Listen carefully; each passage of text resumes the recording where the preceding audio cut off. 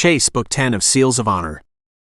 Everyone has a secret they'd like to keep buried, and Chase has more than one. His past is about to blow wide open as the nightmare he'd tried once before to lock away comes back to horrifying life. With enough painful memories to last her a lifetime, Vanessa vows to keep moving forward instead of looking back in regret. But when she gets caught up in Chase's struggles, they become as much her own problems as his. To secure the present, they both need to deal with their pasts before they no longer have a future for any of it to matter. Chapter 1. Chase Buchanan pulled the scarf higher up his nose in a vague effort to keep the sand out of his face. Since they hit the Middle East, he knew he'd eaten at least 10 pounds of dust. His eyes were so dry, they just wanted to cry so they'd be moist again. He'd been here before, but this time it seemed the dust was way worse. Then there'd been a drought for the last several weeks, just to exacerbate the problem. The heavy winds made it all that much more miserable. With a look over at Swede and Brett, two of his unit out searching with him, Chase continued in the same direction as before. Evan and Marcus stood behind keeping watch. 2 boys were missing. They were regulars around the base and should have been there doing odd jobs for some of the men, as they always did. Hell, they'd learned to speak very good English because of it. But rumors had risen of the boys having gotten into trouble. Some men were searching in the camp. He and his friends chose to look around outside. The boys didn't live on the base but came and went at all hours. Anything could have happened. Soldiers walked the perimeter around the camp. So far they'd seen nothing. But if the boys were in trouble, he wanted to make sure they had a fighting chance. Then again, this could be a trap. There were unfriendlies everywhere. He knew that as well as anyone. His unit had completed a mission and were shipping out in the morning. In the meantime, they'd spent a couple of days debriefing, and in their spare time, they'd enjoyed kicking around a soccer ball with a group of kids. They were great kids in a tough situation. Of course, these two were part of that group. He had a few hours free, and if he could help find the boys, then he was all for it. More wind blasted into his face. They walked out another 20 feet. The soldiers had said there'd been no sign of anyone for the last hour. Could the boys be hiding out here? If so, why? At 12 and 10, the kids had seen so much in their young lives. Then he had too. Different landscapes, same shit. Help. He spun at the barely audible cry and caught a whisper of movement out of the corner of his eye. Small fingers almost the color of the sand rippled at the crest of a small dirt mound barely large enough to hide behind. With a sharp hand motion toward the others, Chase picked up the pace and ran closer. Sure enough, it was Amrit, the youngest and bubbliest of the brothers. "Take it easy, little guy." Wincing at the sight of the kid's face, Chase quickly checked him over. It looked like he'd been beaten to a pulp. "Who did this to you?" Amrit's lips moved but no sound came out. Chase unhooked his water bottle and gently poured water into Amrit's mouth. Brett continued to search to the left. Swede kept right. He soon let out a low cry and ran toward a second small dusty body on the ground. "It's Papri," Swede called back. "He's in bad shape." Thank God they'd found both boys. Chase heard the words with relief. What the hell happened? Who would hurt them like this? It appeared Amrit's one arm might be broken and possibly a couple of ribs. Chase wasn't sure about the ankle. Every time he tried to check it, Amrit cried out. Hopefully only a bad sprain. He gave the boy some more water then looked around. His gaze landed on 4 men carrying 2 stretchers racing toward the injured boys. At least the base had a great medical hospital. The boys would get the help they needed. Had the boys made it this far on their own? Or had they been dumped to crawl the rest of the way? It wasn't until 4 hours later that he was allowed to see them to ask. Thankfully, Amrit was awake. His brother was not. "Amrit, what happened to you?" Chase asked, sitting down on the side of the bed too large for such a small boy. Amrit's eyes filled with tears. "The soldiers came to the village," he whispered. "They took my father and beat him up." He fell silent, then added in a broken voice. "They shot him." My mother tried to hide me, but they beat her too. Chase's heart hardened at the story. One that was not uncommon for this area. It seemed like no matter what they did, nor how much, there were always assholes picking on the innocent. Why did they leave you alive? That made little sense when soldiers were grabbing the young boys to join their army. To bring you a message. The boy fell silent and Chase waited. He knew the message wouldn't be good. He hated to think the boys had been chosen for this rough treatment because they'd been seen around the camp. Many locals had business dealings with the base. It was a poor area, and everyone was just trying to make a living. The base offered plenty of opportunities to run errands and supply local goods. After a moment he prompted Amrit. What was the message? Go home if you want to live. They are coming. Bastards. He sat back to stare out the window. Trust them to do this to a child. An innocent who couldn't fight back. He studied Amrit's puffy face. Would you be able to recognize the men who did this? Amrit nodded, wincing at the movement. Yes. The man who shot my father is Allah Kahib. Chase barely held back a shocked gasp. That was a name they all knew. Kahib was the head of the local resistance terrorist group. He traveled to the villages and forcefully recruited young boys to his army. Then stole them away to his training camps that no one had found yet. Why didn't they take the two of you? Chase didn't understand that part. Anyone could have delivered a message. Because, Amrit gave a cheeky smile, I told him I was only 7. He coughed. And I said my brother and I were sickly and didn't grow. Chase accepted that. A healthy 10-year-old would have been snatched in a heartbeat. Mostly because they'd already swept up the older children in earlier raids, returning for the younger ones now. But even then there were ages that were too young to deal with. If the boy wasn't going to survive the training, there was no point in stealing him. Kahib's group weren't using kids as suicide bombers yet, at least that Chase knew of. In other parts of the world, that had become a common occurrence. And would likely have been Amrit's future the next time the rebels came through the village as the terrorist group upped their technologies. Did you make it this far on your own? They dumped us on the ground and watched us crawl away. He took a shaky breath. I didn't want to call out in case they were watching. He stared behind Chase's shoulders. I kept thinking they'd shoot us at any moment. That they were only joking about us delivering the message. He shuddered and slid lower in the bed. I was afraid we'd die out there before we could anyway. Right. Okay. Anything else you can tell us about these men? Did you overhear anything useful? See anything that would help us track them down? These groups were always on the move, staying ahead of the army, and kept hideouts throughout the land with a few strongholds as their main residences. Personally, he'd like to see them all blown to shit. Then sometimes his rough upbringing rose to the forefront. That's why he couldn't be a politician. He'd like to line all the assholes in the world up and shoot them dead. Make the world a better place. Anyone who beat the crap out of 2 young boys didn't deserve better. Then he realized the boy's fist clutched at the sheets as if they were a lifeline, and Chase remembered the question he asked Amrit. He leaned forward. Do you know something? He asked quietly. They'll kill me, he whispered. After dumping us on the ground, they talked. So if I tell you, they'll know we survived and told on them. Chase mulled that over. The kid had a point. But if they could take this rebel group out, the leader of which had been on their military wanted list for the last several years, then that was worth a lot. But not when compared to the 2 boys' lives.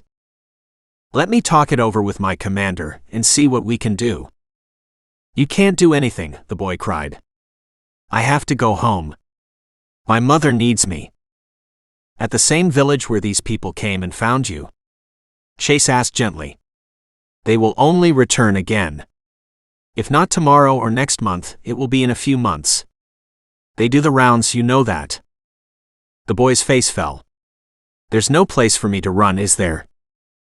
Not unless we take out Kahib and his group first. Amrit shook his head violently. No. You don't understand. You won't get them all. Someone will know what I've done. I'll never be safe. Chase settled back and studied the young boy with too much maturity and pain-filled eyes.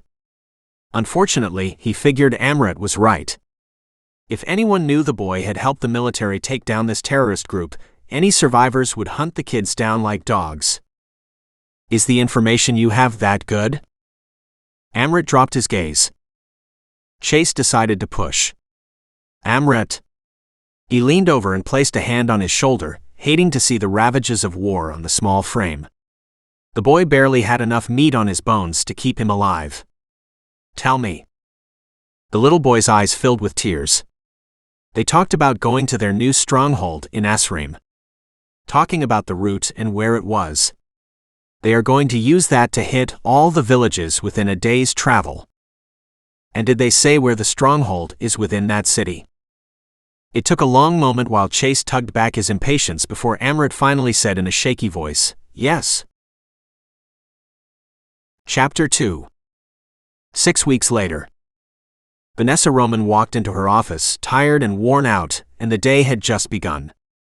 There were so many people who needed help that she worked to resettle the newly arrived refugees into the U.S. from the world over, just made the job all that much bigger. And smaller. Wow, you must have had a shitty night, Tom said as she walked past him. Or else you had a really good night. He gave her a big leer as she took her seat. Neither. She shook her head. Nightmares again. Jesus, girl. You need to sign up for the shrink program we have available. You know this stuff is going to kill you eventually. I know. She opened her bottom drawer and dumped her purse. Then looked up at him. I just don't like the shrinks much either. That's a given. But you have to talk to someone. We see and hear too much shit. It makes us hurt inside all day long. I agree, but there are good times too. The last time I spoke to a shrink, he made me feel guilty because I wasn't doing better. I can handle the stress on a regular basis, but sometimes. Then you need to look for a new career. She smiled. I'm fine. There are a lot of people in need of help, and I can do that. It's just sometimes I wish I could do more. Remember these kids, their families come from difficult backgrounds, and all we can do is help them transition through this stage of their lives. It will get better, but this is traumatizing for them. There's no solution here. We know they don't really want to be here, and they want their lives back the way it was, but we're doing the best we can in a system that was never intended to handle these kinds of numbers. She stared, knowing her heart was in her eyes but unable to hide her feelings. I know, she whispered. It doesn't stop me from wanting to find a better way. There is no other way. You know that. Thankfully, Tom walked away, leaving her to sit in her sadness a little while longer. She still wasn't sure she was cut out for this career. But having been in their position, she had a passion to help them. There were so many refugees looking for a better life, and it never happened fast enough for anyone. In fact, the process took a long time. Too long. Her heart bled for so many of the cases. Some of the trauma and losses these people had sustained were horrific. But like Tom had said, there was only so much she could do. But they weren't the source of her nightmares. She could blame her ex-fiancé for those. Vanessa. The call came from behind her. Vanessa turned to see her supervisor standing in her office doorway. I need to see you. Grab a coffee then come to my office please, Sandy said. Instead, Vanessa got up, grabbed a notebook and pen and walked into her office. Sandy motioned at the empty chair and Vanessa sat down. What's up? We have a situation. And a special boy who needs a little more attention than usual. How special?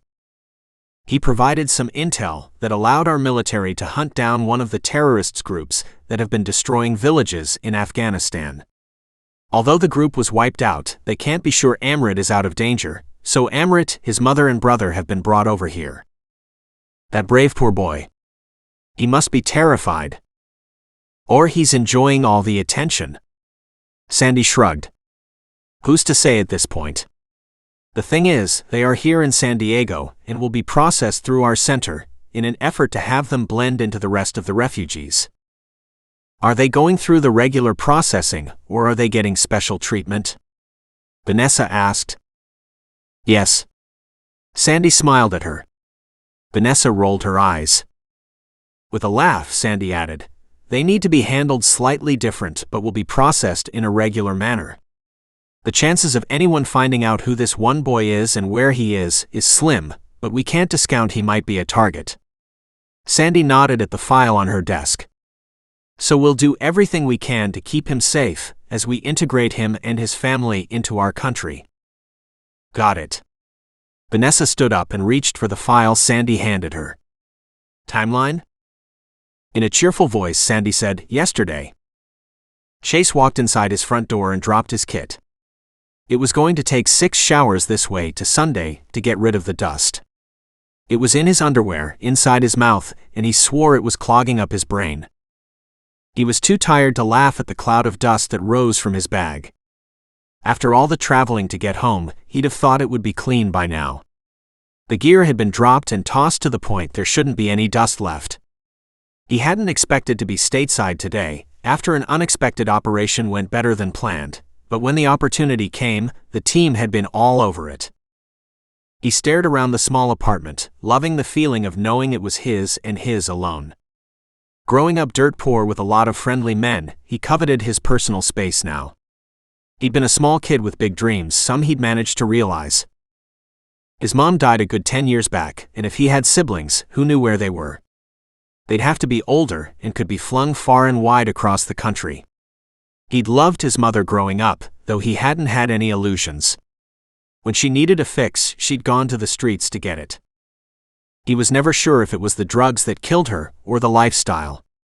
He was happy to know she was at peace now. He didn't know what set her on that downward path, because she'd never talked about it. Then again, she refused to talk about anything important. Of his father, who knew? He'd never met him. And couldn't be sure the man knew he had a son. So not the life he wanted for his future sons if he had any. Because of growing up as he had, he'd made sure he hadn't left any unwanted children behind. When it came time to have kids, he wanted to be an active father. He wanted his kids to know they were loved. Then again, he was a hell of a long way away from getting married and having kids, so it was a moot point. For the longest time he hadn't even looked in that direction, thinking it wouldn't happen anytime soon. And it hadn't been anything he'd been concerned about. And then he'd watched his friends foray into successful relationships. Then these men were good at damn near everything. Seeing them with their loving partners, he realized there was so much more than he ever thought there could be. He'd never known anyone happily married. He believed it was possible, but it wasn't anything he'd seen yet. Now he wanted a taste of it himself. But wanting something didn't mean the same as making it happen. He did do a lot of volunteer work with the Boys and Girls Club, and often got involved in preparations for holiday celebrations. He'd figured that would be enough. At least up to now. His childhood had been horrific, his teen years worse, including being involved with gangs at one point in time. It had been a hard life, and an even harder one to get away from. But he'd succeeded. That was all behind him now, and that's where it stayed. He'd had no contact with anyone from that time of his life in over a decade. If he was lucky, he'd never see them again. In his attempt to put the gang lifestyle behind him, he'd tried to get his tattoo removed. The best the artist could do was to ink a new image over top of the old. Most people would never recognize what he'd done. Although if the gang found out, he'd be in trouble. Walking away wasn't allowed. Then to deface what they considered their brother-in-arms bond was asking for punishment. But he was no longer the scared kid who'd watched his best friend be gunned down in the middle of the street, and was forced to choose sides in a war he'd been able to ignore before then. He'd gone on to be somebody. Made a few of his own dreams come true. He was now a SEAL, something he'd badly wanted for himself, and that was a damn good place to be. Kicking off his dirty boots, he walked in sand-filled socks to the bathroom. There on the mat, he stripped down to the skin and stepped under hot water. He should be 3 pounds lighter by the time he got out, he was wearing so much dirt. As the water sluiced down his back, he reveled at being clean once again. Joining the Navy had been the best thing for him. It had called to him since he was a young boy. A dream he'd held dear when the gang life had seemed a life sentence. But he'd shaken it all off. When he was finally clean, he shut off the water and opened the glass doors to reach for the towel. He wiped his face first, and his gaze, now clean of water, slid past the mirror. Then raced back to stare at the fogged-up glass in shock. And froze. Slowly, his eyes never leaving the mirror, he toweled off. All the while his mind churned. Written in something red, a woman's lipstick maybe, was the same original symbol he'd had inked on his arm under duress. He ran his fingers over the aged tattoo on his own skin as he studied the crude drawing.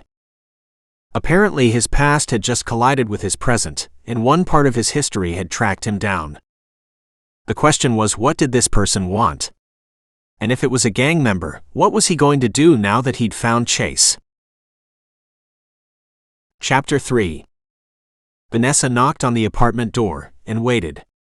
No one opened the door, but there was a sense of being watched. She smiled into the peephole. Immediately, the chain on the other side shifted, and she could hear excited voices piping up on the other side. Amrit's face slid into view. Then he grinned, and the door opened up wide. "Hello, Vanessa." "Hi, Amrit, how are you doing today?" She walked into the hallway, her gaze doing a quick sweep, but it looked the same as always. Painfully clean. "How was school today?" she asked. She had checked the time and planned her visit accordingly. According to his mother and the school, Amrit was doing what he could to avoid showing up. That couldn't continue.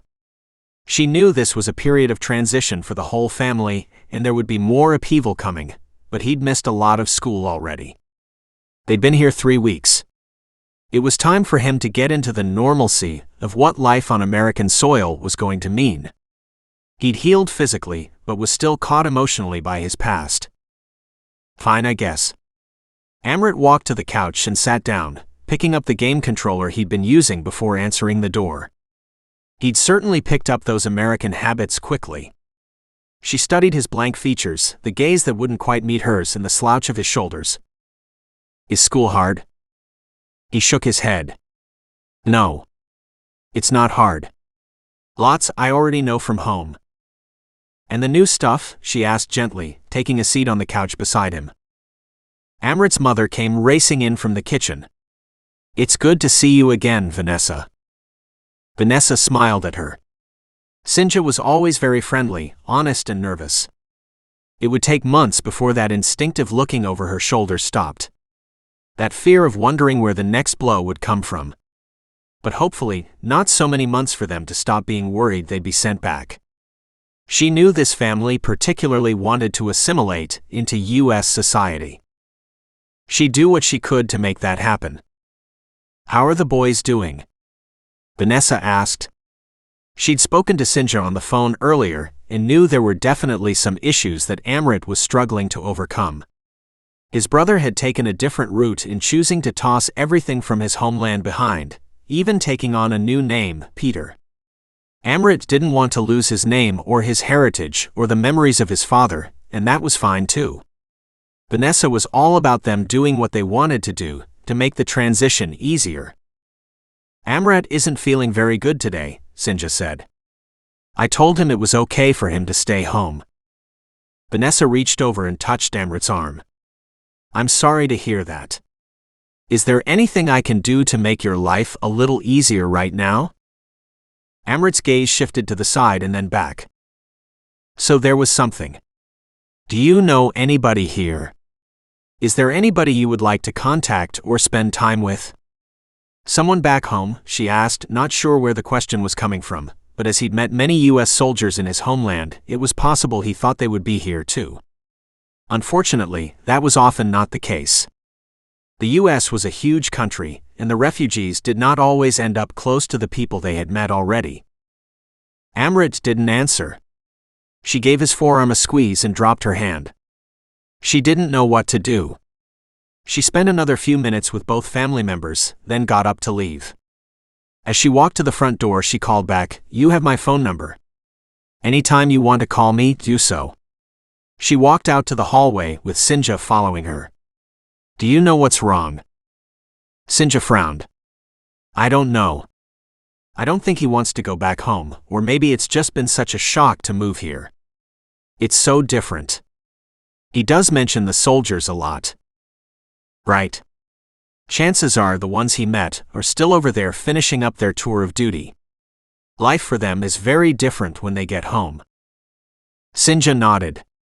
"He was hoping to see Chase." "Chase? He's the soldier who found Amrit. He spoke with him in the hospital, but that was before we came here." Vanessa nodded in understanding. Amrit might need closure. Or maybe he needed to thank the soldier. "You don't happen to know the soldier's last name, do you?" Sinja shook her head. "No." With a smile, Vanessa patted her gently on the shoulder and said, "I'll do my best to see if I can track him down." Then she turned and walked back to the elevator, her mind already on the problem. Chase walked outside and tilted his face to the sun. There was a bit of bite to the air, the clouds and wind said a storm was coming. He had just come off another training session on new firearms. One always had to keep a step ahead of the enemy. Unfortunately, that seemed to be impossible to do these days. "Chase, wait up," Mason called from the end of the hallway. Chase stopped. When Mason got close enough, he asked, "What's up?" Mason smiled. "We have a different assignment for you." Chase frowned, not sure he liked the sound of that. "Do you remember Amrit? The one that helped us take out Kahib?" Chase's frown deepened. "The kid?" Mason nodded. "Yes. He's here in San Diego. The family moved here over 5 weeks ago, but he's struggling. His mom told an employee from the refugee center he hoped to see you again." This time Chase smiled. "I don't have a problem seeing him. It'll be nice to see how he's doing." Mason smiled. "Glad to hear that." He handed over a piece of paper. "This is Vanessa's number. She's the one who's been making inquiries to try to get the two of you in touch again. Give her a call and set up a meeting with Amrit. He's been doing his best to avoid school and holing up inside the apartment instead of going out and being a kid." Chase accepted the paper and tucked it into his pocket. "I'll do that when I get home." "Sounds good." Mason walked away, turned back and said, "Are you okay? Seems like something is bothering you lately." "I'm fine." He hoped that was a gentle door closing. Mason and the rest of his team were good men, and they all cared about each other, but he wasn't sure he was ready to share his past yet.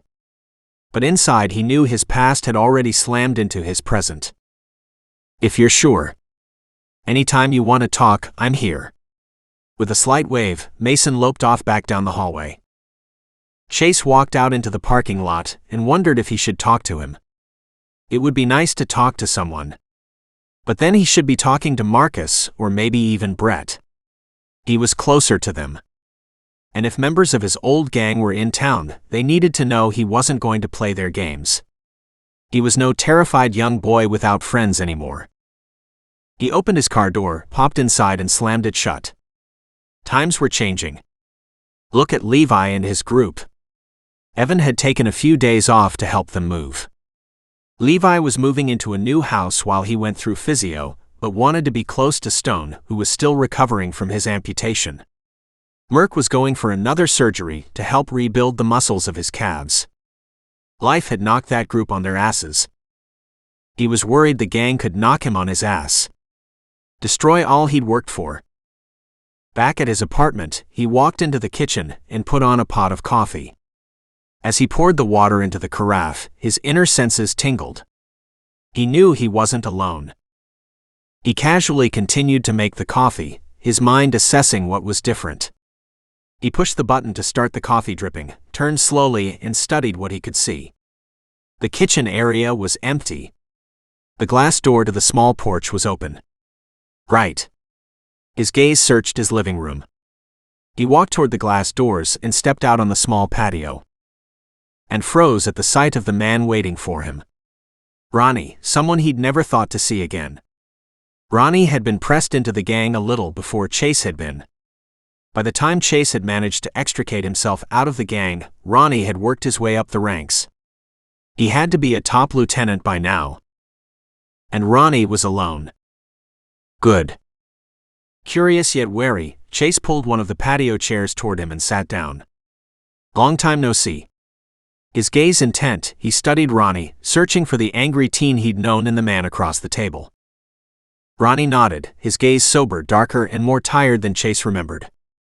It has been at that. Why are you here? Ronnie had always been a straight shooter, but he didn't recognize the man beside him right now. Gregory sent me.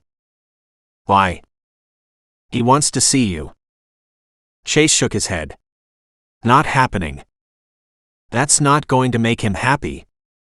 What are you guys doing in California? It's a long way away from Chicago. Gregory's up for some jail time. Trial is coming up next week. They got no case. No evidence.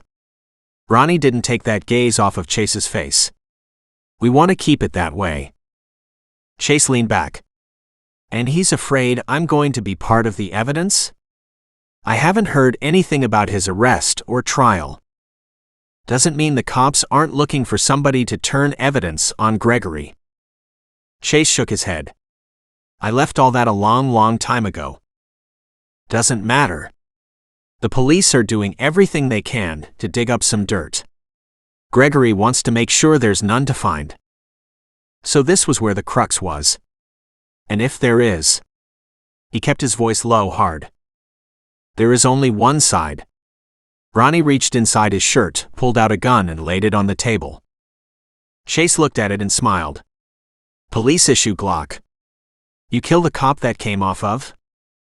Ronnie shook his head. He handed it over voluntarily. Like hell. Nobody ever handed over a gun voluntarily. Honest. Ronnie gave him a slow smile. Of course, we also gave him cash in return. Right. Crooked cop. That's nothing new. And it wasn't, unfortunately. The gangs had agreements, deals, arrangements, whatever you wanted to call them, with most of the cops. That kept them safe to a certain extent. And also gave them a very distorted view of the law. Ronnie stood up. Saturday. He gave the name of one of the local parks. We'll find you. He shot Chase a hard look. It's time to pick a side. Chase stood up and shook his head. I picked a side when I walked away. Ronnie smiled. Gregory asked me to talk to you. I agreed. You know what the outcome is going to be if you make the wrong choice. You'll never see it coming. And with a nonchalance that showed the security of a man, no longer the fear of a boy, he got up and walked through the apartment to the front door. Chase walked behind him. As Ronnie reached for the door, it opened in front of him. Marcus leaned against the doorframe. He was as badass looking as any in the biker gangs Chase had ever seen. Ronnie looked back at Chase and raised an eyebrow. Goodbye, Ronnie, Chase said quietly, seeing the closing of a door he'd thought he'd slammed a long time ago. Without saying a word, Ronnie walked out. Marcus walked in, his gaze hard as he studied Chase. Who is that? Marcus was always blunt. He never worried about niceties, and when he wanted the answer to questions, he was direct. Chase hesitated, on the edge of what to say, and decided on the truth. Brett was out of town, and that left only Marcus to talk to. His name is Ronnie. He's a bit of my history. Unfortunately, a history that will no longer stay in the past. Chase turned and walked back into the kitchen where he poured 2 cups of coffee. He slid one across the counter toward Marcus. Marcus picked it up and waited. When Chase didn't offer more information, he said, "Explain." Chase smiled. You don't beat around the bush, do you? Never. Stop procrastinating. Marcus walked out onto the patio, took the exact same chair Ronnie had sat in. He placed the coffee on the table and waited. Chase sat down. It's a bit of an ugly story. But that's the thing about secrets. They always show up eventually. So true. Chase wondered where to start, and then slowly led Marcus through the rough childhood then teen years until he walked away, ending with, "And if Ronnie hadn't shown up today, there would have been no need to go down this path." But with Gregory being arrested and the DA looking to put him away for serious time, well, now there's trouble, and I can't walk away this time. Silence. So this guy Gregory's been arrested but is out on bail. The police are looking for evidence to put him away for much more. What are we talking? Drugs? Murder? Chase shrugged. Both. So they now want to know that you're still loyal to them. Does that sound about right? Yeah, that sounds about right. Chase nodded. And if I'm not, then there is a bullet with my name on it, and I won't see it coming. Damn it. You're in a heap of trouble and didn't even know. Marcus laughed. On another note, I just heard from Mason that Amrit wants to see you. He's a good kid. Chase smiled. He pulled the address for the phone number out of his pocket and tossed it on the table. I'm supposed to call this woman and set up a meeting. I planned to do that today, but as soon as I walked in, Ronnie was already inside my apartment. Maybe give her a call yourself if you'd like to see Amrit too. Inside? Marcus asked in alarm. Chase nodded. And I'm not sure what to do about it. This is the first I've seen Ronnie in over a decade. What evidence do you have that worries them? Physical evidence they know about. What I saw with my own eyes and wrote in a journal, some at the time and some as soon as I left. If I gave my testimony in a court of law, yeah, that could put Gregory and several of his officers away for life. At Marcus's questioning gaze, Chase added, When I was 14, I saw Gregory gun down several men and my best friend. That's how I was forced into the gang. It was join or die. And my mom's life was held over my head to gain compliance ever after. And since you left? When was that? I left several weeks before my 18th birthday. My mother OD'd and was no longer a threat they could exploit. As soon as I had the bus money to get the hell out of town, I took the chance and ran. I joined the Navy within a week of arriving in California. He took a sip of coffee, put his cup down, then added, That was only days after my 18th birthday. Have you seen any of them since? Chase shook his head. Not until 10 minutes ago. Any idea how they found you? No, Chase said forcibly. I have no family or friends from that time in my life, so I have no idea how they tracked me down. I'd hoped to disappear into the military, and that worked so far, but something went wrong and they found me. You're no longer that 17-year-old scared boy. Your mother is gone and their hold on you is broken, and you're no longer alone. Your SEAL brothers have your back. But I do have to ask, he said, and you need to tell me the truth. Did you ever kill anyone during your years in that gang? No. Chase shook his head emphatically. And I was never around to see any other shooting, except at the beginning. I was already living one day at a time, and that huge crushing fear was constantly being reinforced by their threats. I never became a full member. I was always one of the initiates and never accepted. Why is that? Because I never forgave them for shooting my best friend. I never trusted them, Chase said. And they knew it. So then, they never trusted you. Exactly. I think if I'd stayed it would have been crunch time. That's one of the reasons why I was trying to get away. But I couldn't really leave my mother in their hands. We need to tell the others. Marcus stared over the patio. They need to know. And here I was hoping to just ignore it all, Chase joked. Not happening. Marcus stayed and discussed the issue a little bit longer. Then he stood up and said, Have a chat with Mason. And we'll do what we can. He pointed at the piece of paper on the table and said, And set up a meeting to see Amrit. There might not have been anybody to help you back then, but that doesn't mean we can't help another little boy right now. That's a slightly different case, Chase said. But I will call. Not all that different. It's still a little boy who needs help. Marcus walked out the door and closed it behind him. Chase reached for the piece of paper, picked it up and pulled out his phone. Dialing, he then waited until a woman with a gentle, melodious voice answered. He said, "Hi Vanessa. My name is Chase, and I believe we have a little boy we both know called Amrit." Chapter 4. Vanessa wanted to laugh for joy. She'd done it. She'd actually gotten a hold of Amrit's friend Chase. She'd been trying for weeks. "Thank you for contacting me," she said. "Amrit has been asking for you." "I didn't know he was stateside," Chase admitted. "Last I saw, he was in the hospital, recovering from his injuries. He was processed through our center, with a little special handling, due to the unique circumstances of his leaving." She left it there, knowing he should understand. "Right." There was an awkward silence, then Chase said, "How's he adapting?" "He's struggling," she said. "I'm hoping if he sees you here, and you have a chance to talk, he may be able to move on with his life a little easier. His brother is doing much better. But at this point in time, Amrit is trying to avoid school. In fact, he prefers to not leave his apartment at all." "That doesn't sound like the Amrit I knew." "I only know the Amrit I have met here." "Do you think he's scared of being attacked? Afraid his past is coming forward with him?" "I have no idea," she admitted. "I was hoping maybe seeing you here would reassure him he's safe now." "Have you talked to the school about potential problems he might be trying to avoid?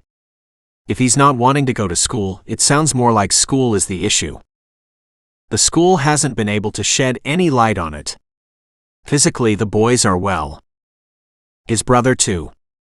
His brother was injured more severely than Amrit. His brother has taken the name Peter, and appears to be doing very well. I think he's damn relieved to be here in America." "Good, and that's the reaction I'd expect. When can I see the brothers?" "I think his mother would like to see you as well. She never had a chance to thank you for saving her sons.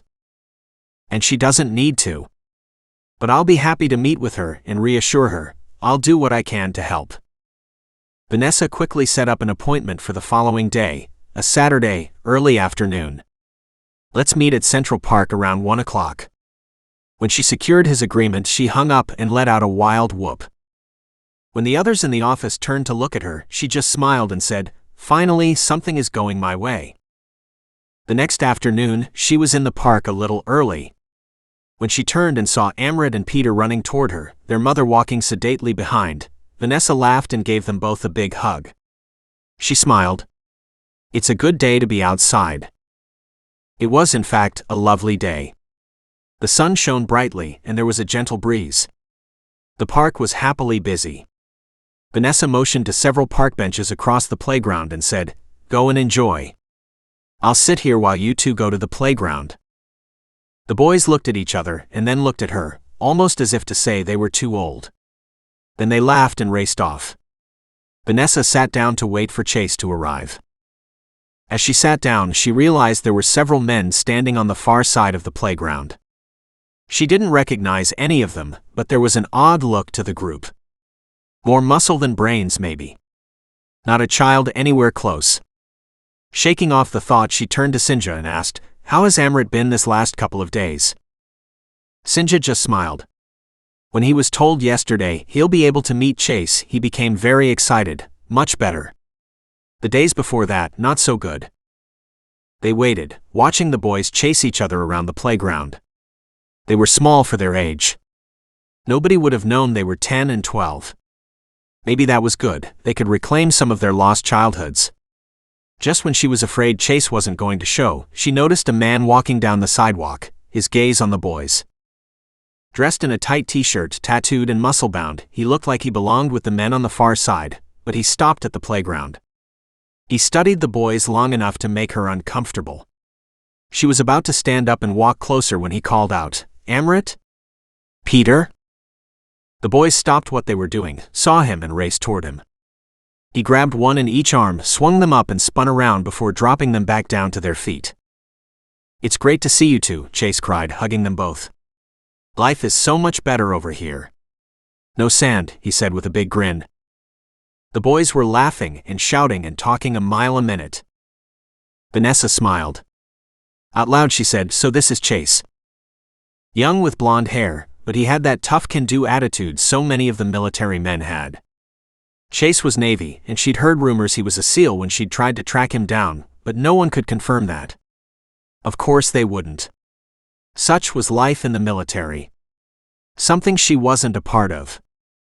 Still, she could believe the rumors. He looked to have what it took to be an over-the-top achiever, like all the others.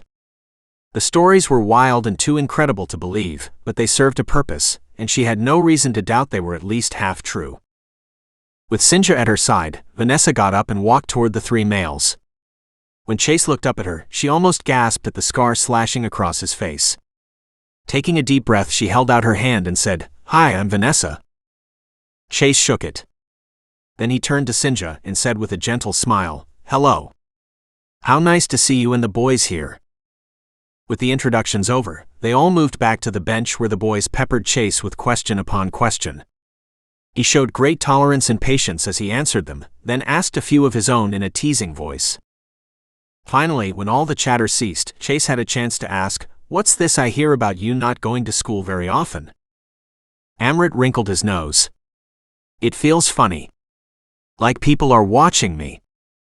Silence fell upon the small group. Vanessa held her breath. Was that Amrit's imagination, or had some of his bad luck followed him here? She glanced over at Chase, who was contemplating Amrit's face. He pulled out a little notepad, wrote down a phone number, and handed it to Amrit. "If you ever feel like you see somebody following you or that you are fearful of your life, call me. I can't guarantee I will always be here because of my own job, but I'll do the best I can." Amrit's face burst into a big smile. He grabbed the piece of paper, pocketed it, and raced back to the playground, Peter on his heels. Amrit called back, "Thanks." Sinja shook Chase's hand and left the two of them alone so she could stand closer to her sons. "That went well," Vanessa said with a smile. "Maybe he just needed to know he's not alone." "Maybe," Chase said in a noncommittal voice, his gaze on the boys. "Wouldn't it be nice if all of life's problems were so easily solved?" "Yes, wouldn't it?" Vanessa stood up and turned to face him. "Thank you so much for coming." "Of course." He motioned at the boys. "They certainly won't be missing anything now. Their life is so vastly different from what they had before."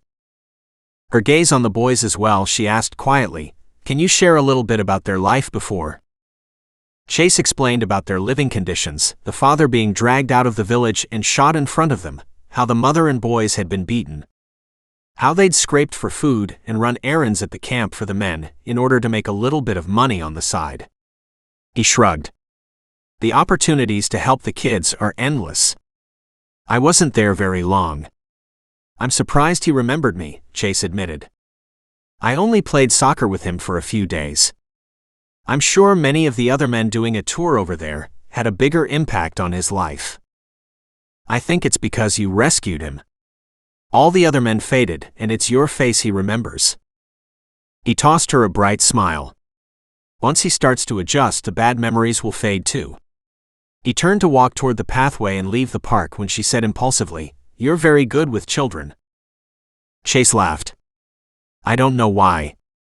I do a lot of volunteer work with kids, but I don't have any of my own." With a last glance at the boys in the playground, he turned and started to walk down the pathway. "Too bad," she murmured to herself. "He'd be a hell of a father." Just as she was about to turn away and head back the way she'd entered the park, she realized he'd stopped. He spun around and frowned, his gaze not on the playground but on the men on the far side. He glanced at her, at the kids, then seemed to make a sudden decision. There was a hard spit in the air. And something slammed into the bench beside her. She was thrown to the ground, a hot, heavy blanket covering her, and harsh words in her ear snapped, "Stay down and don't move."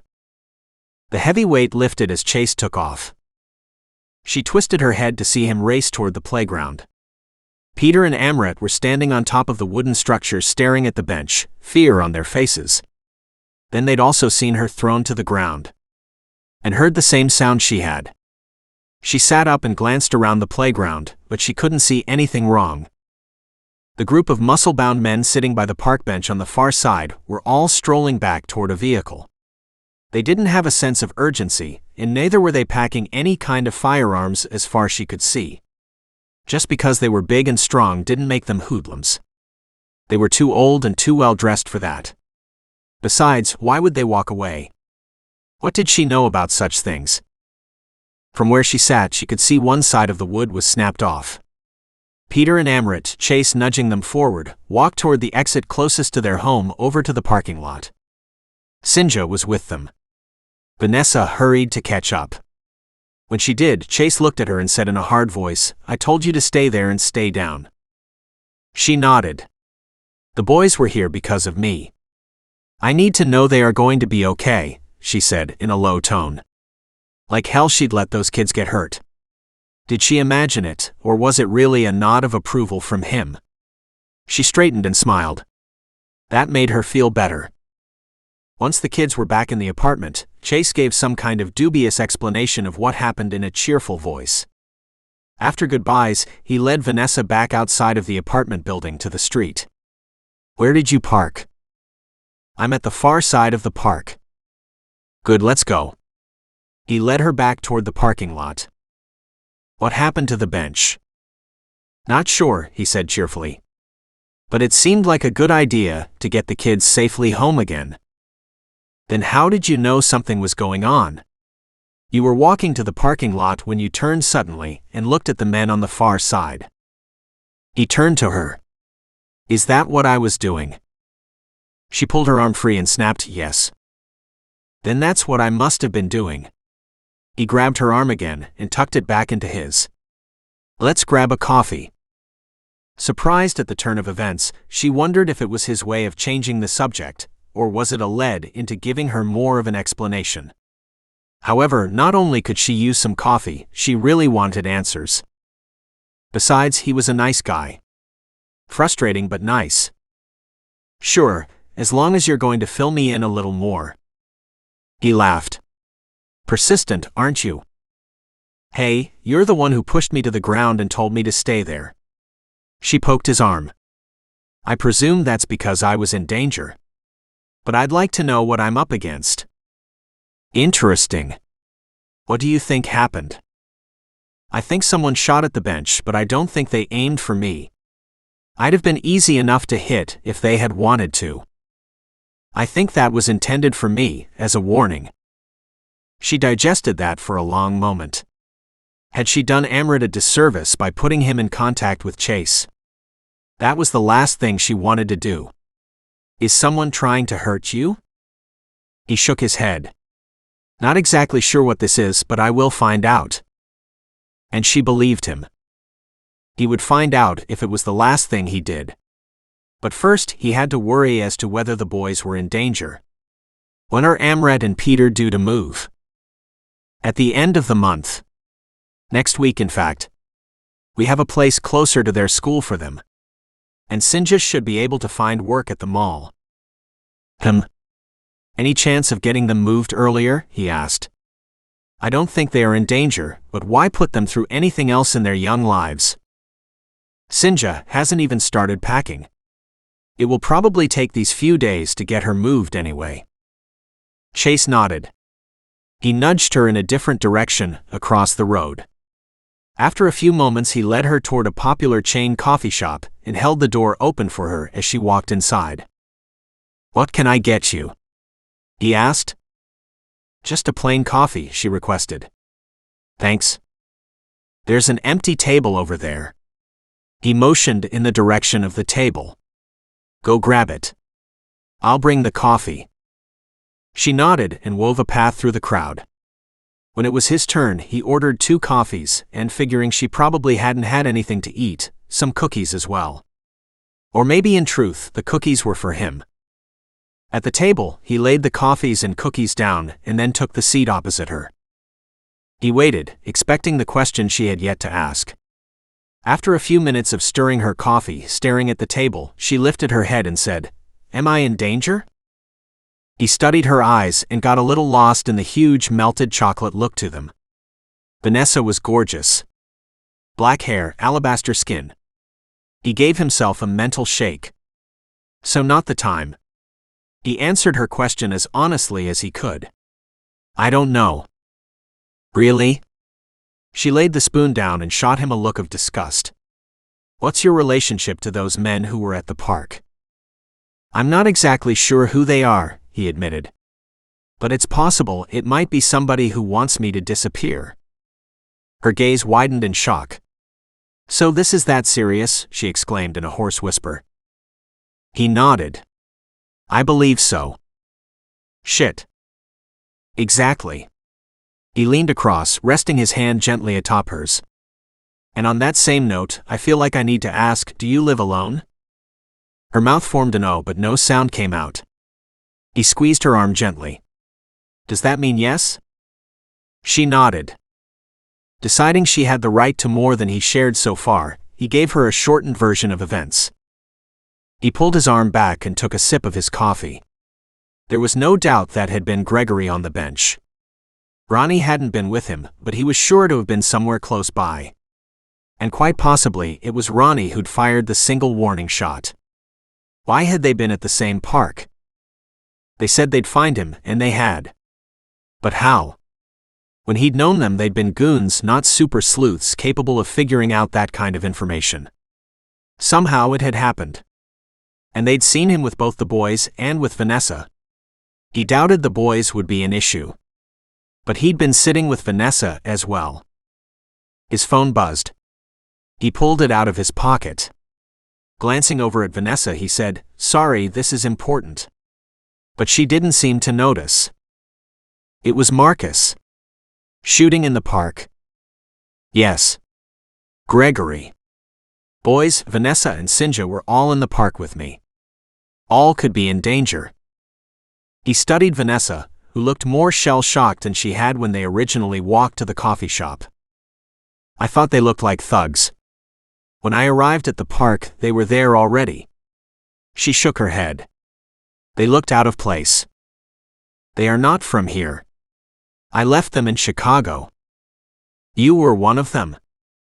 1,000,000 years ago, when I was a scared teenager. She nodded.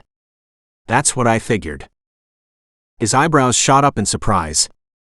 That's very generous of you. She shook her head. No, you look like you've been through the ringer in life, and you came out on top. And nobody with a can-do attitude has learned that without having been through some of life's toughest battles. She gave him a half-smile, reached across and touched the tattoo on his arm. Besides, I recognized this. He stared at the tattoo, then back at her, his eyebrows raised. What did you recognize? That you tried to cover an older tattoo. When I saw the same tattoo on the man, I knew they were a gang. It's easy to see, now that I'm looking for it. Oh, I hope it's not that easy, he said. I don't want anyone else to know. In fact, it disturbed him a lot that she'd seen it. She glanced around the restaurant, then kicked her leg off to one side and pulled up her pants leg. He glanced over the edge of the table to see her open-toed shoes. But there was also a tattoo around her ankle. He didn't understand what it meant, but it looked like flowers in a wreath. Mine was something else before as well. He settled back into his chair. He studied her intently. How much did she understand? Did you used to belong to a gang? She shrugged and laughed, but there was a bitterness to it. I don't know that I would call it a gang. Girls are nastier than any gang member, but they don't go in for broken bones and open wounds. They rip your heart out and leave you alive on the outside and dying on the inside.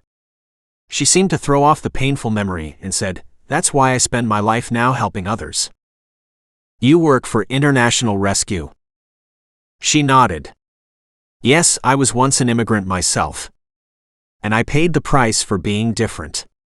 Joined a group of girls immediately to try and fit in, but was treated pretty rough. Then when my parents died, they were really cruel. She shrugged. People. He studied her coloring and realized he'd heard something like that accent before, but not for a long time. South America. She laughed. Very good. I was young. When we arrived, I struggled to fit in. Kids are often cruel. He motioned at her empty coffee cup. If you're ready to go home, I'll escort you there now. She shook her head. I'll be fine. They're after you. They have their own code, and it won't likely involve strangers. I won't be in danger. She stood up and smiled at him. But you can walk me back to my car. Sure. He held out his arm, and she slipped her hand through the crook of his elbow. Together they walked back through the park to her car. He'd parked only 2 spots over from her. He waited until she got in and started up her engine, then leaned over and said, "Stay safe." Her face fell, as if she was expecting him to say something else. He realized he really wanted to, but surely this wasn't the time. Not if he had somebody hunting him. The last thing he wanted was to get another innocent involved in his crazy world. She nodded, put the car in reverse and slowly backed out of the parking space. At least he had her phone number. Realizing that wasn't enough, he hopped into his car and pulled up behind her. He could also make sure she got home safe. When she turned into her complex, she waved at him. Feeling better, he pulled out into the road.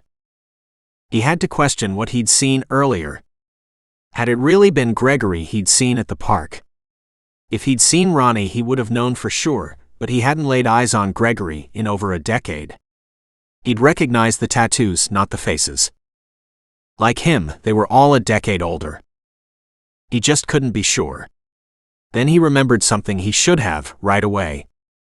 With a jerk of the steering wheel, he made a quick detour back to the park, walked over to the bench and studied the wood.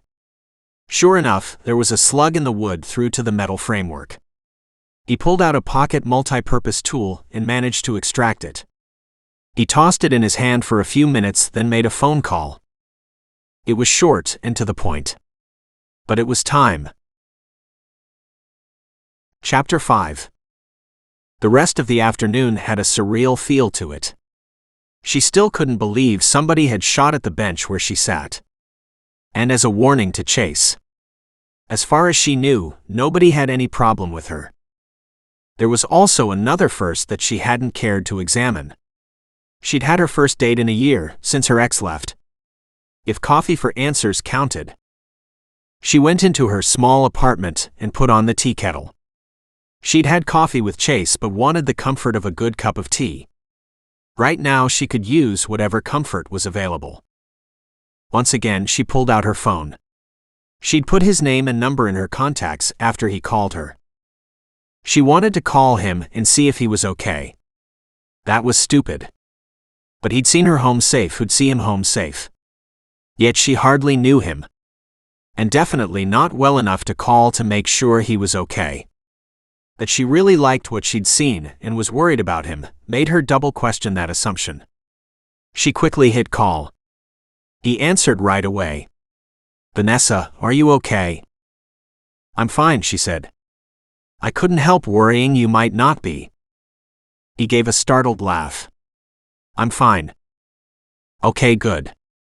She ran her hand across her forehead. She didn't know what to say. Aimlessly she said, "I guess I just couldn't get you out of my mind." His voice deepened, sending shivers down her spine into something that was like a punch to her gut. "I like the sound of that." "Ah," she said. "That's not quite the way I meant it." "Too bad," he said. "I'd like to see you again."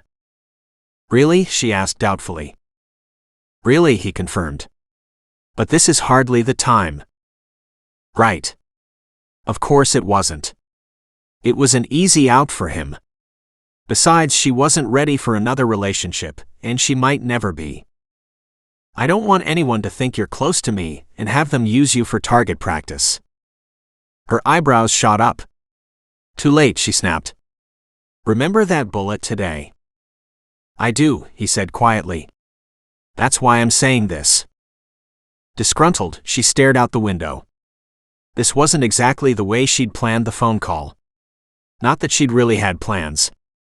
Although if she was upset about it, maybe she'd had some hidden inside.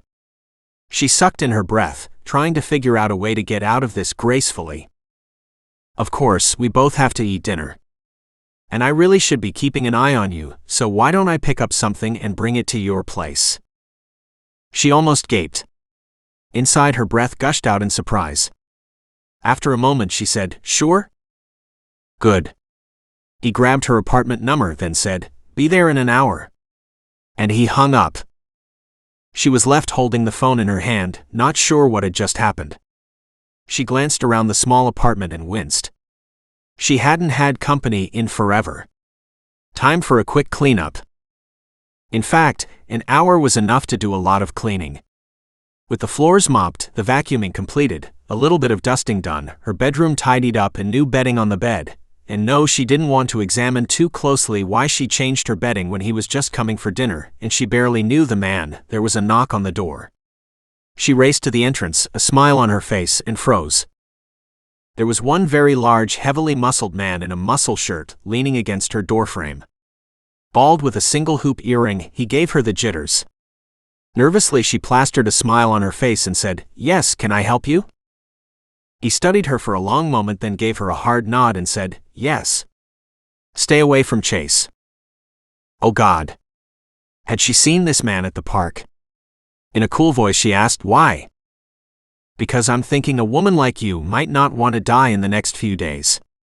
He gave her a gentle smile so at odds with his words, then he turned and walked back down the hallway, leaving her gasping at his bombshell.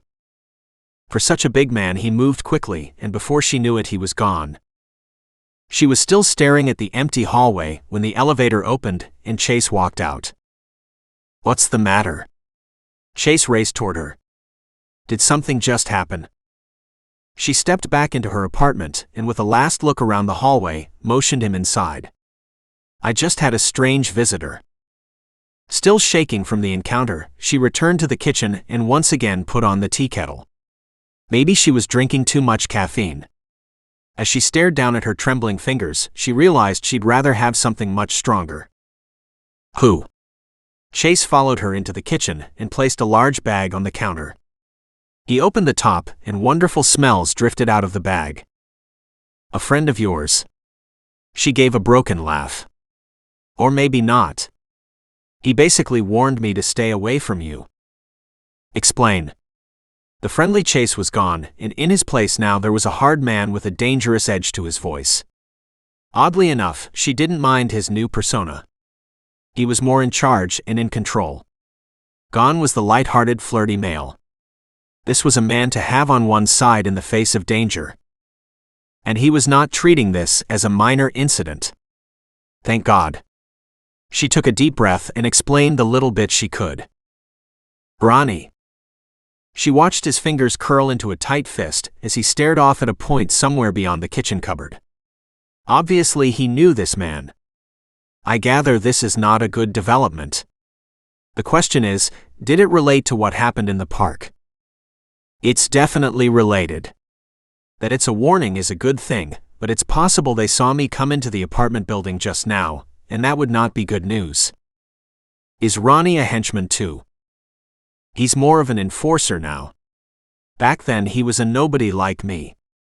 Chase stared around the small apartment, his mind clicking through what he knew and what he was afraid he knew. That Ronnie had tracked Vanessa to her apartment was bad news. How? Had they been followed leaving the park after all? He'd known it was a possibility, but hadn't thought it was a probability. Ronnie would never have done something like that in the past. It used to be they focused on the criminals, not on the families and friends of those they were trying to pressure into doing something. Apparently things had changed more than he thought. Then again, they'd used his mother against him. Although they'd never approached her themselves.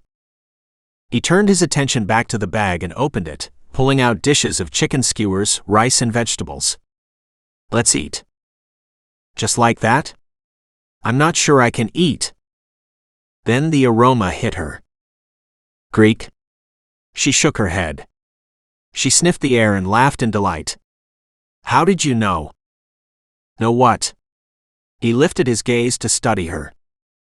"Know that I love Greek food," she exclaimed. She turned to the cupboard and pulled out 2 plates, cutlery, and set them on the table. He began dividing the food evenly onto 2 plates, but she put out her hand and said, "Stop." With a skewer in his hand, he stopped in midair. "What's the matter?" "I can't eat this much. The rest is for you." "Good." He placed the remainder of the food on his plate and pulled up a chair. They ate comfortably for a few minutes before she put her fork down and said, "What are we going to do about Ronnie?" He paused, contemplated the heap of rice on his fork, then said, "How long will it take you to pack?" Chapter 6.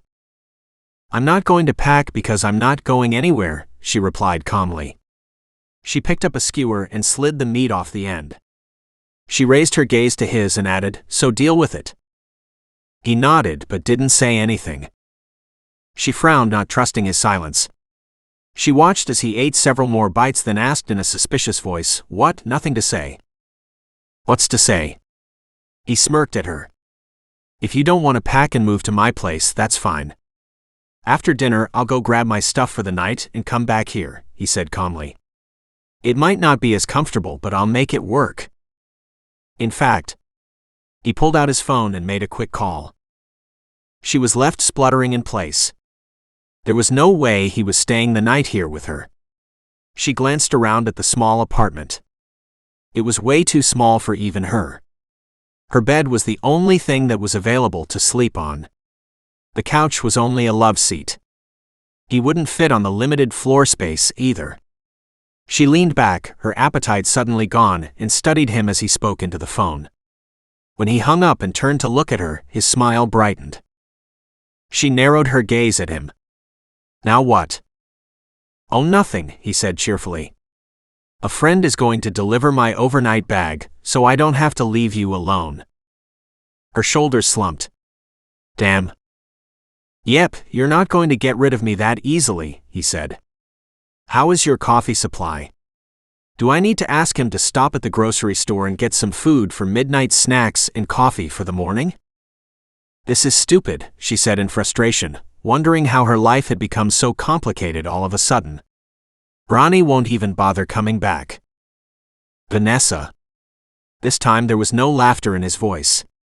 "These guys never make threats, they make promises." "How well do you know this man?" "At this point, I don't know him at all." Chase placed his fork down and pushed the plate back into the center of the table. "I knew him many years ago. I haven't had anything to do with him or anyone else in the gang in over a decade." "So then why are they after you now?" She could see him toss the concept of telling her the truth back and forth. "Look, it's my life in danger, so please." "What's going on?" She listened as he opened up.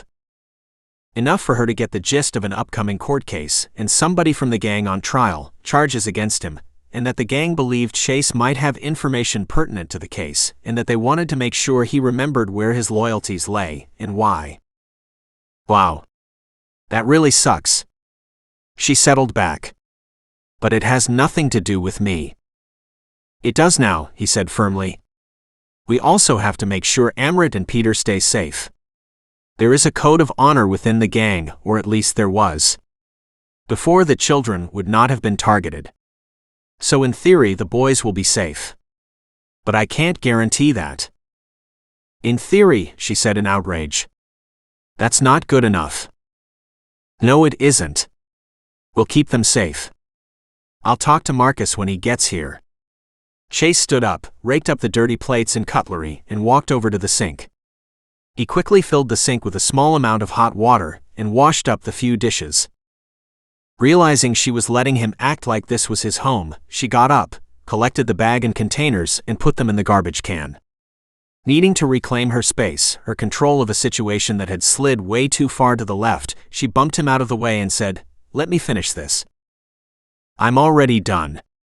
Go and relax." He started opening cupboard doors in front of her. "Where do you keep the coffee so I can put on a pot?" he asked, turning and bumping into her.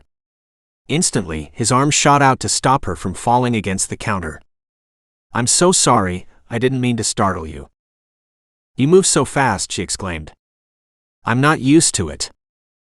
"Part of my skill set," he said with a smile. Letting her go, he reached over and gave her a gentle kiss on her forehead. "You look really stressed. Go sit down in the living room. I will handle the coffee." Letting him get away with the kiss was one thing, but it was another to push her into the living room and tell her to relax. I'm not that delicate, she argued. The coffee's in the drawer below the maker. This has nothing to do with being delicate, he said. He opened the drawer, pulled up the coffee, and measured up a coffee scoop slightly stronger than what she would normally have used. It has to do with you taking time to relax. It's been a stressful day.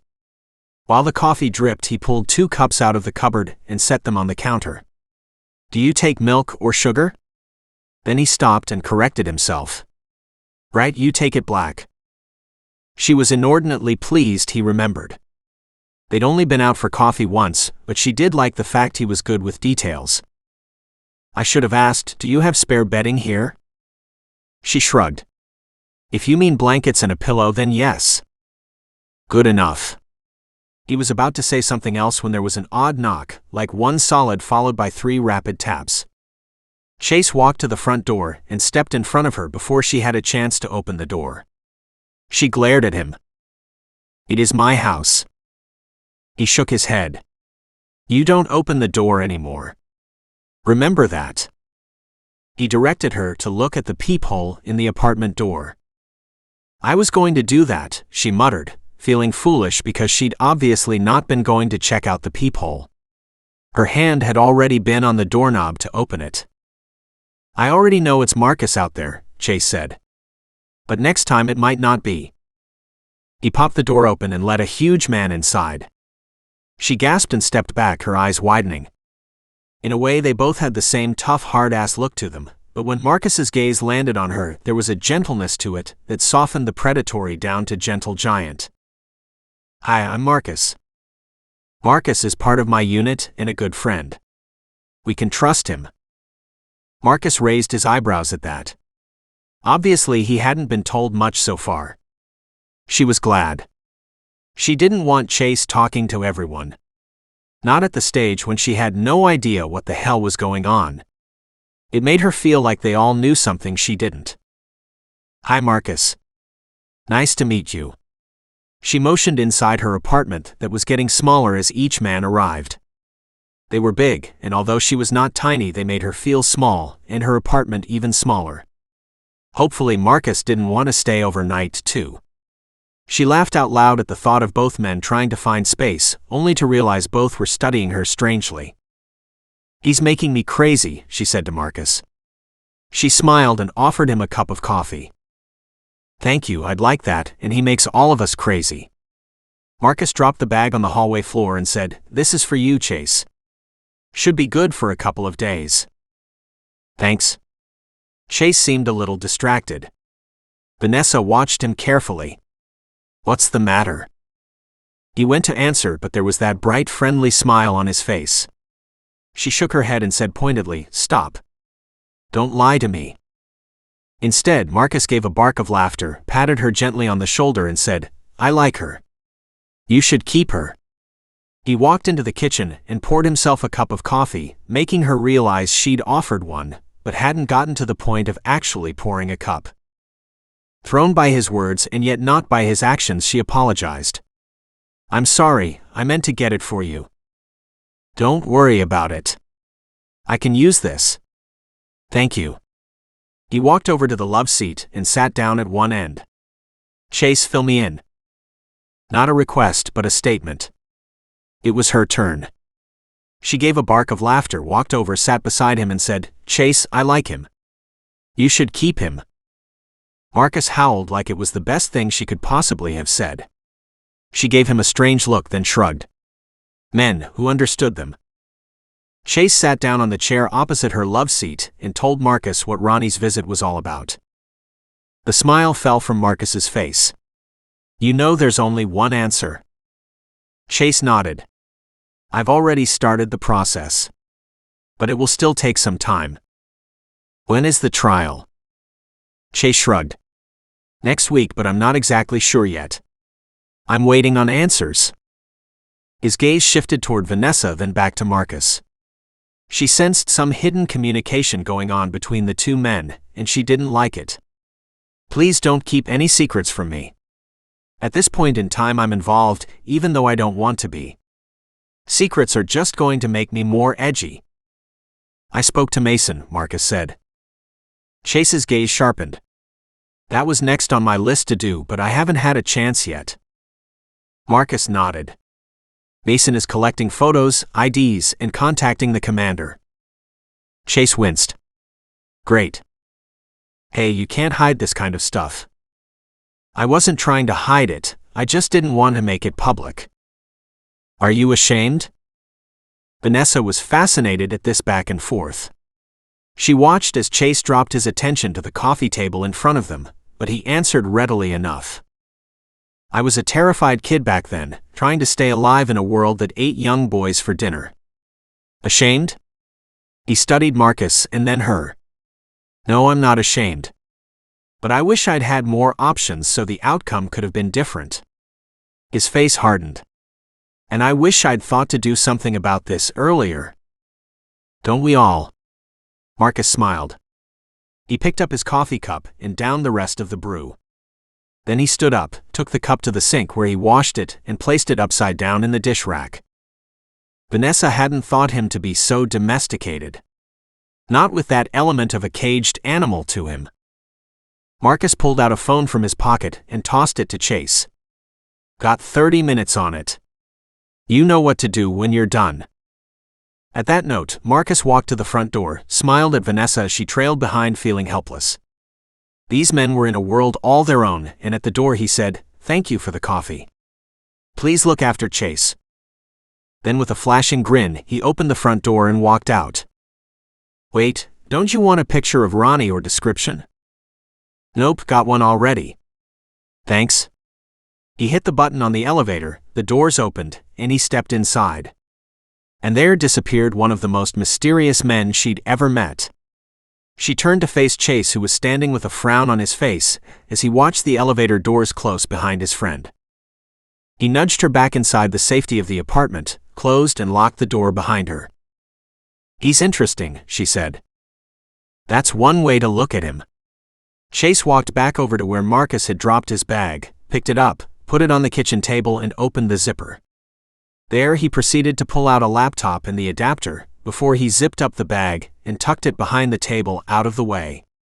He sat down and plugged in his laptop. I hope you don't mind, but I need to do a bit of work on this mission. Mission, she questioned. Is this a mission now? Absolutely. He hit the power button to bring his laptop to life and raised his gaze to look at her. One of the most important of my life. Chase brought up an old file. One he'd held onto for years. It contained every bit of information he'd been able to remember about his life with the gang. He'd kept it on a floppy disk for a long time, then transferred it to a hard drive, and now kept it stored in the cloud. A sign of the changing times. Just before he'd escaped the gang, he figured one day he might need the information about his life. He'd written down a journal of the gang's activities. It was likely that journal was why Ronnie had tracked him down. He'd seen it a couple of times back then. Might have wondered if it was still around. It was, but it wasn't anywhere where the gang could find it. He kept the original in a safety deposit box with other important papers. Something he'd forgotten about until Ronnie showed up out of the blue. Checking his email, he realized he had heard an answer from the prosecutor's office. Shit, he said under his breath. Of course you want to meet me. Why the hell had he thought maybe he could get away with just sending the information on? Even if he got called out of the country on a secret mission, chances were he wouldn't get out of a court appearance. He sure as hell would like to, though. But the right thing to do is give evidence. And if they want me to do that, then I will, he muttered under his breath.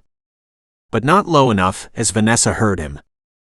If you're talking about turning evidence against your old gang member, then of course he wants to meet with you, Vanessa said. I had to attend a couple of court cases myself. They aren't fun. He shrugged. But they are necessary. In this case, very necessary. She reached across the table, covered his hand with hers. And I admire that you are doing this. Letting go of your childhood is never easy. Turning around and creating a future for yourself from those early beginnings is even harder, she said. But to become the man you've become. She settled back and studied his face. That's truly amazing. He shifted uncomfortably. Compliments were not something he'd ever become accustomed to. Compliments were to give to other people for jobs well done, pretty girls and cute babies. He'd rarely been on the receiving end, and found that as much as he might like to hear them, they didn't sit well on his frame. "Don't worry about it," she said. "You'll get used to them over time." Her words echoed the thoughts in his head. He frowned at her. "Used to what?" She patted his hand and sat back with a smile. "Compliments." She stood up and reached for the coffee pot to refill their cups. "You don't look like you've had much approval in your life." "If it wasn't a necessity, if I couldn't eat it, couldn't drink it, and couldn't fight back with it, it wasn't part of my survival kit." At her gasp of surprise, he shrugged and turned his attention to the documents he had opened. What happened to Ronnie since he'd been gone? Chase started an internet search to see what he could come up with. The images hit first, several dated back 10 years. Next he searched for his name. Results were minimal. Of course there wasn't any page that said Ronnie was a gang member either, but there was plenty of images that clearly depicted his attitude in life. And that wasn't good. The images over the years said he'd developed a surly, deeper, darker attitude. The discontent in his eyes and on his face showed. Chase wanted to feel sorry for his old friend but knew life was about making choices, and as he'd made a choice to get out and have a life, Ronnie had made a choice to stay in. Chase buried himself in research and lost track of time. When his laptop closed suddenly in front of him, he sat back with a jolt. "What did you do that for?" He looked up to see Vanessa standing with a robe wrapped around her, making him suddenly aware of just how late it was. "Good Lord, I'm so sorry," he cried. He stood up immediately and felt like such a heel. Here he was in her apartment and had ignored her. He'd been so worked up about his problems he hadn't given a thought to the beautiful woman and her hospitality. And what kind of an idiot did that make him? That he'd used the research to keep his mind off the intimate setting and the sexy woman was already something he was trying to avoid looking at too closely. "Not to worry," she said. "It's not that late, but as I haven't been sleeping well, I'm going to head to bed early. I wanted to give you the blankets and a pillow." She pointed to the love seat where she'd stacked them. "I'll see you in the morning." She turned and headed to the only bedroom. He checked his watch and realized he'd only been doing research for an hour. Feeling foolish and not too sure of what to do, he watched as she closed the door securely between them. Damn. Actually, double damn. Her short robe had hidden whatever she was wearing underneath, but not the long length of leg. And that had been just enough to make sure he wouldn't be sleeping anytime soon. He adored long legs and heels. Giving his head a shake and telling himself to keep focused on the job, not get sidetracked by the beautiful woman lying in bed only a few feet away, he sat back down at the laptop and started attaching documentation to emails. It wasn't the best way to do it, but he was afraid if something happened to him, this information would be lost forever. That couldn't be allowed. Adding Marcus's name, he quickly sent the emails off. Then, just to be safe, he took a backup copy of all the material, put it in a zip file, and emailed it to Mason with a quick note. Better safe than sorry. He got a response from Mason almost immediately. The boys will be looked after. You take care of your own skin. We're here if you need us. With that, he sat back, a half smile on his face. He had friends, good friends now. Not those men from his teen years that called themselves his friends, but only if it served their purpose. Relaxed, he sat and sifted through his emails. As he was ready to shut down the laptop, he heard an odd cry. He listened closer and realized it was coming from the bedroom. He got up and walked over to lean his head against the door. And it came again. Vanessa was crying out in her sleep. A nightmare? He frowned. He didn't want to open the door and scare her, but it went against the grain to let her suffer. If he woke her up gently, it might pull her out. When she cried out again, and this time with a note of terror in her voice, he opened the door quietly enough for him to slip his head around the corner. She tossed and turned, her arms flailing as if fighting off an attacker, and he realized there was much more going on in her world than he knew. He walked over to her side and shook her shoulder gently, calling to her, "Vanessa, wake up. Vanessa. It's Chase. Take it easy." Instead of hearing him, she seemed to struggle harder, stronger. He shook her again a little firmer, but not wanting to hurt her, and said, his voice close to her ear, "Easy, honey, you're having a nightmare. Wake up." As he pulled back slightly, she turned her head and opened her eyes, her gaze unfocused and startled. He sat back and picked up her hands, gently stroking the soft skin.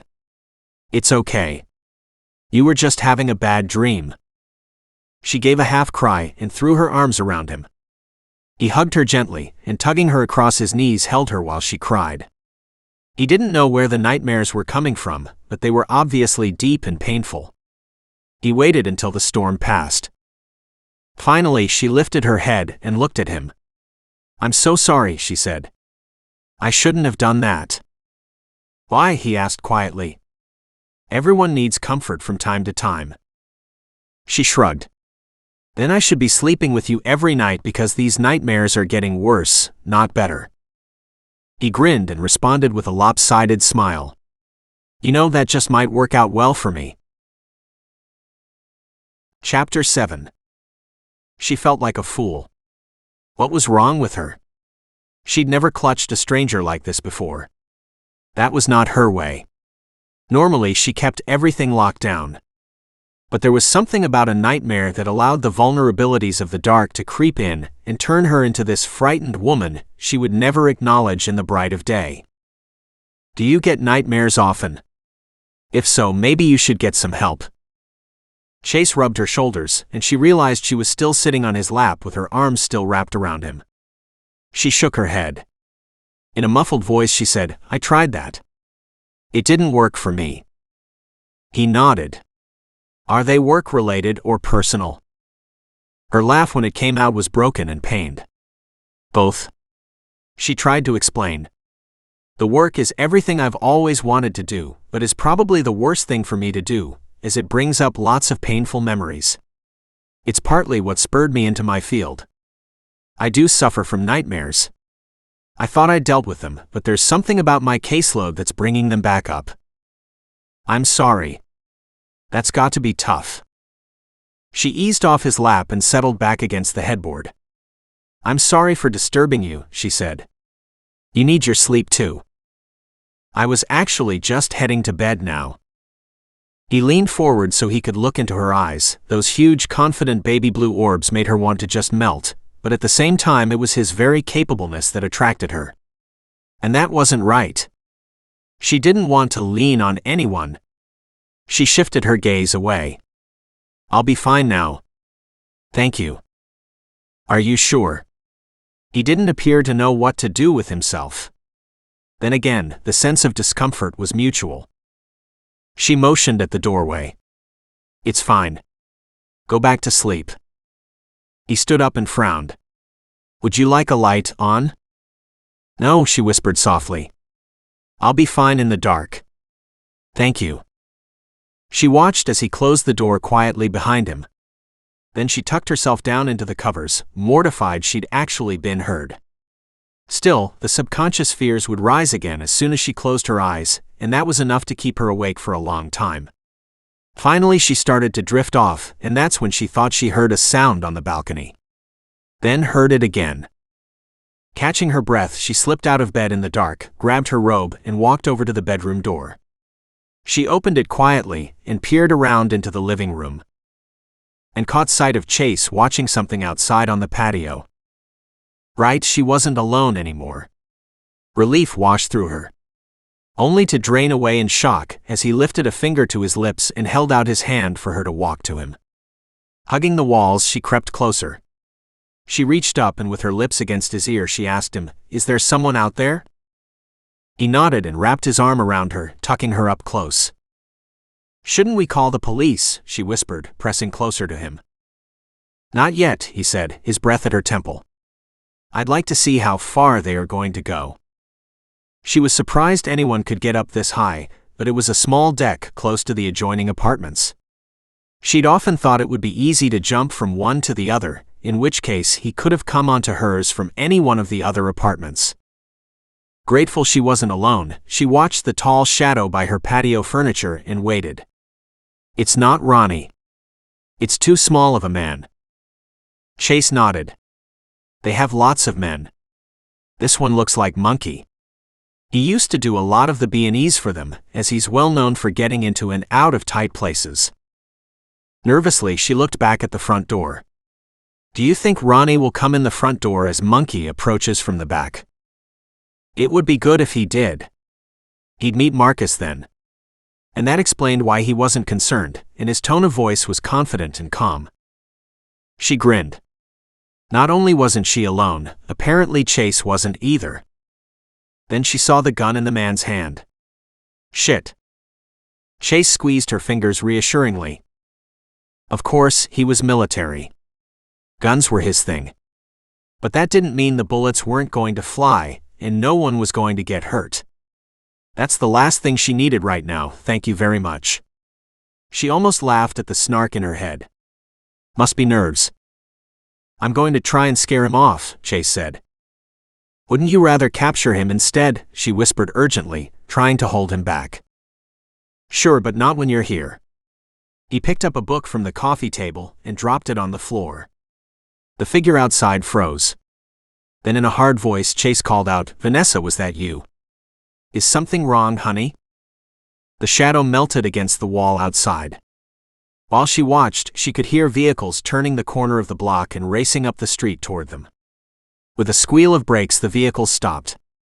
The question was, were they here for the gunman or were they Chase's friends? When she glanced back over at the shadow, she realized it was gone. Chase raced out after him. Before she made it out to the patio herself, Chase was already on the far side of her neighbor's patio and grappling with someone. Several shots were fired and the small wiry male appeared to jump. Her floor was 3 stories from the ground, but there were fire escapes and heavy drainage pipes at various places, making an exit much easier than an entrance. Jumping the distance between the 2 verandas easily, Chase returned to her side. And that decided one issue. It was time to move. The last thing she wanted was another stranger breaking in. Her place was cheap and comfortable, but it was obviously not secure. He got away, she exclaimed to Chase. Maybe and maybe not, he said. He actually shot himself accidentally. He did make it down to the ground, but that doesn't mean he's escaped. Just as he spoke, there was a series of shots, and then a car squealed as it tore up the street outside. Chase walked to the edge of the deck and looked over. At his side, she peered down to see a body lying in the middle of the street. It took her mind a few minutes to register what had just happened. Then she got it. They shot him? She asked incredulously. Their own man? Yes. But they could have rescued him. Helped him get away. No. He failed. Chase stared grimly down at Monkey's body. He didn't need to be any closer to see he was dead. There was enough blood pooling around his body to make sure there was no surviving that hit. Monkey had failed. Failure was not and never had been an option in Gregory's world. Had Ronnie made the connection of what his eventual fate would be, time for me to move, if he stayed with Gregory? No one won all the time. But Chase had no intention of losing, and there could only be one winner in this game. His phone buzzed. He pulled it out to find a text from Marcus asking, what the hell just happened?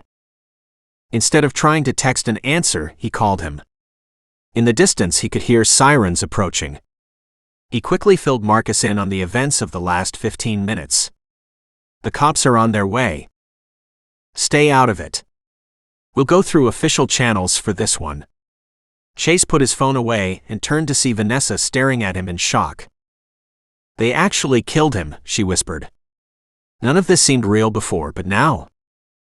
He winced. I'm so sorry, sweetie. He motioned down to the street below before leading her back inside.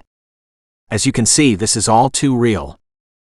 It's time for me to move, she snapped. I'm not staying here anymore. I loved this place before, but not now.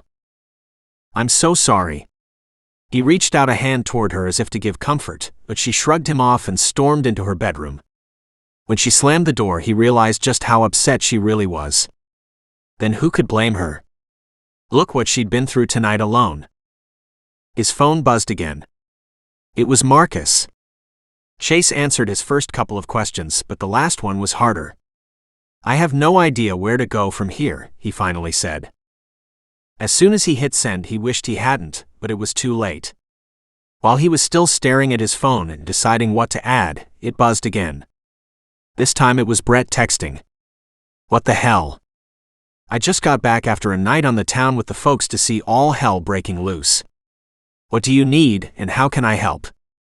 That made him feel better. Brett had taken a few days' leave and had gone home for the weekend. And Brett wasn't joking when he set out on a night on the town with his folks. Brett was part of a very large extended Greek family, his mother having married into the family over a dozen years ago. When that family partied, it was an all-night affair. Brett's mother wasn't in very good health. He'd asked for a few days off to go home for her birthday. Chase was not about to bring him back unnecessarily. But Brett did have an empty house a few miles away. Chase quickly texted him back and said he needed a place to lay low. He'd be bringing Vanessa with him. He added more about the intruder who was also shot on the street. His phone rang almost instantly. Chase winced. He really hated all these explanations. But there was no keeping a lid on his past anymore.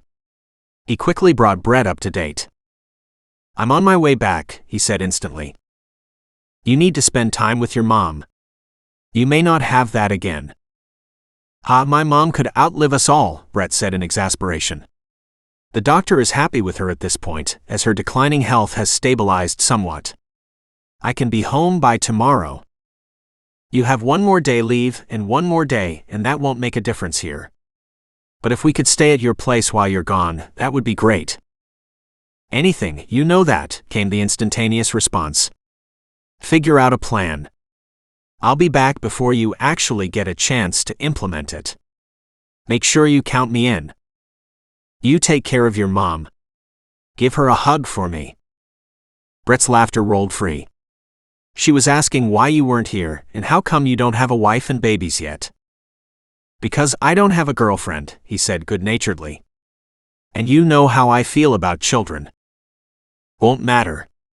When the time comes and you find that perfect woman, you'll want a family. Brett's tone of voice was comfortable and calm, as if they'd had this argument many times over. Which they had. Mom's just getting tired of waiting for us. Us? Chase protested. There's no us in this. He snorted. She's your mom. You get married and you have a dozen kids. That lets me off the hook too. 2. 1 boy, 1 girl. But even if I have a big family, that won't get her off your case. So just be prepared. They don't come to order, you know. Chase shook his head, but he was grinning like a fool. In truth, Brett's mama was short, round, and ran the family on both sides of the marriage with as much love and affection as they would tolerate. He'd spent many a lovely weekend with the family, having been instantly engulfed by them after the first meeting. Grab yourself a couple hours if you think it's safe, then get your asses over to my place. I'll be there as soon as I can. Brett hung up. Chase put his phone down on the coffee table for easy access, then fluffed up the pillow at the end of the love seat. As he went to lie down, he realized Vanessa stood staring at him. He hadn't heard her door open. A dozen kids? He laughed. That was Brett, one of my best friends and part of my unit. His mom has been urging the two of us to get married and have babies before she dies. Vanessa's gasp of sympathy was followed instantly by a wicked grin. She sounds like a lovely woman. I do hope she's in good health and has a long life ahead of her. I'm not sure you guys are very ready to get married. The military doesn't have great odds for relationships, do they? A year ago or so I'd have agreed with you, he said, stretching out on the love seat, his knees over the far edge. But lately I have to admit, my friends have been making me reconsider that belief. In what way? She asked curiously. I haven't seen too many successful long-term relationships myself. Almost everyone I work with is either divorced or single. Are they military families? No. She wandered across the living room to stare out the glass doors. That's a good point. Still, most marriages are in a sad state right now. Maybe and maybe not. She turned to look at him. Then I'm sure your single life is very exciting. It would take a special woman to make you change that. He studied her across the darkened room and realized this woman intrigued him in many ways. She also brought out his protective instincts.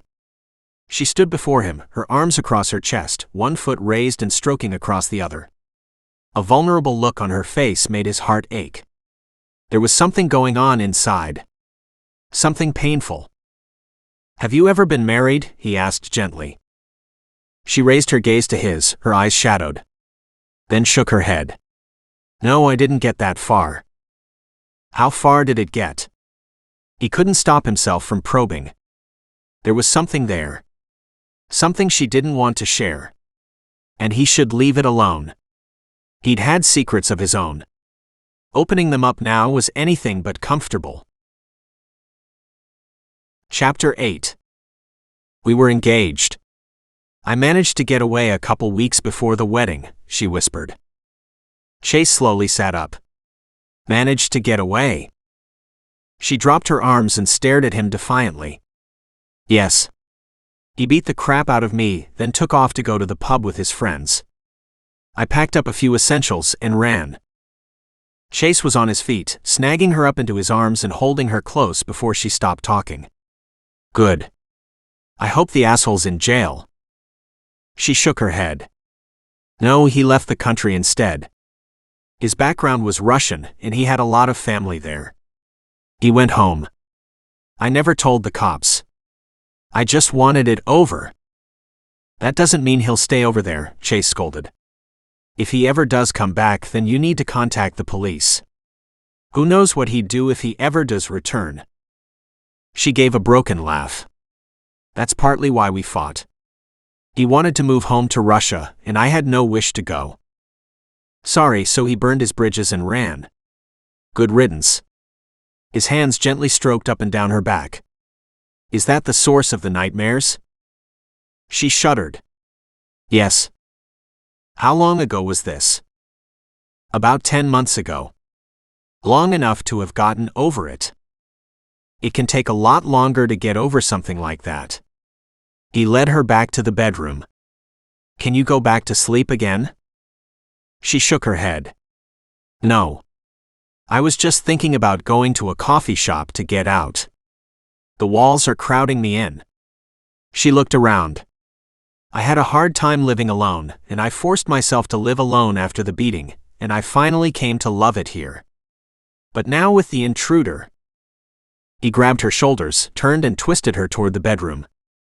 Go pack. We'll stay at Brett's house for a few days while he's away. It's my mess, and I can't have you getting injured. Where is his house? She did like the idea of getting away for a few days, and if the house was empty, that was even better. They could have gone to a hotel, but that had a strange sense of intimacy to it, unless they had different rooms, and then she wasn't going to feel safe. About 10 minutes away from here. She brightened. Then I'll just go collect a few things. He stood at the doorway and watched her. Do you have any sick leave or holidays coming? She froze in the act of pulling out several pairs of pants. How long is this going to go on? She hadn't considered this could be more than a day or two. I can't afford to lose my job. And you won't, he assured her. But a few days off so Ronnie and his men can't track you to your job might be a good idea. Track me, she said in a faint voice. How could they track me? He made a gesture at the apartment around them. It's not that hard to find out who owns an apartment. I don't own it, she said. I rent it. Good. He studied her face. It shouldn't be too difficult to find you another place when this is over. I'd like that. She hurriedly packed, then dragged out a second suitcase to put her office clothes in. When she was finally done, she raced to the bathroom and filled a small bag of toiletries. By the time she turned around, Chase had moved the suitcases out of the hallway. His bag was already zippered and stacked with hers. You think they're watching the apartment? He shook his head. Not now. But Marcus is. So he'll let us know if anyone tries to follow us. As they walked to the elevator, then down to the lobby, she found it hard to not look around searching for Marcus, who was apparently keeping an eye on the place. She didn't want to make it obvious, but at the same time, how could anyone be hidden and yet still look after them? Chase carried all 3 bags while she led the way to her car, where he placed all the bags in the back. Then he got in on the passenger side. Don't you have your own vehicle to take care of? Marcus will drive it. He put on his seatbelt. I'm not leaving you alone until it's safe. She shrugged and turned on the engine, then backed out of her spot. She looked over at him as she drove to the exit. There was still a few hours until daylight, but it was easy to see in the cloudless sky. Where to? By the time they made it to Brett's house, Chase knew the chances of her getting some more sleep tonight were slim. They parked inside the garage and closed the big door behind them. He quickly unloaded the bags and led her into the house and up to the spare room. This will be your room. He turned to walk out and she cried, Wait, where's your room then? Across the hallway. I'll sleep in Brett's room. And when he returns, then I'll sleep on his couch downstairs. Don't worry about me. I'll be fine. He went to leave when she murmured, What if I'm not? He turned to study her. Are you scared to be here alone? Maybe that wasn't the best question to ask. Her spine straightened and her chin jutted out. I'm fine. Go away, she snapped, shooing him away with her hands. I'm going to try and get a couple hours sleep. Okay, if you're sure. Otherwise we can go out for a long walk along the beach, then have breakfast somewhere. Relief made her face overly bright and brightened her tone of voice as she cried, Yes. Do you think it's light enough to walk? But he understood. He'd lived with fear long enough.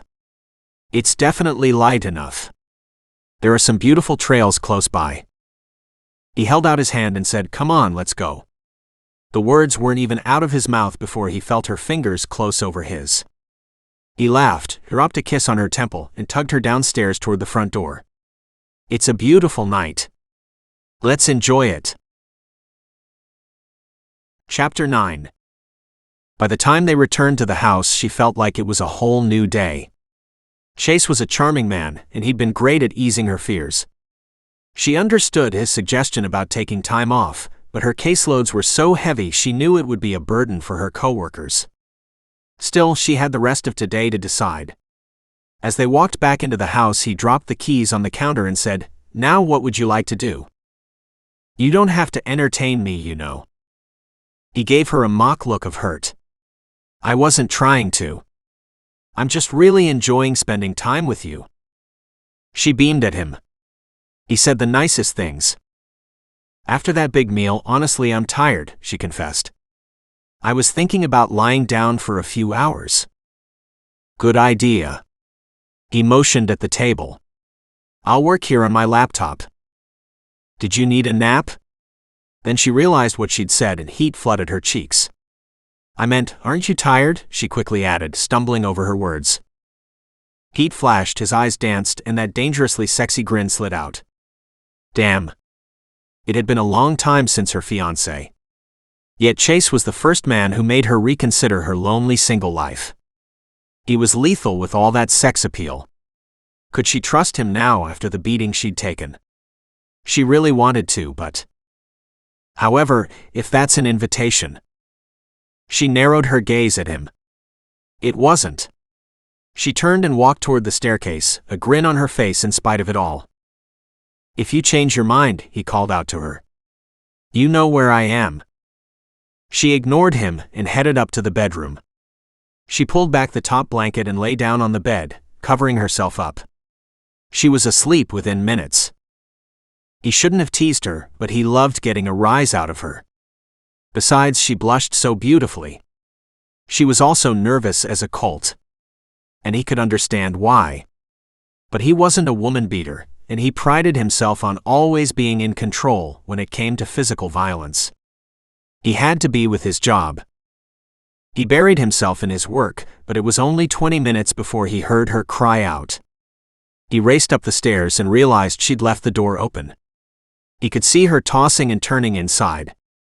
He knew last night would have just aggravated all the old nightmares, bringing her subconscious fears to the surface yet again. Nightmares were like that. They simmered just below the surface, waiting for a chance to terrorize you when you were at your most vulnerable. He walked over to the bed and sat down beside her, gently stroking her shoulder, and said, "It's okay, Vanessa. It's all right. Just sleep. You're safe. I will stay here to look after you. Get some sleep." He could see tears rolling down her face. He reached up and brushed the moisture off her cheeks. Her eyes flew open and she stared up at him, comprehension quickly coming into her gaze. "I wonder if I'll ever sleep again," she whispered painfully. "The nightmares are getting worse." "You will," he whispered gently. "I'm going to grab my laptop and bring it up here, then I will sit on that side of the bed so you can sleep, okay?" At the barely veiled gratitude, he turned and quickly ran down to the kitchen and collected his stuff. By the time he made it back up to her bed, she was curled up into a ball facing the wall, a pillow tucked under her head. But she wasn't sleeping. He plugged in his laptop, made himself comfortable, then reached over and patted her shoulder. "Relax. You're safe." "Thank you," she whispered.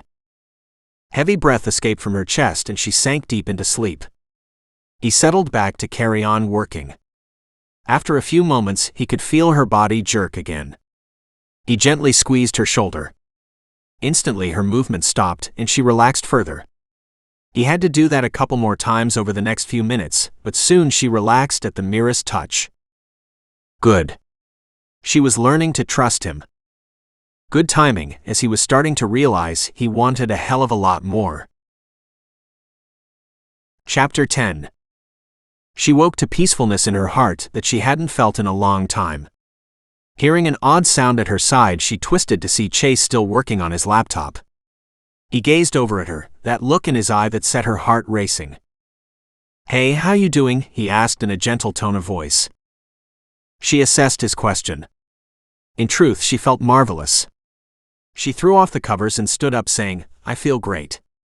Thank you so much." "You're welcome," he said, adding in a quiet, serious voice, "Sleep is one of the most important things we need on a daily basis. I've been shortchanged in that department for a long time." She gave him a lopsided grin and excused herself to the bathroom. She stared in the mirror and realized that although she felt better, she didn't look a hell of a lot better.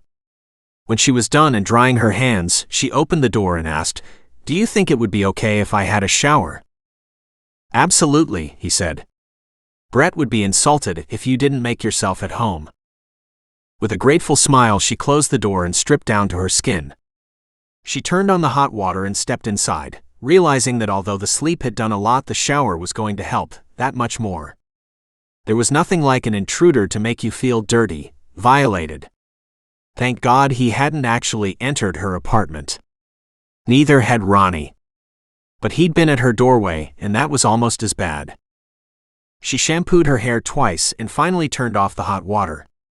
She didn't want to empty the tank in case Chase wanted a shower too. By the time she dried off and actually redressed, she was wishing she'd brought clean clothes into the bathroom with her. Foolish.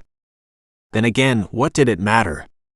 She wasn't planning to do anything special that afternoon anyway. Once back in the bedroom, she noticed Chase had taken his laptop and had left the room to give her privacy. She took the opportunity to get changed, then walked out to the landing at the top of the stairs. She could hear him on the phone.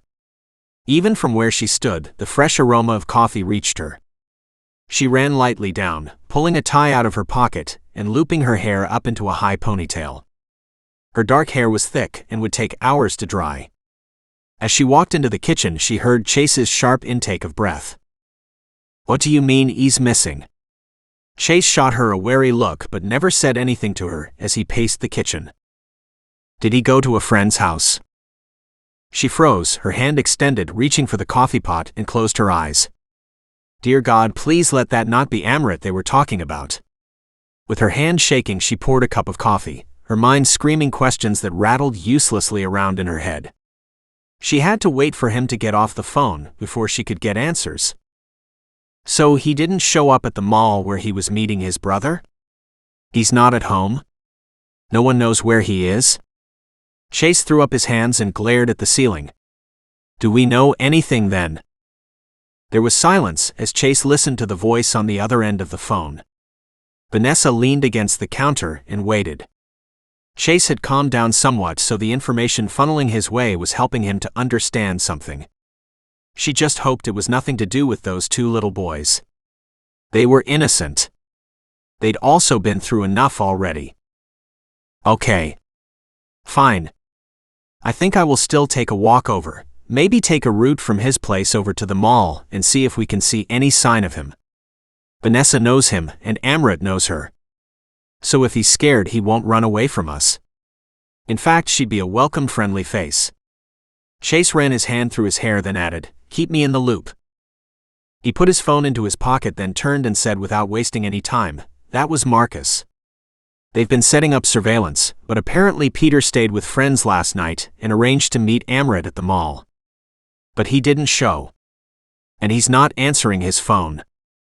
Peter just contacted his mother, who then contacted one of the other men in the unit.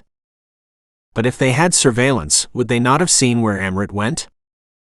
They haven't seen him. He likely slipped out before they were set up." Chase pinched his nose and said, "Nothing is perfect. But these guys are good. So they are doing a sweep of the apartment building. But so many of those people are refugees, and they'll be too scared to talk to Marcus.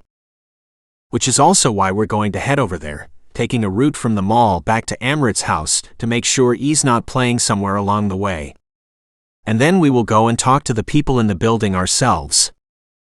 She already had her keys and jacket in her hand, waiting for him impatiently at the garage door. "Come on. We can't let anything happen to that little boy. I'll drive." She didn't give him any argument. She tossed her keys his way and raced out in front of him. Within minutes they were in the vehicle, buckled up and driving down the highway, speeding toward the boys' home. They parked at a midpoint and walked back to the mall. He'd checked in with Marcus, but there was no sign of the boys so far. Walking steadily, they strode from the mall toward Amrit's home, quickly realizing that the park was less than a block away. "What do you think?" Chase asked her. Once in the parking lot, they headed toward the playground. Would he go there without permission? Absolutely. The boys pretty much did what they wanted to at home. What about his mom? How is he explaining his absences to her, or is she used to this? Chase asked. She shook her head. She's somewhat used to it from their old home life. I've only spoken to him about it briefly. He wants to protect her, to keep her safe. He knows she will feel pain if she understands how afraid he is. Chase mulled that over. He understood. He'd been the same. In his case, he wasn't trying to protect his mother from worrying, because she was already too far gone. He'd been lawless for a while too. The last thing he wanted was to see that young man head down an equally bad path. He'd done the right thing before, and Chase was doing the right thing, same thing now. And protecting these boys was at the top of the list. Everyone deserved a second chance. Vanessa was almost racing toward the park. He grabbed her arm and tugged back slightly. When she looked at him in surprise, he said in a low tone, "Let's not bring any attention to ourselves. If he is in there, we don't want to send him running away." Immediately, her footsteps slowed. He grasped her hand and they walked slowly in the light breeze and sunlight. It was a beautiful afternoon and there were people everywhere, but not great crowds of them, just couples moving gently through the park, walking together, enjoying the moment. He could hear children's laughter on the playground ahead. Chase smiled. That's the way it should be. He'd already checked out the area where they were and had seen nothing suspicious. But he didn't want to go racing into the playground area and scare anyone. At the entrance to the slides and the swing area, they stopped by the big gate and studied the kids. "I don't see him," she whispered. He squeezed her fingers, but his focus shifted from face to face, searching for Amrit. "There he is." She gasped in joy. "On the bench by the washrooms." And she pointed to the far left. His gaze tracked her finger movements and saw the young boy sitting with his elbows on his knees and his chin resting in his hands. "He looks so sad," she whispered. He nudged her in the direction that would take them in a roundabout way, over to where Amrit sat. "I'm not sure sad is quite the right word." He felt her sharp look but didn't take his eye off the boy. "What would you call it then?" "Troubled. As if he's trying to solve the ills of the world and realizes the job is too big." Still holding her hand, and for all the world who watched they appeared to be a happy young couple, he searched, looking to see if any of Ronnie's men were here. It wouldn't be a good idea to have Amrit be seen with them again, but they needed to get him home safe. As they approached him, he still didn't move. Chase released Vanessa's hand and she sat down on one side while Chase sat down on the other. Amrit bolted upright, but it was Vanessa who murmured quietly, "It's okay, Amrit, you're safe."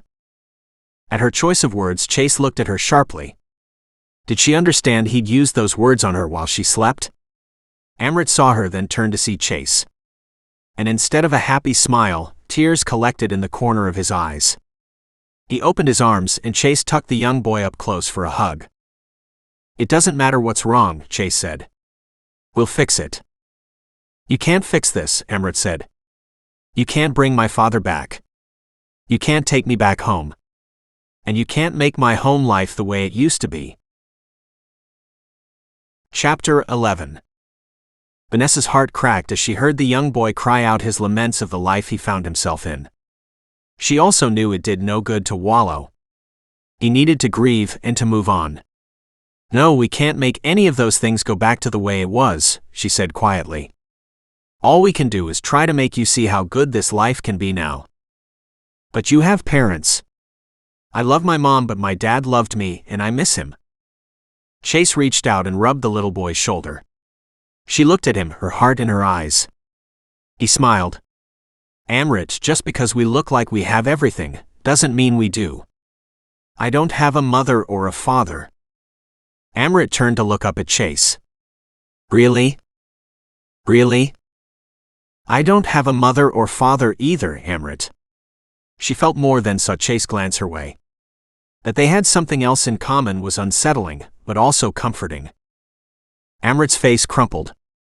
"That's no good. I at least have my mother. And that's important." "You're very blessed," Chase said. "You need to focus on that good stuff, not spend all your time feeling sad for the loss of your father, and for the loss of your life before now. You need to move forward." Amrit slouched against the back of the bench, his bottom lip trembling. She reached over and clasped his hands. "It will get better." "Promise?" he asked, his voice quavering. "I promise." She looked over at Chase and frowned. He disappeared. That man moved like a panther, he was so damn quiet and stealthy. She didn't want to draw attention to the fact he'd left, but couldn't help glancing around to see if she could find him. There was no sign. They were, however, close to the washroom, so maybe that's where he'd gone. She looked back down at Amrit. "We need to get you home.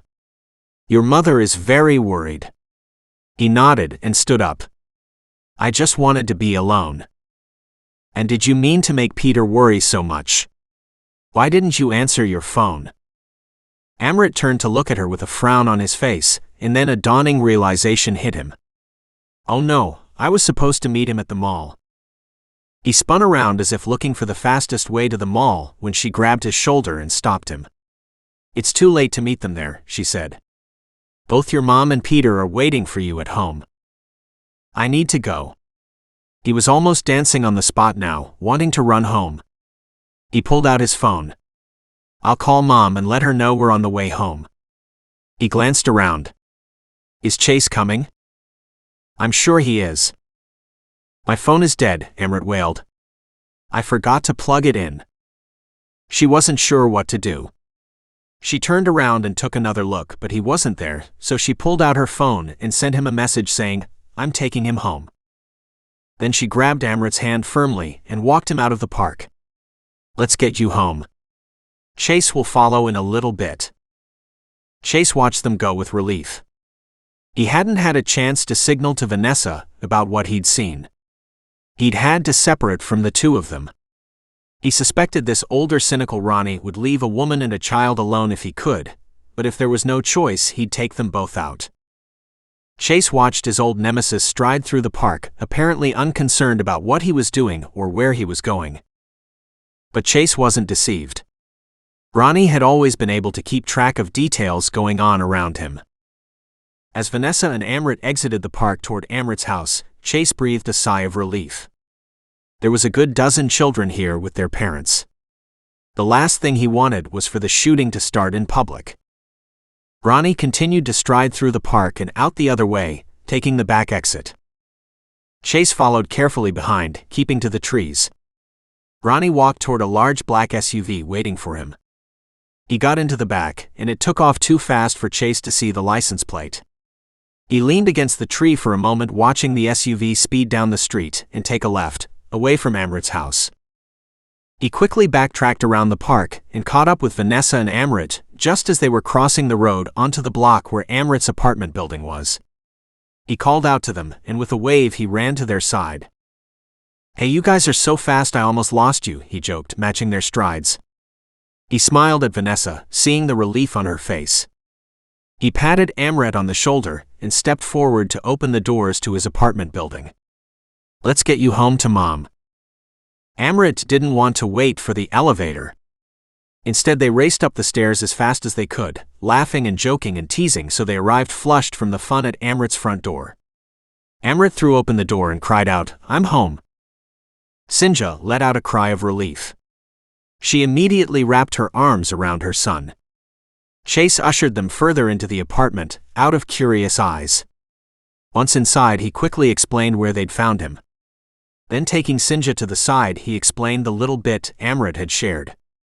Afterwards, Sinja, crying gently, bustled about in the kitchen making lunch for the boys.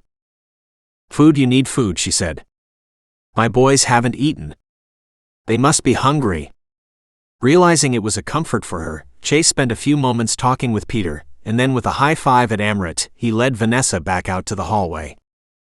On the way back down, she asked, "What happened to you?" In a low voice he answered, "I saw Ronnie at the park." She gasped and the color drained from her face. "Did he see you with Amrit?" Chase shook his head. "I don't think so, but I didn't want to take a chance of us being seen together." The elevator doors opened, and they stepped out, only to realize they weren't going anywhere. Ronnie stood in front of them, two armed gunmen at his side. All three wore the same gang tattoo. Ronnie's voice was low and quiet, but there was no doubt of the steely determination in his voice when he said, "The boy and his family get to live if you come quietly.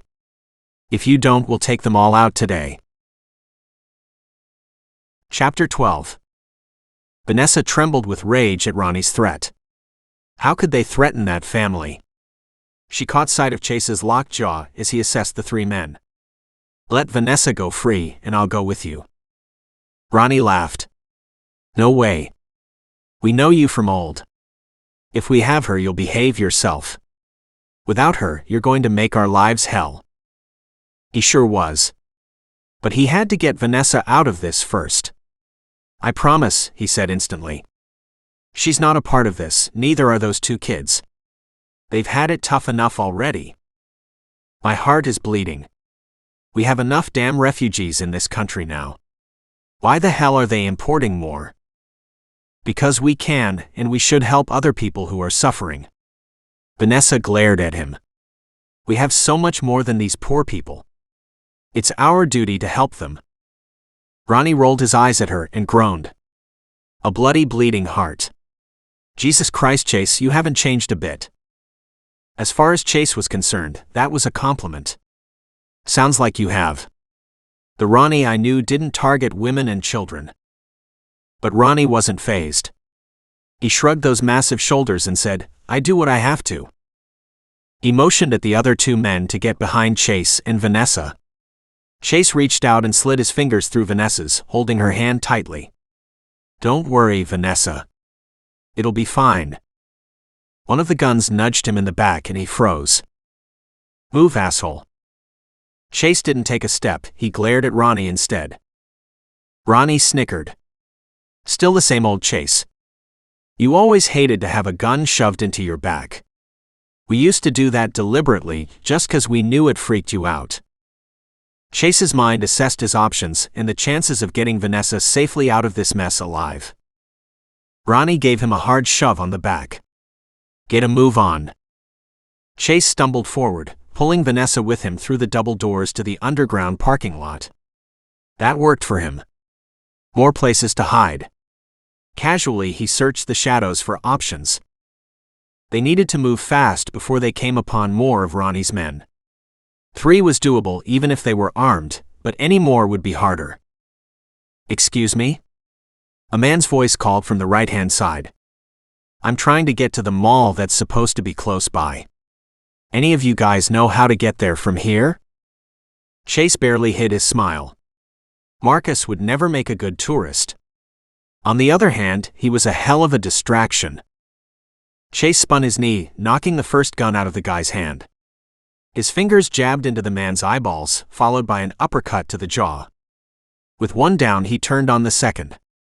The man raised his gun to fire, but he was already collapsing back from the pain as Chase grabbed his gun arm and snapped it backwards over his knee, hearing the satisfying crunch of broken bone.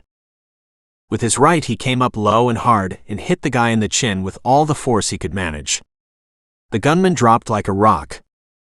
Chase spun to see Marcus holding a gun on Ronnie. He relaxed slightly and realized Vanessa was trembling in the center of the chaos, her hands over her mouth, her eyes huge as she stared at him. He opened his arms. She rushed into them. As he held her close, he whispered, "It's going to be okay. We're free again."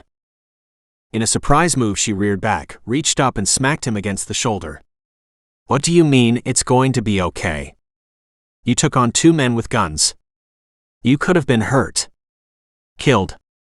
She turned to glare Marcus. He could have been, couldn't he have? Marcus barely hid his grin. But he gave a sage nod, and Chase knew what was coming. Damn. Absolutely. He could have been really badly hurt. And Marcus gave him the most devilish grin possible. Chase glared at him. Vanessa spun on Chase and snapped. See. Even Marcus knows better than to attack 2 men. He picked up a gun first. Marcus couldn't hold his snicker back. She rounded on him. He immediately dropped the smirk and looked like he'd sucked in a lemon. He shot a desperate look over at Chase as if to say, "Help, get me out of this." But it was Chase's turn to snort as she read Marcus the riot act. "You have to learn to help each other," she cried. "The last thing I want is for Chase to get hurt." Then, as if realizing what she said and how she'd said it, she quickly added, "Amrit would be devastated." Chase chuckled, leaned in and whispered, "Just Amrit?" She spun toward him and he kissed her. Then stepped back saying, "We'll hold that for later." Her hands on her hips, she gasped. And he laughed, enjoying the look on her face. "I'm delighted to see you could hold your own in a dangerous situation." Not giving her a chance to retort, he reached down and picked up the 2 goons and dragged them to the wall. He dropped them both and stood over them. Turning back to Marcus, he said, "What are we to do with them now?" But the approaching sirens already answered that question. Within minutes, they were completely surrounded by several police officers. Ronnie was lying on the ground. Marcus guarded him and quickly identified himself. But his gaze never shifted from Ronnie. Chase did the same, stepping protectively closer to Vanessa. When the police realized what had gone on, they came racing in and handcuffed all 3 men. Marcus handed over the weapon he'd picked up. He looked over at Chase. "You need to explain from here." Chase nodded and said, "I need to speak with the DA. I have information on a case." Ronnie roared, "No," and tried to lunge at Chase. Chase glared at him. "Yes. This has to stop. Gregory is a murderer, and you and I both know that. For all I know, you are too." He waved his hand at Vanessa, taking in the whole car park and apartment above him. "You just threatened to kill 2 little boys, their mother and Vanessa. Did you expect me to stand by and do nothing?" Ronnie glared at him and stayed quiet. Chase hated the sense of betrayal inside. The last vestiges of guilt of the young boy who felt he owed Ronnie for sheltering him and making life in the gang a little easier. I wish you'd gotten out, Ronnie. We wouldn't be here now if you had. I'll be out in an hour, Ronnie stated, deliberately misunderstanding him. Don't you worry. Unfortunately, that was all too possible. A decent lawyer, no record, good behavior, and some kind of decent excuse, and he would be free again today. Chase hoped he'd seen the last of him but doubted it. Chase and Vanessa watched as Ronnie was stashed into the back of the cop car. An ambulance had been called for the other two gang members. Soon they were secured with an officer in the back standing guard as they were driven to the hospital. We'll need your statements. Chase nodded. We'll come down to the station in a few minutes. The cops left, leaving the three of them standing. Vanessa turned to study Chase and Marcus. Now what? Chase asked, confused at the look in her eyes. What about Ronnie's guys who waited in the vehicle for Ronnie to return? She asked. With a nod of her head toward the left side of the parking lot, she whispered, That's who they are, aren't they? They've been hiding here the whole time. Nudging Vanessa quietly in front of them, Chase led her toward the sunshine as Marcus trailed behind them. He needed to get her away from the vehicle and the two men sitting inside watching. We don't know who they are, he said in low tones. What we don't want to do is let them know we care. So we're just going to leave them? Nope, Marcus said cheerfully. Absolutely not. He stepped ahead of them, leading the way. But he called back in a low voice, we do need to force them to make a move so we know whose side they are on either way. Vanessa groaned. I suppose wearing the same tattoos around their upper arm and sitting in a vehicle with tinted glass isn't an admission, she said sarcastically, her voice so low both men leaned in slightly to hear. And if you thought that, why didn't you mention it to the cops? Marcus asked. Because like you said, I had no proof. The corner of her mouth quirked. And neither did you. Chase could hear the van start up and slowly drive behind them. He caught Marcus's gaze for that split second before Marcus broke off and walked toward a vehicle to the side. Chase urged Vanessa forward, looking for a place to stash her. When I say go right, he said. You race to the far side of that truck, do you hear me? She gave him a startled look when he grabbed her and said urgently, Don't turn your head. If they are approaching, then let them come. But we don't want them to know we're suspicious. The van slowly approached. When they were 6 feet from the truck, he said in a low, hard voice, Go. Vanessa bolted to her hiding spot. The van stopped with a squeal of the brakes. Chase jumped onto the side of the van and put an arm choke on the passenger in the front. Marcus attacked the driver and Chase asked in a hard voice, Who the hell are you? Only the men couldn't speak. Chase eased up the grip on his captive's throat long enough to open the van door and throw the man out onto the cement floor. Snatching up the gun, he quickly opened up the sliding door to make sure there were no other men hiding inside the back, but the van was empty. All clear, Marcus. Or maybe not all clear as he turned back and a fist met him square in the jaw. He was slammed back against the side of the vehicle, briefly stunned. When the second blow landed, it hurt like shit. And pissed him off. He grabbed the man by the shoulder and sent several hard punches into his gut. The two grappled for several minutes before something swung out of the corner of his eye and connected with his assailant. In a comic move, the man in front of him slowly slid to the ground and lay still. Chase raised a stunned gaze to Vanessa holding a semi-automatic rifle as a bat, even now raised to give a second blow. Don't hit him again. He's out. She slowly lowered the gun, then, as if hating what she'd done, quickly dropped it. I hate those things. He grinned. They are very useful, but are rarely used for anything good. She looked at him and hesitated, then raced toward him. At the last minute, he realized what she was doing and opened his arms. She burrowed in so close he could feel the tremors shaking her slight frame. He wrapped her up tight and held her against his heart. You did great. She shook her head, her hair flying in all directions. He smiled and dropped his chin to rest on her head. Yes, you did. This time she didn't bother trying to answer, just snuggled in closer. He slowly stroked her back, up and down, helping her to relax from the shock of what just happened. He glanced over at Marcus and got a thumbs up. He rolled his eyes but knew what Marcus meant. More sirens sounded in the distance. Marcus walked closer, dragging the driver over to them. He held up his phone. Mason's en route. Good. Chase studied the man at their feet. I need to go down to the police station. This needs to stop. Not alone, Vanessa said, rearing back enough so she could look up at him. There seems to be no shortage of these men. You can't go down to the station alone. They could ambush you. She's right, by now the rest of the gang will be hunting you, Marcus said. Besides, Vanessa needs to go down to the station to make a statement as well. Great. It's not like I'm much protection, although I can do better than I have done so far, she admitted. She stepped back out of Chase's arms with a smile, then stood on tiptoe and kissed him on the cheek. Thank you for saving me again. I think you saved him, Marcus said in a humorous note. The guys are going to love that. Then we're even, she said, laughing. He's already saved me. Chase knew the laughter was just of relief from the event being over. A release. He assumed the hug and kiss were the same deal. Although it would be nice if they weren't. She was good people. He'd love to spend some time with her. Maybe if he could finally deal with this headache, it would be safe to ask her out. The air filled with sounds of vehicles racing toward them. They stepped to the side as trucks and a big-ass Jeep rolled in. In the distance they could hear police sirens. Chase laughed. Looks like half the gang came. Marcus walked toward him. What did you expect?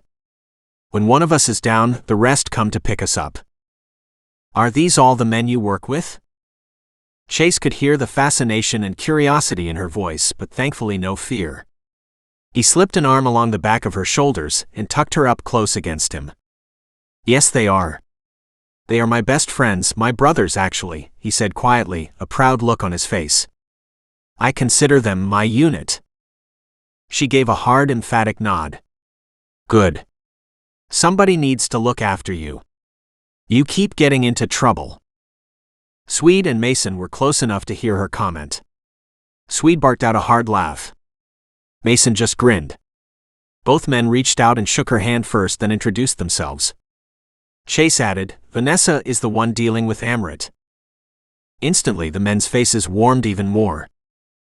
And that's how it was with the guys. Anyone that was good people was welcome to the group. And of all the things he trusted these men's judge of character most. They'd also had recent experiences with special women. He wanted them to like her like he did. To see that same specialness they'd already found. Of course, that didn't mean she felt the same about him. What was this I heard about Chase always getting into trouble? Dane asked as he and Hawk came up from behind. He hadn't seen them approach. Behind them stood Shadow, silent and ever watchful. And Vanessa seemed to pick up on that immediately. She studied the four men in front of her, then let her gaze land on the fifth. If you're one of Chase's men, you're welcome here too. Chase squeezed her shoulder. His name is Shadow. And yes, he's one of us. Of course he is. He's got that dangerous look to him you all have.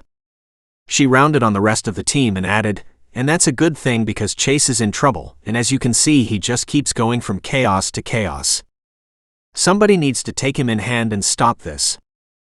Chase rolled his eyes at the grinning men in front of them. Marcus stepped up closer to Mason and Swede. Agreed, Chase is in a mess. But Vanessa's been a big help. She beat the crap out of the last guy before he had a chance to shoot Chase. Great, Chase whispered half under his breath. Now I'm going to get bugged forever. Only he forgot Vanessa could hear. She rounded on him. And poked him in the chest hard enough to make him step back. Don't you dare make light of this. She poked him again. You're too important to make fun of something that could kill you. These men are your friends, and they will help you. With each poke he took a step back, not quite sure how to handle her. And with each poke her voice got louder, and finally he heard the note of fear threading through her words. I'm not going to do anything foolish, he said quietly. I value my life too much for that. But I don't need them hanging around making sure I don't get shot, he said, looking at his friends in disgust. They're already going to be laughing at me for years to come for this. Her hands immediately went to her hips, and she tapped the cement floor with her boot. Better they laugh at you now than they cry at your funeral. She glared at him. You take care of yourself, do you hear me? Does that mean you care? He teased gently. Instantly, hot color surged over her face. But she stood her ground and glared at him even harder. There you go, teasing again, trying to make light of this. But if I have to come along to make sure we save your sorry ass, then I will. Swede's teasing voice piped up from behind her. You know, I think that might be a really good idea. If we keep you with us, then I'm pretty sure Chase will behave himself. Like hell, Chase said good-naturedly, trying to move the conversation on quickly before she understood Swede had emphasized the word keep. That it was an inside joke and not one she would understand. It might upset her even more. He had no intention of explaining it to her. Not now. Maybe not ever. The police cars arrived within seconds, their sirens loud as they reached the large group of men. Mason walked over to talk to the driver of the first car. Before long, the two thugs were handcuffed and questioned, but uncooperative and sullen, they were led into the back of the vehicles, then downtown. When they were gone, Mason turned back to Chase. You heading downtown now? It was more of a direct order than a statement, and referenced more than the incident with the thugs, but Chase understood. I already contacted the DA last night. We do need to go to the station and give our statements right now, though. He glanced over at Vanessa, just noticing they'd been holding hands the whole time. He stared down at their entwined fingers, realizing how right it felt. How natural. How perfect. He squeezed her fingers and said, Are you ready to go? She winced. You know I'd rather go to the dentist for a root canal than give a statement, right? His grin flashed. You're the one who said you've given testimony in court, and although it was bad, it wasn't that bad. Sure, but that was giving testimony on behalf of someone else. She sighed. Never for myself. And maybe you should have. At the hard tone of his voice, she glanced over at him and frowned. Then realized what he meant. Her shoulders slumped. He left the country right away. What was I supposed to do? Open a case file so if the bastard ever does come back, they catch them. Maybe there is some kind of agreement with Russia that could send him to a trial. She shook her head. I did ask and there wasn't, so I decided to just move on. As long as you have. Not giving her a chance to answer, he nudged her toward the big Jeep ahead of them. One of the guys is going to give us a ride up to your vehicle, he said. Then we'll go to the police station. Alone? No. I already told you. You won't be alone until this is over. And you? Who is going to watch over you? She asked in a tart voice. He didn't answer. Chapter 13. Giving testimony on behalf of her clients and the people she worked with was a different story than giving a statement about something that happened to herself. She much preferred the former to the latter. But it gave her new understanding of the process, the feelings of violation, even the questions that seemed more like an interrogation. As if she were lying. She hated that. Still, it didn't take as long as she expected. Back outside, she was asked to sit on the bench while Chase was called into a different room. Apparently, the DA was here for a separate case but wanted to speak with him. She worried on her bottom lip, wondering how long he was going to be. She checked her phone several times. It seemed like he'd been in there for hours already. Finally, she heard her name called. She looked up to see Chase standing at an open door with his hand out for her. She raced to his side and slipped her hand into his. Are you done? Can we go home now? Not quite. He looked back at the person inside the room and said, We're printing off material right now. It's going to take a little bit, but I wanted to make sure you were okay. Can I come in there with you? She asked quietly, her gaze looking around the noisy station. She could see and hear a lot of what went on, and it was disturbing in so many ways. particularly when Chase was in a private room out of sight. Sure. He motioned her into the room and quickly introduced her to the district attorney who'd be handling Gregory's case.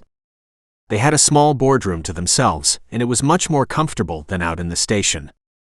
She sat quietly in the corner while the men went over the paperwork. And there was a lot of it. Finally he was done and Chase stood again. She'd spent the whole time just listening as the bits and pieces of his life were exposed. It wasn't very pleasant to hear the details of how Gregory had terrorized the town where Chase grew up. She felt so sorry for him for what he'd been through, but at the same time seeing this was a gift. It helped her understand who he was now and how he'd become this man he was today. She understood the young terrorized boy he'd been. She'd been there in a minor way. It had taken a lot of guts for him to even collect this information. That he'd hung on to it for as long as he had took forethought and some idea of reckoning day down the road. She could understand him not doing anything with this material for all his past years he was in the military, as that was a completely different life and probably seemed so far removed from that boy he had been. But Gregory had brought this to his table. And Chase was never going to be somebody who walked away from a fight. Instead he'd stand up and say, "Bring it." Chase quickly texted Mason to say he was done. "I'm sorry, Vanessa, that took a lot longer than I expected." "Longer than I expected too," she said with a smile. "But it had to be done." They walked out into the gloomy light to realize it was later than they thought, and there was a coolness to the air. "Where do you want to go now?" "Honestly, I'm starved." She looked around, rubbing her bare arms. "What about your friends? Are they still around?" Chase wrapped an arm around her shoulder as if he could help ward off the chill and led her back to her car.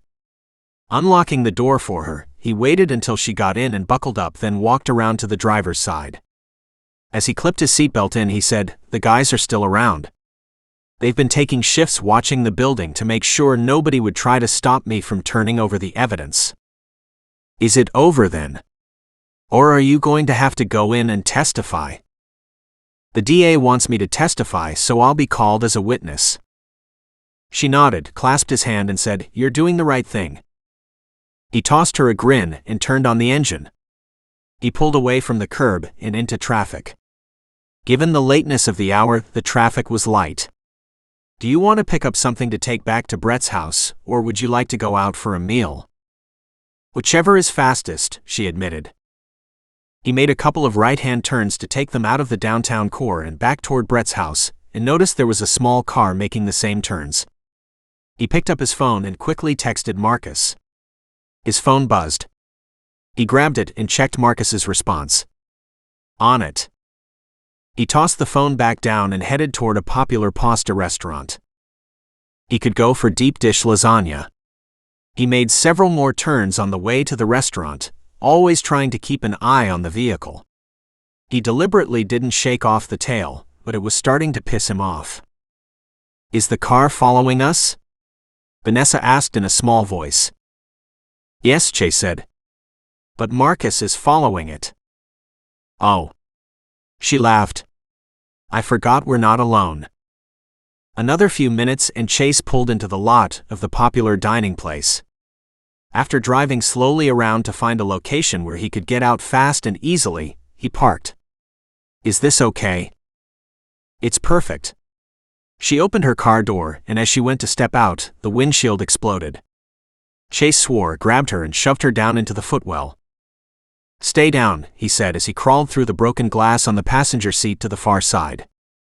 He had no weapon on him and was pinned by a sniper. Not a good scene. The parking lot was mostly empty, being late for business and early for dinner.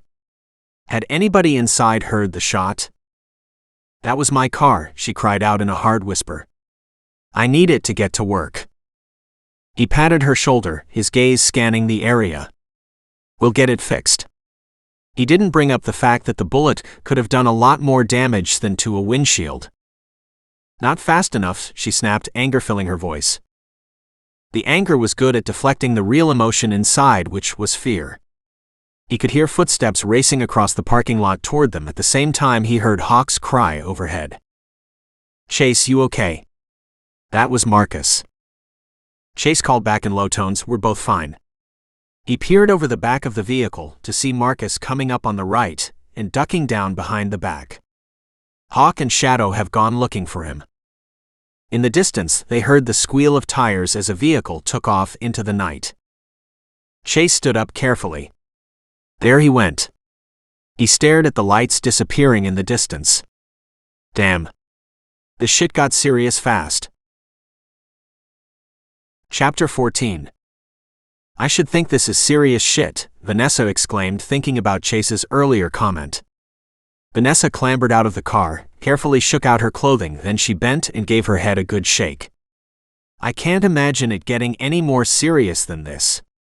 Unless one of those many bullets flying around actually hits me or you. She poked Chase in the chest. One of these times they aren't going to miss. And you can be damn glad they aren't military men. Because they wouldn't miss in the first place. This is just punk-ass gang members who cut their teeth on guns, Marcus said behind her. They are usually very good shots though. Chase shook his head.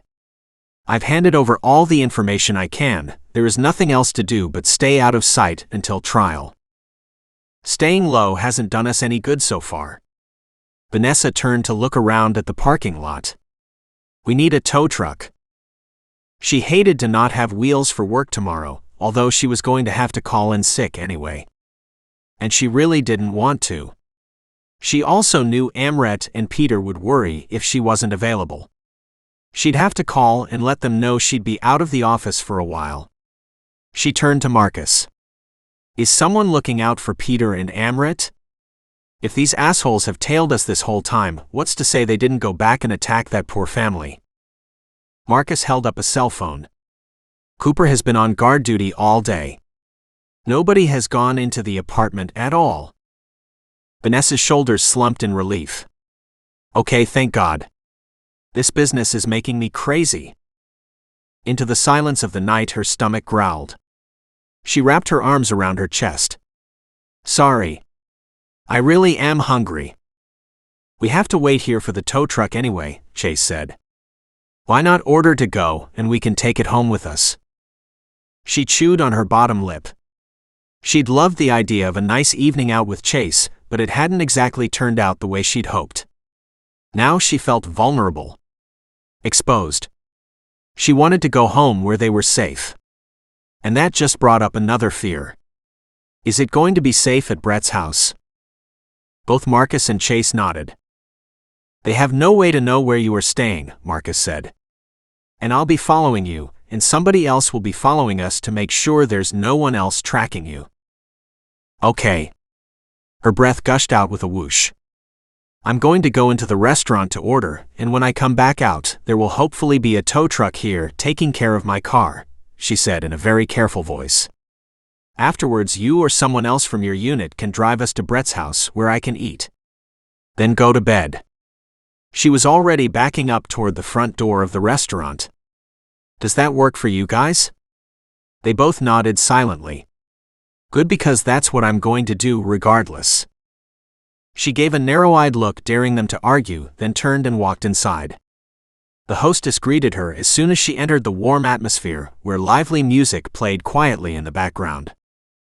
Vanessa smiled, hating to see her fingers trembling.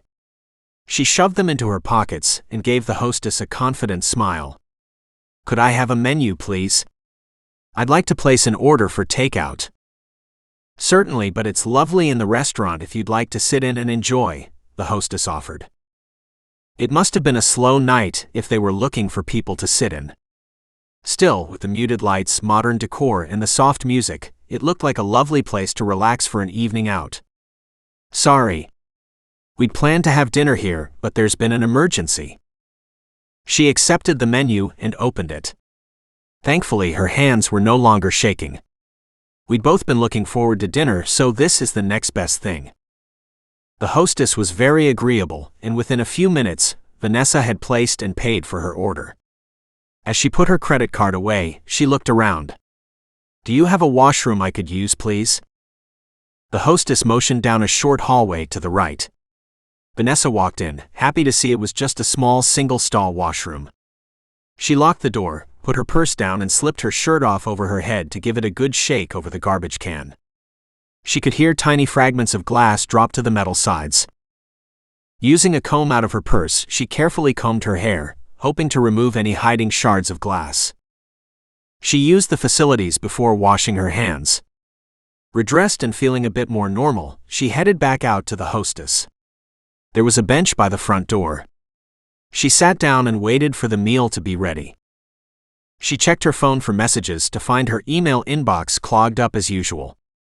She received hundreds in a day during the week, but generally it wasn't that bad on a weekend.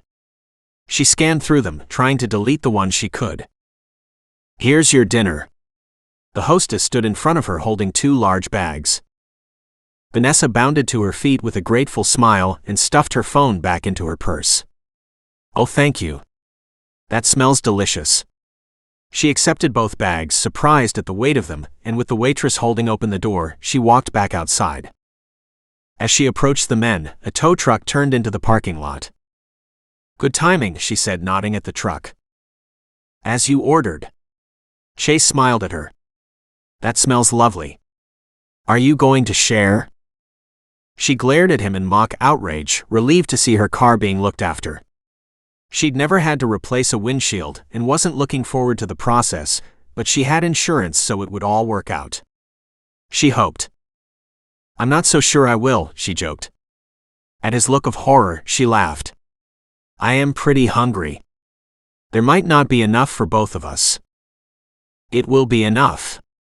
He led her over to Marcus's truck and opened up the back door for her. "If you wait here, we should be able to leave in a few minutes." She clambered inside, grateful and happy to be where it was warm and safe. She was tired after almost no sleep last night, then a very full day. The stress was starting to get to her. She settled back with her eyes closed. "Please let this day be over soon." "Is she sleeping?" Marcus asked. "I don't think so. It's been a very long, hard day though." Chase walked away from the tow truck driver toward Marcus's truck. "It's past time to get her home. She should sleep through the night now, as we didn't get much sleep last night." Keeping their voices low, Marcus and Chase got in and drove to Brett's house. Chase kept watch to see if they were being followed, but he didn't see anything wrong. "Who's doing surveillance at Brett's?" "Hawk and Shadow left a bit ago. They didn't manage to catch the shooter, so they headed out to Brett's place, knowing that would be your next stop."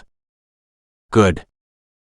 You'll need to contact the commander to make some kind of arrangements," Marcus said. Chase nodded. "Tomorrow is Monday. I'll do it in the morning." "What about Vanessa and her job?" Chase shook his head. "She's scared she will lose it because of this.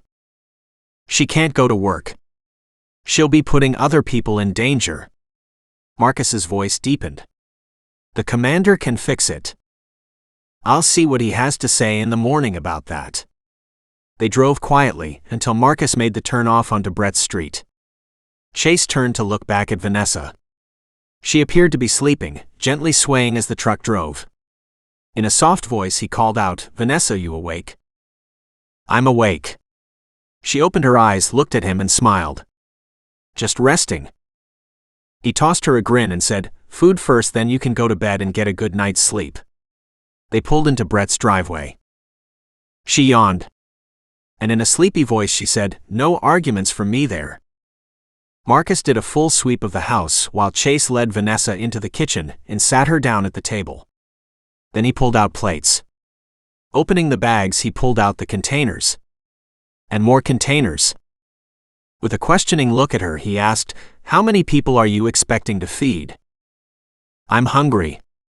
A lopsided grin fell out as she studied the multiple containers. "I also didn't know how many of your friends were going to be here. Now that they know there's food, more will be eating." He patted her on her shoulder. "And all of them will appreciate the thought." He returned to the cupboard and pulled out more plates. Opening the first package, he inhaled the rich, meaty lasagna aroma. After he carefully dished out a large portion for her, he nudged a fork and knife closer and said, "Eat while it's still hot." She shook her head.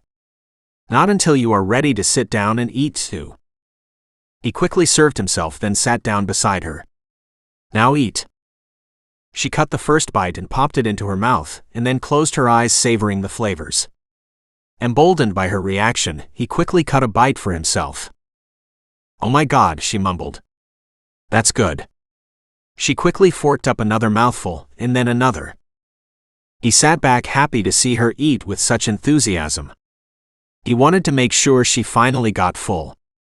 He'd rather have liquid nourishment at the moment than real food, but maybe if he had this, he could have the other afterwards. A nice shot of whiskey sounded perfect. After days like today, maybe 2 shots. "Aren't you eating?" He realized she'd stopped eating because he wasn't. He laughed. "I'm eating. Just happy to see you are enjoying it so much. It's delicious." She polished off her plate, set her knife and fork on the side, and pushed the empty dish back. "And I'm now seriously full." "Good." Chase took several more bites before Marcus walked in. His eyes landed on the multiple containers, and his face lit up. "I don't suppose there's some spare?" Vanessa laughed. "I bought lots for you guys too." "And that is much appreciated." Marcus grabbed a plate. "Thank you. I didn't get lunch, and breakfast was a long time ago." "Eat up," Chase said. "I'll clean up my plate, then head out to relieve Hawk." Marcus nodded and sat down. Chase stood up and carried his plate, knife and fork over to the sink. He turned back to the table. "Vanessa, I'll be back in a little while. I'm going to relieve the guys so they can come in and eat. Marcus will keep an eye on you. I won't be gone long." She nodded, but the look in her eyes pulled at him. He bent over and gave her a quick hug. Instinct had him dropping a kiss on her temple. "I'll be back soon." Chapter 15. Vanessa watched Chase walk out of the kitchen door, his movements stealthy, pantherish as he walked around the house.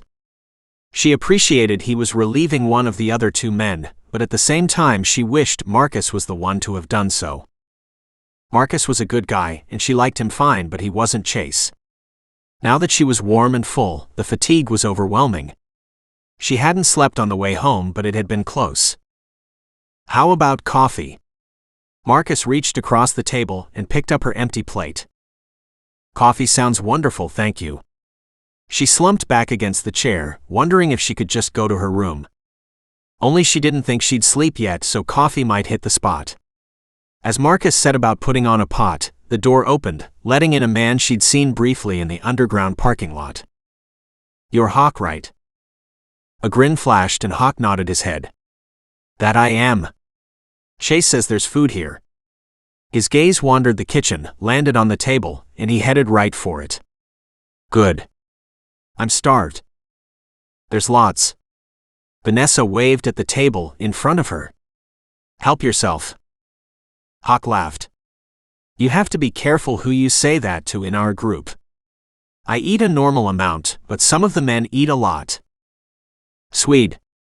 She hazarded a guess. "That's to be expected. Look at the size of the man." At that, Hawk snickered. "Size has nothing to do with it.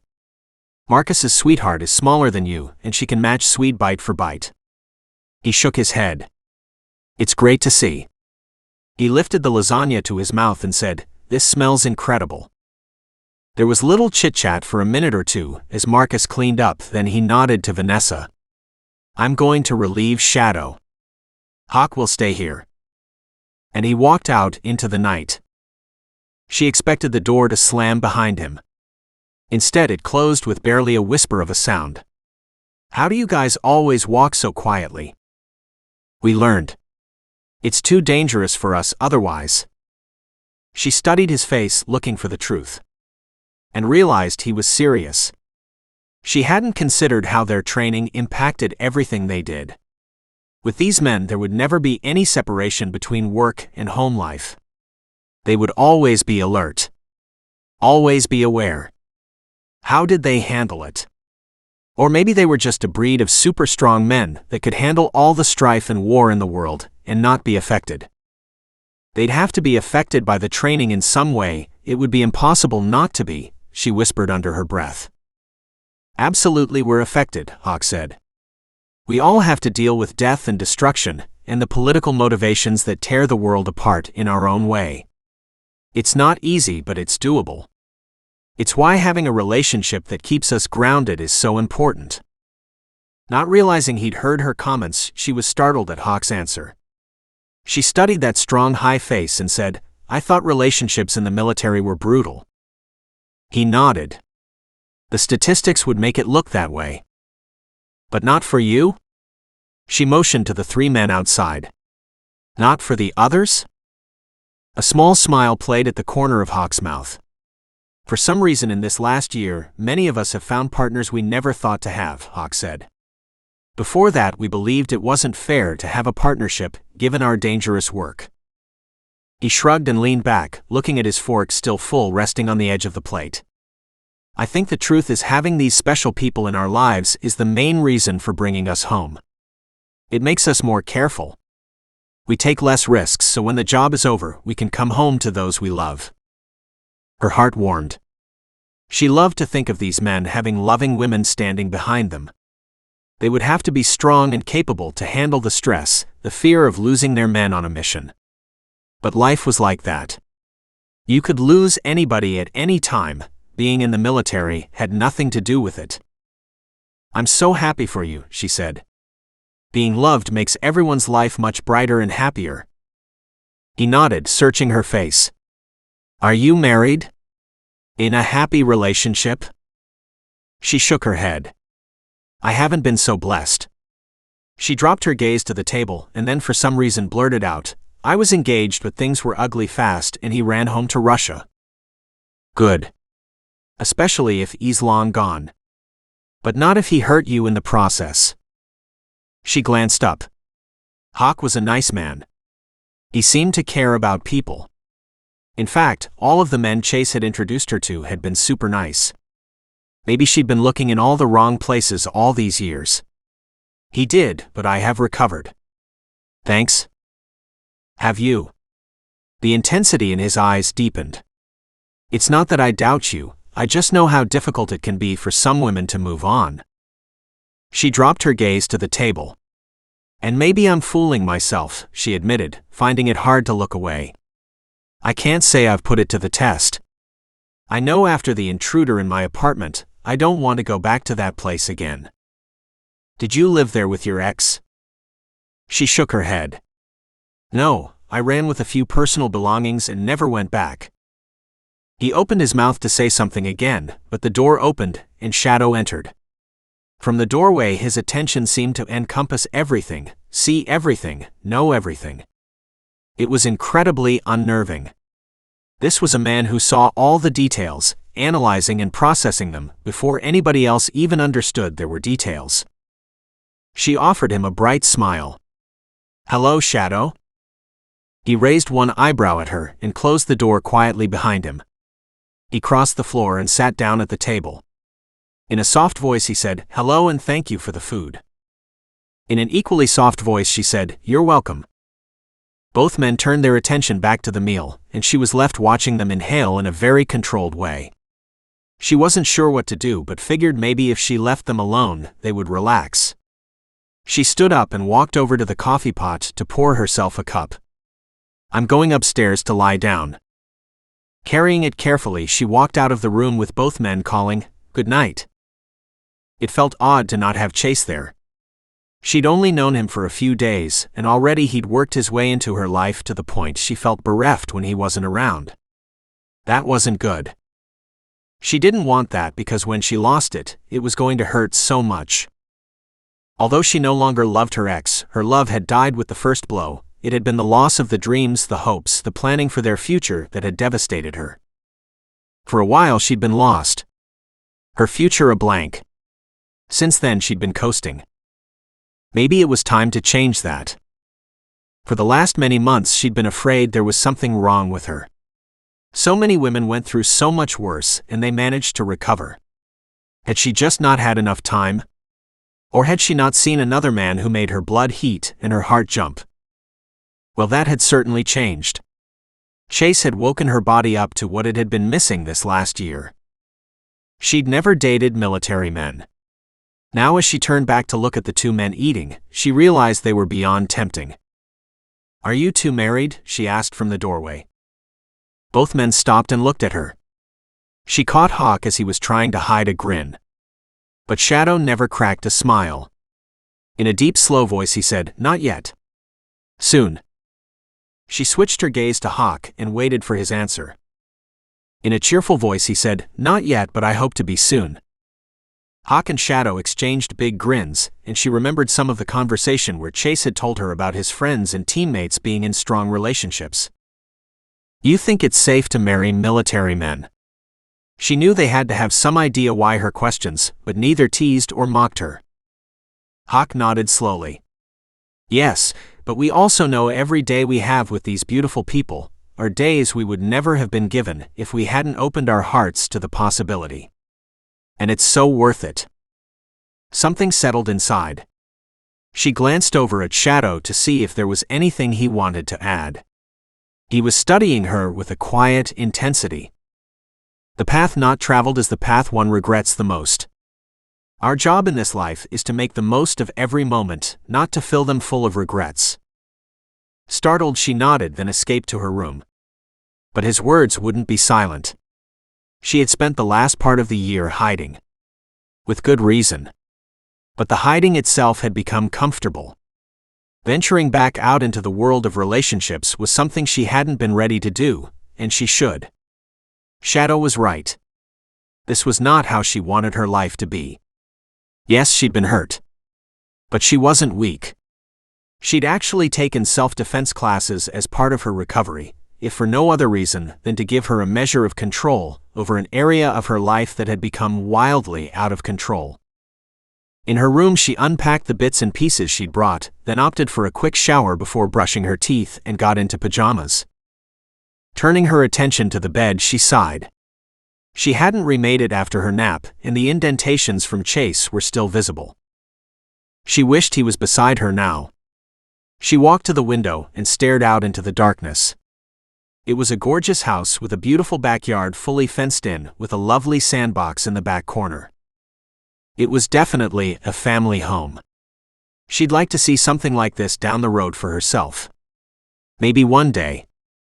She turned off the light and crawled into bed. Chase walked into the kitchen after Hawk replaced him outside. Shadow was polishing off his plate. There was no sign of Vanessa. "Vanessa's gone up to bed," Shadow said. Chase nodded. He was disappointed, but she needed a good night's sleep. He was a little surprised she'd gone alone. Then again, maybe she was comfortable with everyone here. He hoped so. He cleared off the table and set about washing up the few dishes. "She's interested. Don't be too long making up your mind." Chase froze. He knew Shadow wasn't interested in Vanessa for himself. He was madly in love with his beautiful Ariana. "I'm interested," he admitted. "She's very special, I just don't know if she's the one." "There's no way to tell yet. You have to walk down that path to find out." "It's crappy timing. I want more, but..." Chase said, hating the situation he was in, "I won't be responsible for her getting hurt. She's been through enough." Shadow stood up. "Don't be a fool. She's already involved. Regardless of timing, she needs to know her feelings are returned." He turned to the door and opened it. "Don't lose this chance. As I know, it doesn't come around very often." Shadow walked out into the night. Chapter 16.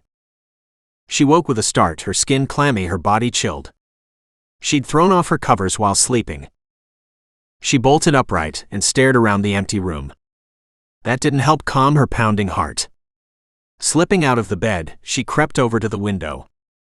There she stared out, wondering if the men were still on guard duty. Of course they were. That was who they were. She trusted them, they weren't her ex and shouldn't be compared to him. She slipped over to the door and pressed her ear against it. Silence. It was hard to hear anything over the blood pounding in her veins.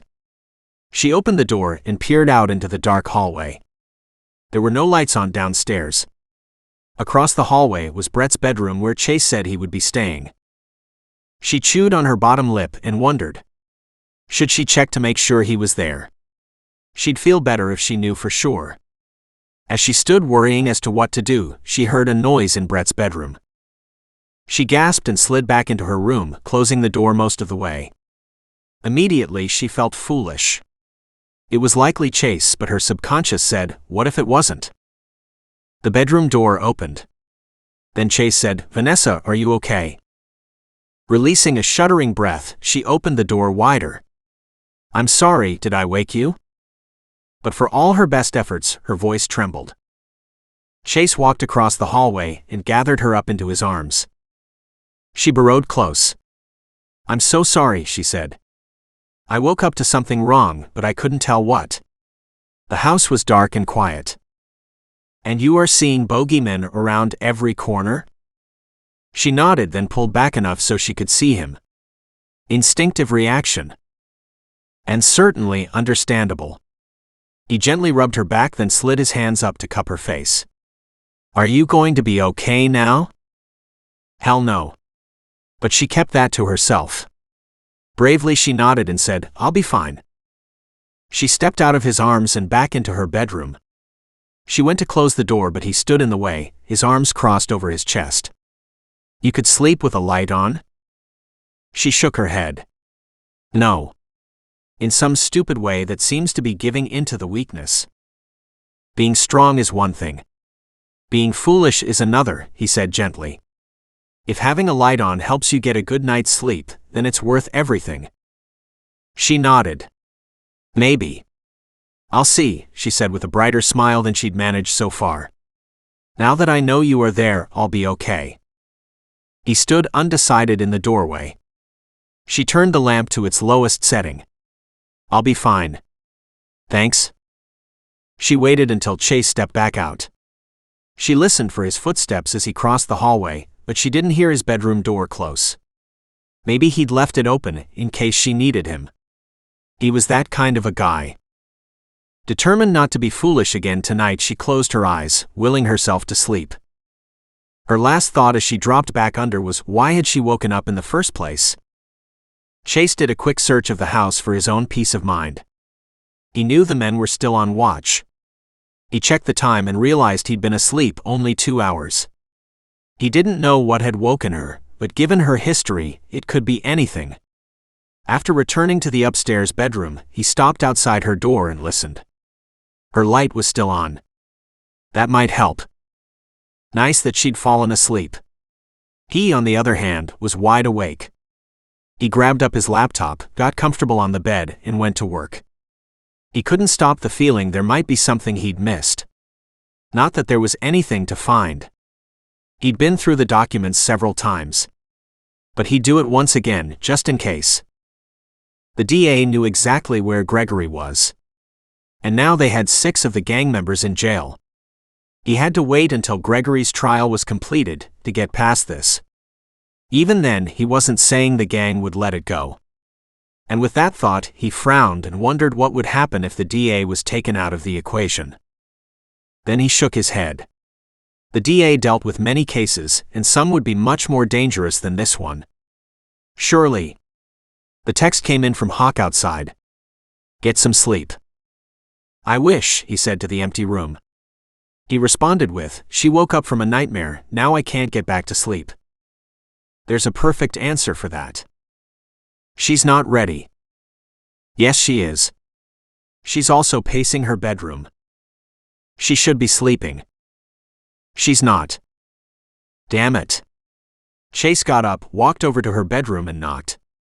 Vanessa opened the door almost immediately. Do you want me to sleep beside you? He could see warring of emotions on her face. The need to say yes and the need to be independent at the same time. He reached out and gently rubbed her shoulders. There are times to be strong. And there are times when you don't have to be. Relief washed over her face and she said in a small voice, yes please. He nudged her back inside the bedroom and closed the door behind them. She got into bed and he did the same on his side. In a gravelly voice he said, turn out the light. Almost instantly, the room was plunged into darkness. He slid deeper into the bed, wrapped his arms around her, and tucked her up against him, then whispered, "Now sleep." "If only it were that easy," she mumbled. He understood. He had more than a few memories that aided him. "There's nothing you can do but rest right now. Everything will look better in the morning." She closed her eyes and whispered, "Thanks." He dropped a kiss on the top of her head. "You're good people." But her voice was getting sleepy, her words slower, soft. He gave her a gentle hug and said, "So are you." Chapter 17. When she woke a second time, it was to a sense of peace and contentment, with loving arms wrapped around her. There was no startled awakening. There was no concern as to who held her. There was no fear it was her ex. Instead, she knew instinctively it was Chase. How lovely was that? He was also a gentleman, even when sharing her bed. She had more than half the bed, then again she was draped over him. She wanted to smile. She wanted to laugh. She just wanted to let the sense of freedom inside of her out. She also knew she didn't dare push whatever this was she had with Chase. It would never have happened without the danger, but at the same time it had happened. And she didn't want to lose this delicate start to a lovely relationship. She just didn't know how he felt about it. On the other hand, there was a hell of a good way to find out. Snug in her position with her head on his chest and his arms wrapped around her, she realized it had to be early morning. The room had lightened and she could hear birds outside, but it wasn't bright daylight. So he'd gotten a few hours sleep. She chewed on her bottom lip and wondered if she was making more of this than she should. He was a good man, and she didn't want to be rebuffed. That humiliation would be a little too much. Neither did she want to put him in a position where his body overruled his mind. She wanted him to walk into the relationship with his eyes open, not just because his body made a decision without asking him.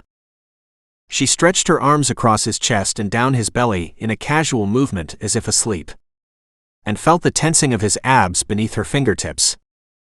So maybe he was awake. She propped herself up on her elbow and stared down at him.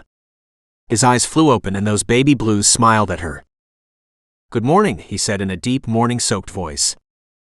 A voice that hit the depths of her stomach, then sank lower. She smiled at him. "Good morning, and thank you for a good night's sleep."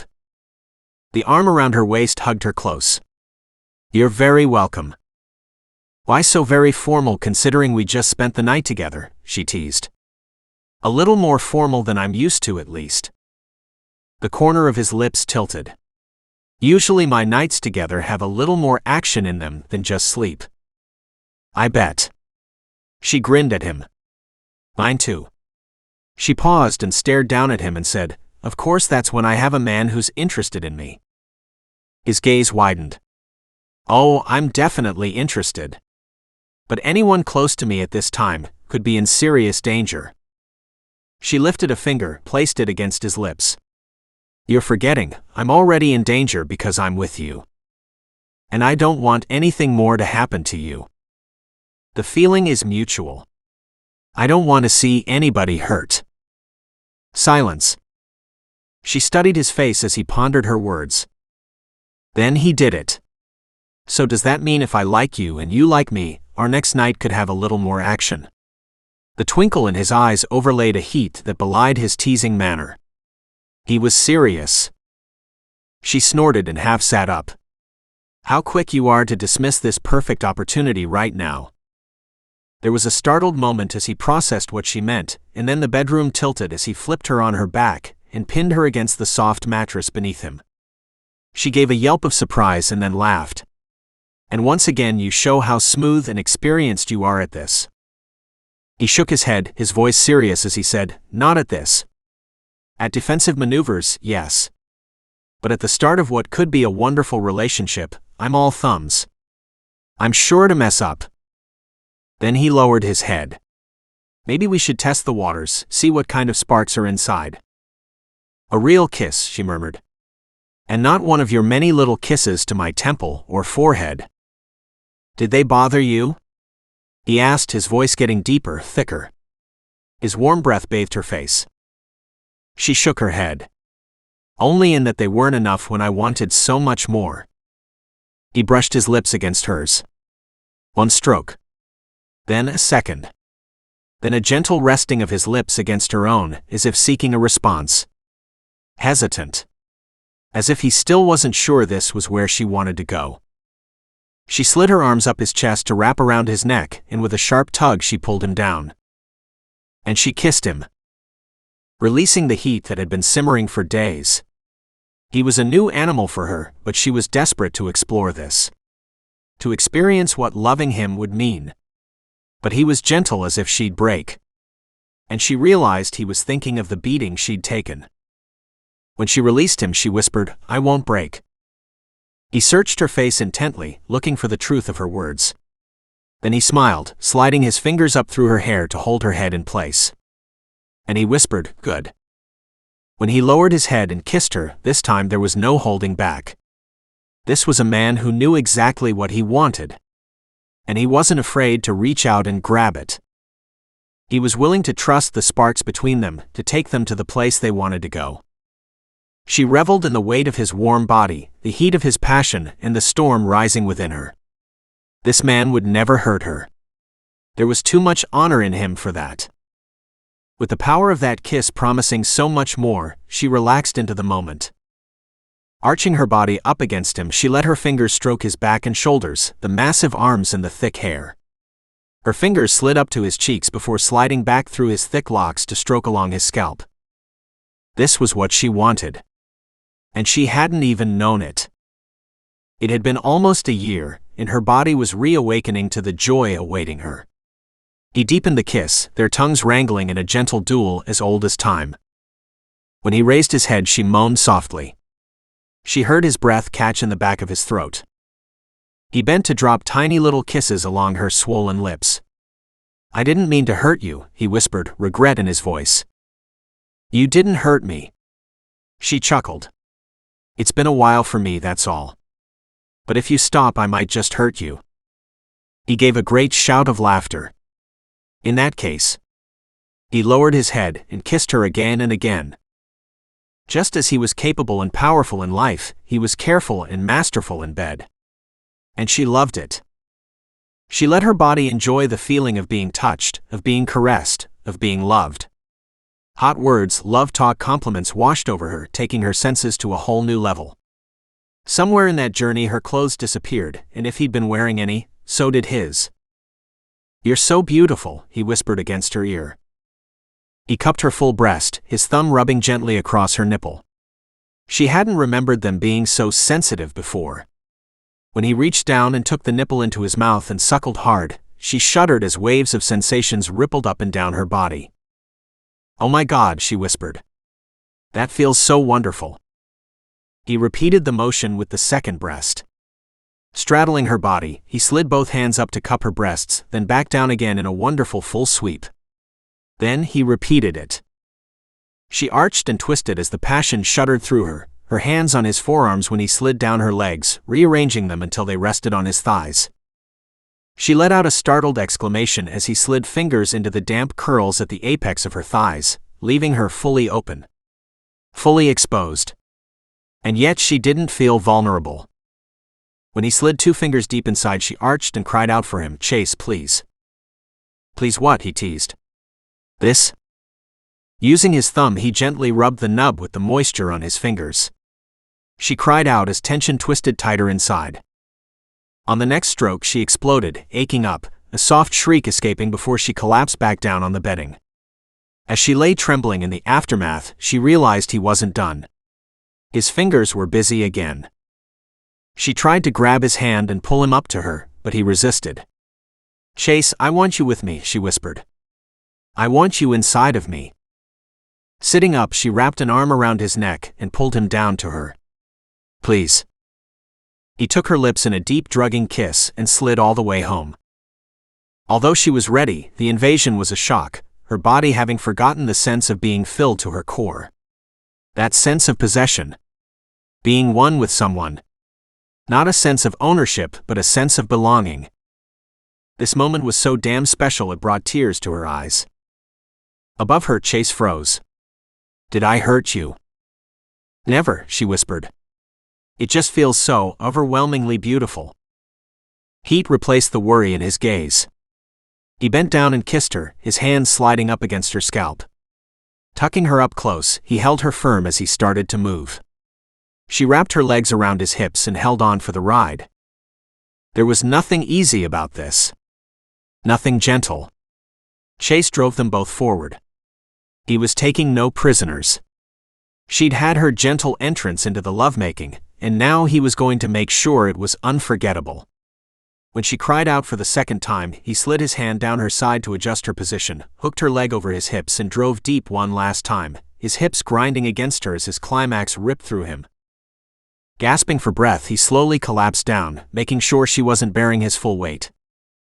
"You know, that's not a bad way to wake up." She reached up and kissed him with a smile and snuggled in close. He gave a broken laugh. "If it was any better, it would kill us." And he wrapped her up tight against his heart. Was there ever a feeling as good as this one? Chase shifted lightly in the bed, just happy to hold her even as he worried about the timing. She was a special woman. Letting his heart calm down, he let his eyelids slowly drift closed, enjoying the beauty of the moment. He loved having her in his arms. He wasn't even sure how they got here this fast. But he wasn't going to look a gift horse in the mouth. It was too special, unique, different. He couldn't analyze the situation at this point. He just wanted to enjoy it. She murmured in her sleep, her legs shifting restlessly. He bent down and touched his lips to her forehead. "Sleep, beauty, just sleep." She gave a heartfelt sigh and drifted deeper. He was glad he could do that for her. That she'd learned to trust him to such an extent was heartwarming. Although his body was exhausted, his mind wouldn't let go. He worried about her. There had to be something he could do to keep her safe. He wished he could send her to friends and family until this was over. Except she had none apparently. Something else they had in common. Although he had his friends, he hadn't heard her mention any girlfriends. Being a refugee wouldn't have been easy, but she'd survived and had in fact thrived. Although she'd had a bad experience with girls. Hence the lack of girlfriends now. Maybe that was the aloofness he'd sensed within her. That sense of aloneness. As if she'd never quite integrated. Had her fiancé been an immigrant too? At least the bastard was gone. If he ever came back, he'd find out Vanessa was no longer alone.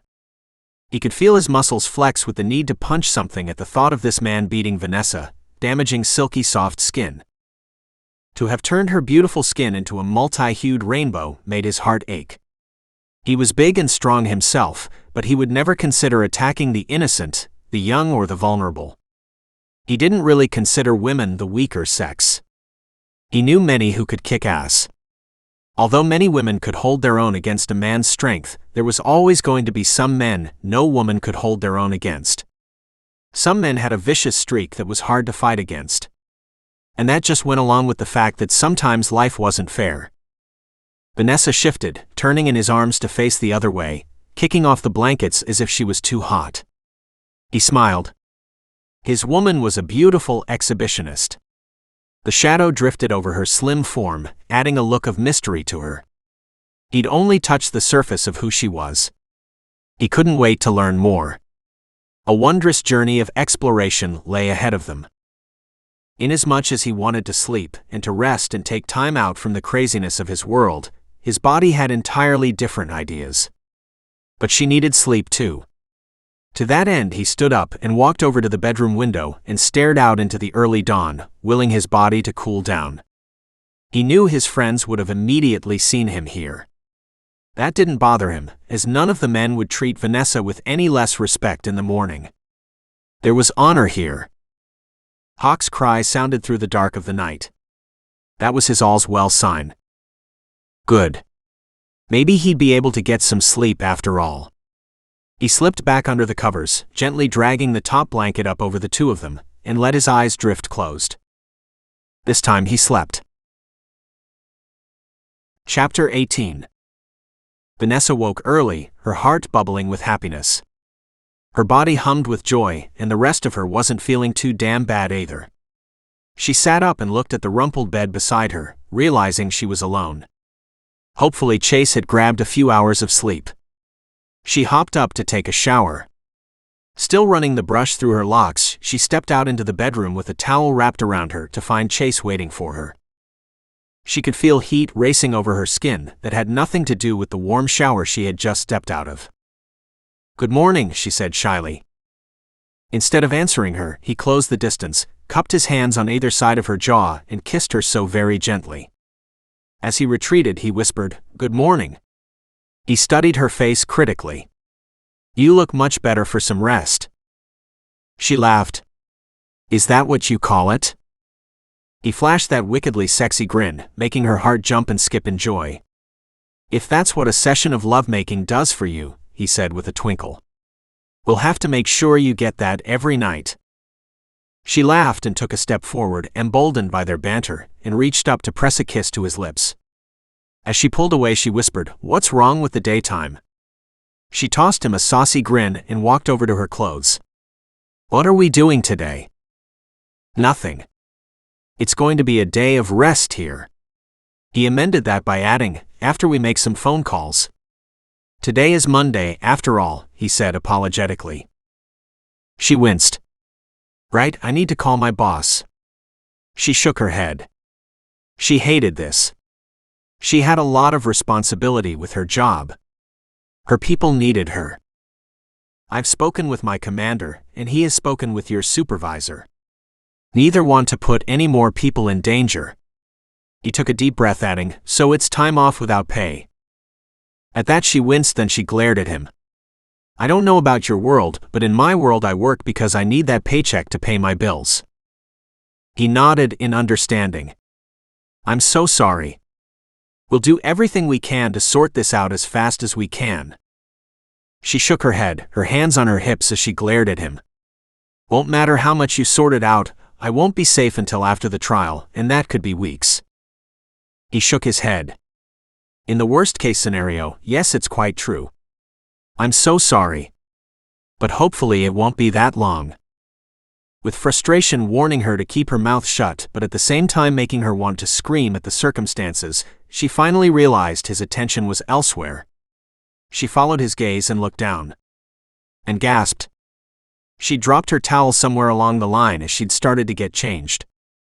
Reaching down, she picked it up and wrapped it around her body. Her cheeks burned with embarrassment.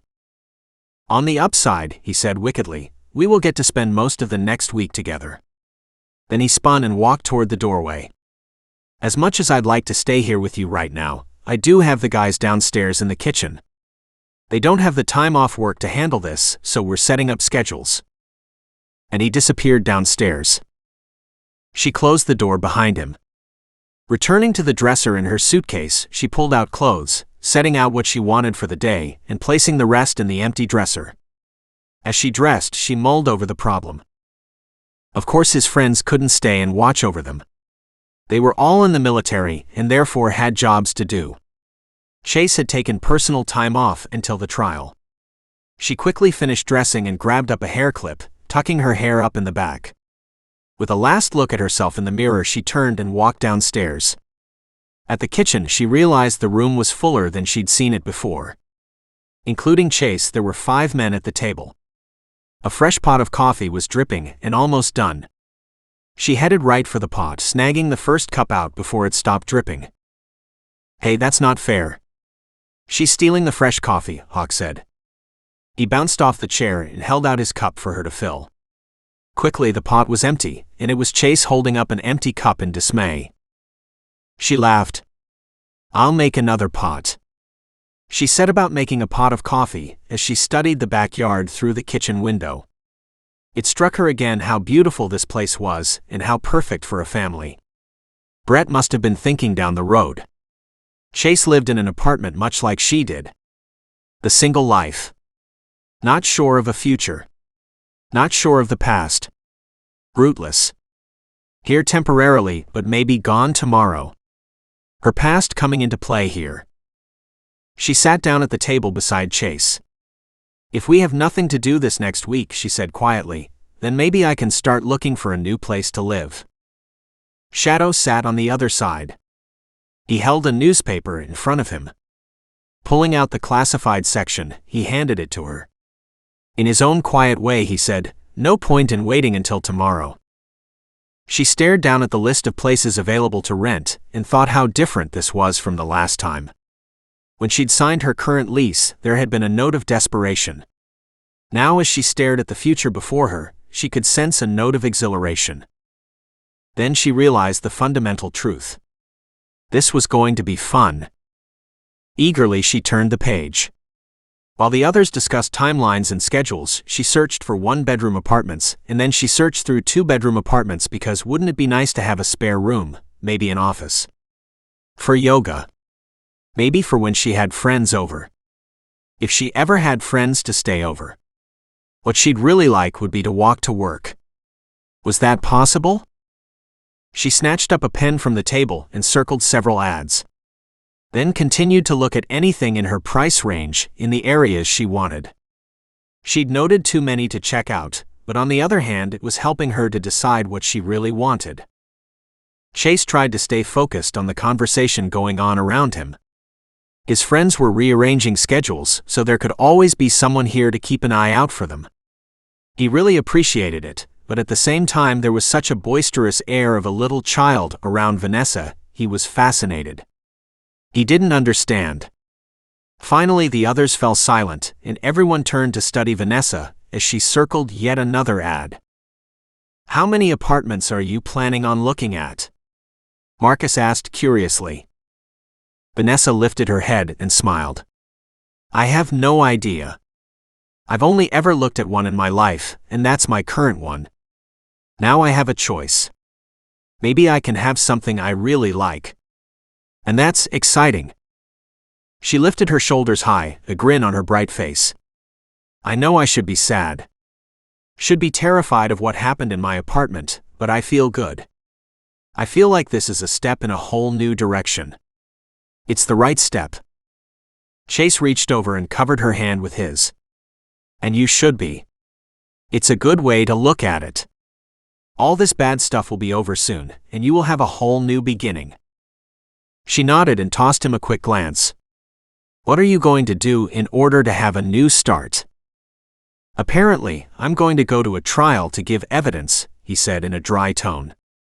"If that isn't putting the past behind me, I don't know what is." "Oh," she gasped. "I'm so sorry. You're right, that's a way bigger step than mine. It's not about the size of the step, only that we take that step." But his tone was darker than she'd have liked. She slipped her fingers through his and gave a gentle squeeze. "You'll do fine." Chapter 19. 2 hours later, they had the house to themselves. Not that they were truly alone. Someone was on guard outside. She waved the others off before going inside. Chase leaned against the table and waited for her. "What are we going to do now?" "I have to meet with the DA in his office. Do you want to come with me? Can we swing by and see how Amrit is doing?" She couldn't help but worry about him. He considered the possibility, then nodded. "Better that we don't meet them at the apartment, though. Maybe take them for an ice cream later." She brightened at the idea. "Perfect." She glanced down at her jeans and shirt. "I guess this will have to do. I didn't bring very many clothes from my apartment. We can also swing by there if you want to pick up a few more things." Then again. He frowned. "It's hard to say if your apartment is under surveillance or not. They should be running thin on manpower. But we don't want to take any chances. We'll go shopping instead, if that's okay." He glanced at his watch and added, "If we leave now, we can meet Amrit either before or after lunch. Depending on how long the meeting with the DA goes." And that's what they did, although the visit to the DA's office took much longer than they planned. The opulent, heavy wood mahogany look to the place just added to the elegance and seriousness of the issue. She sat quietly while Chase and the DA went over several of the sticking points. She was glad she didn't have to go on the witness stand. This was going to be a huge relief for Chase when it was over. First, they needed to make sure Gregory went to jail and stayed there. Finally, they were done. Chase stood up, held out his hand for her and said, "We'll be lying low until the court date." The DA nodded. "The trial starts on Friday." That surprised her. For some reason, she thought the trial would start on a Monday. "Not that much happens at the beginning of these things," the DA said. "You'll probably be called Wednesday or Thursday if everything runs smoothly. Otherwise, it will be the week after." The week after. Damn, that meant she might need to be weeks off work. Chase said, "I'd like to be called as soon as I can be. We need to return to work as soon as possible." The DA nodded but said in a non-committal voice, "We'll see how it goes." Vanessa asked in a low tone, "What happens to the trial if someone should come after you?" "The case will be reassigned to another DA and will be pushed back." He smiled at her. "I do this all the time. I haven't been stopped by any of the many criminals that have threatened to do the job. Not yet, anyway." She stood at Chase's side. "Stay safe, please." "We all need to stay safe," the DA said. "I'd planned to discuss security for you both, but I spoke with your commander this morning and he says he's got it covered. I figured he'd do the job better than anyone else." Vanessa was surprised to hear that, but then again, maybe not. As they walked through the building to the front door, she asked him, "Did you know about the commander?" "No, I didn't. But it doesn't surprise me. The law needs to keep the witnesses safe up until the trial. Given the people I work with, the safest I can be is with them." "Is this official Navy business now?" she teased. He gave a bark of laughter and said, "Apparently it is for my unit. I, however, am not on the job." At the front door, there were several men standing and talking. Vanessa watched as two of them separated from the group and walked toward them. She squeezed Chase's hand. "Looks like the guards are here." "Great," he whispered under his breath. She could hear the change in his voice. The last thing he wanted was to be the one needing protection. He wanted to be the one giving it. She, on the other hand, appreciated the extra men. She'd take all the protection she could get. They were walked outside and down to a large white SUV. "Where did you guys get this one?" she exclaimed as she clambered into the back seat. Chase and Hawk pinned her in the middle of the big, very comfortable vehicle. "Are we going back to Brett's house?" "We have a few other errands yet," Chase said. "And on that list was an ice cream with Amaret, I believe," Swede, who was driving, said. She brightened. "I really appreciate you guys looking after Chase. Those gang members don't want him to make it to court." Chase snorted. "I'll be fine." "You will be now," Hawk said. "It's official. You are our mission this week." But he said it with such a grin, there was nothing offensive about it. "And you should appreciate it," Vanessa scolded. "These men are going to do whatever they can to keep you alive." "They are going to do what they can to keep you alive," Chase said.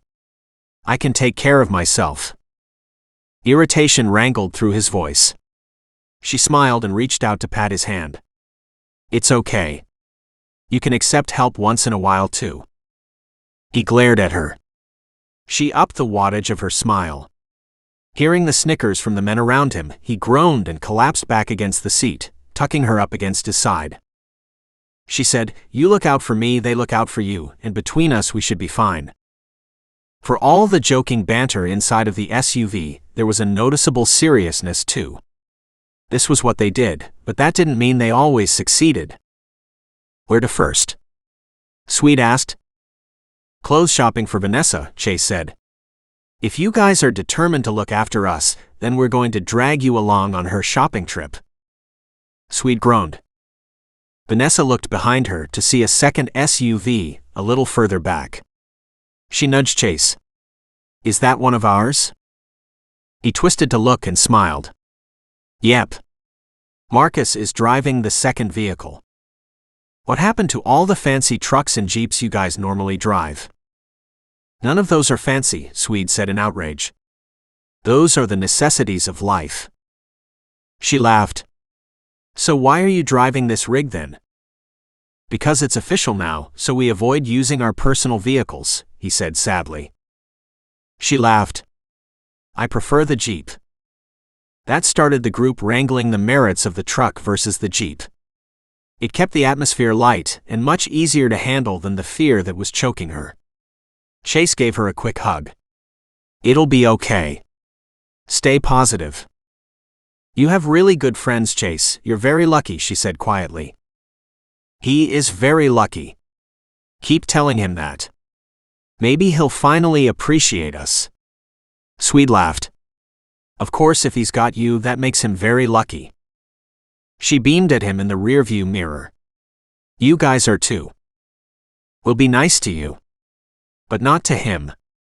That goes against the grain. That came from Hawk on the other side of her. We can't be too nice. It would ruin Chase. Shit. Swede suddenly hit the gas, but something slammed hard into the back of the vehicle. It rose and flipped over on the side. She let out a shriek. All around her was grim silence interspersed by swearing. Glass shattered and brakes squealed. Her head hit something hard and she blacked out. Chase reached out to grab Vanessa, but her head snapped back against a case that had been sitting at the back window. He quickly unbuckled her seatbelt and checked her vital signs. Her pulse was slow and steady. He could hear guns being ratcheted as doors were kicked open. His team quickly moved to protect those still left inside. He didn't know what just happened, but it looked like they were rammed from the back and pushed up and over something else, tossing the big SUV onto its side. From his vantage point, he couldn't see anyone approaching, but that didn't mean they didn't have sniper rifles. The rear windshield was badly cracked from the crash. Chase carefully carried Vanessa out to where his men were waiting. He could hear the second SUV racing to give aid. As they came alongside, Chase moved Vanessa inside the back. Then hopped up beside her on the bench seat. Marcus was driving this rig with Cooper on shotgun. Evan sat in the back seat also, keeping Vanessa from rolling. Swede slammed the door shut, then pounded the side of the vehicle, yelling, "Go, go, go." And Marcus gunned it. Evan turned to look at Chase. Is she okay? She's unconscious, but I can't see any other injuries. He ran his hands gently over her frame to make sure there were no bullet holes or broken bones. We'll take her to the doc to get checked over, Cooper said. Is that a good idea? Chase asked. She's on standby already. Cooper turned back to face forward and made a call. No visible injuries, she's out cold. He nodded and hung up the phone. He turned back to Chase. She wants to check her over to make sure. Marcus changed direction, sending the SUV around the corner. I don't want to bring trouble to your doorstep. Not to worry, you won't be. Cooper laughed at the surprised look on his face. Sasha is house-sitting for a friend right now. They have 3 dogs and 3 cats, so they wanted her to stay there with them. His grin widened as he added, You'll understand when you see them. Chase wanted to make sure Vanessa was okay. He knew it was a bad idea to keep her close to him. This just proved it. Anyone in his vicinity was going to get hurt. Look at her. He leaned over her pale face and stroked the hair back from her cheeks. Come on, Vanessa. Wake up, honey. She didn't answer. Her body rocked gently with the SUV's movements, but she showed no signs of regaining consciousness.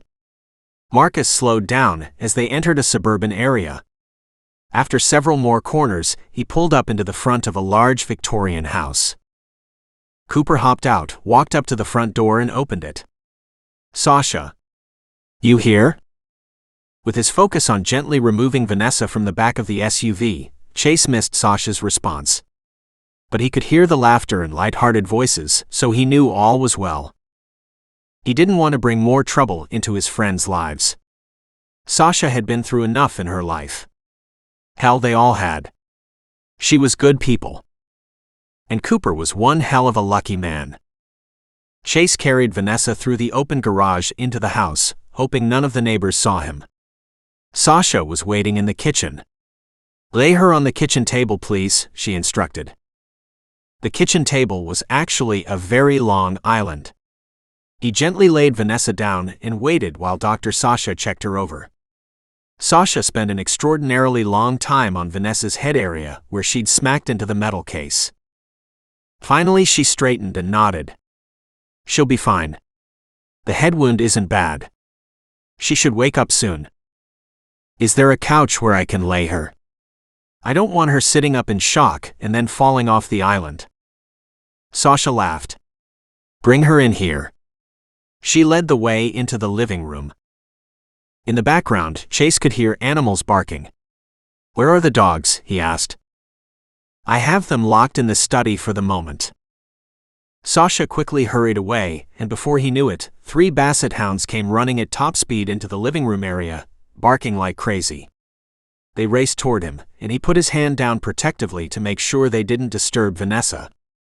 The barking stopped at a command from Sasha. The first one sniffed the side of Vanessa's face, and the second one sniffed her hand. The third was checking out her legs. He wasn't sure if he should pull them back or just leave them when Sasha came back and studied the dogs' reactions. One of the reasons why I was asked to look after these dogs is they are training to find disease and other medical conditions in people. So for the dogs, this is a training session. Eyebrows raised, Chase watched as the dogs sniffed Vanessa from top to bottom, then they turned and wandered back over toward Sasha. So what's the verdict? They didn't signal to say there was any kind of a problem, so that's a good sign, Sasha said cheerfully. Now what the devil have you got yourself into, Chase? She walked over to stand in front of him. One thing about Dr. Sasha was she was very tiny, but she had presence. It didn't matter how big or how old one was, you always stood at attention, as if a teacher was about to scold you. Chase, what is going on? She crossed her arms over her chest and tapped her toe lightly on the floor, reminding him of Vanessa's earlier actions. With a half-desperate glance at Cooper, hoping he'd save him and realizing it was futile from the grin on his friend's face, Chase admitted in a sheepish voice, "Something I was hoping would stay forgotten has risen to the surface." She shook her head. Secrets always surface. It wasn't a secret, he protested. It was my history. I walked away and thought maybe I would be able to stay walked away. That intense gaze of hers reminded him of just how intelligent Dr. Sasha was. He fidgeted in place. Finally she gave a short nod and said, "Better that this happens now than later." Then she turned and walked back to Cooper. "Are you on guard duty?" Cooper nodded. "Yes, ma'am." He flashed his devilish grin at her, but she rested her hands on her hips and glared at him. "What did I say I'd do to you the next time you called me that?" His grin widened. "Something delicious, I hope." She rolled her eyes and turned to face Marcus. "Marcus, do you want coffee?" "Yes, please." His phone buzzed then. He pulled it out of his pocket and took a look. "Tow truck has arrived." No other sign of trouble, he read off. He walked a few feet away so as not to disturb everyone and made a call. Chase could hear him talk to Swede. "Sasha has checked her over, but she is still unconscious. There doesn't appear to be any other injuries." Marcus nodded a few more times. "Right. I will meet you back at the house." He glanced back over at the others and said, "You'd better pick up food too." He put his phone away and rejoined them, his gaze on Vanessa. "Looks like she's coming around." Chase sat down on the couch beside her, his hand on her shoulder gently stroking his thumb back and forth across her collarbone. "Wake up slowly, Vanessa. You're okay." Huge eyes stared at him under heavy lids as she tried to focus on his face. He worried she wasn't quite there yet when she said with more spirit than volume, "Says you. How come it's my head that's got a boomerang bouncing around inside of it, and not yours?" He chuckled. "Just lucky, I guess." "What?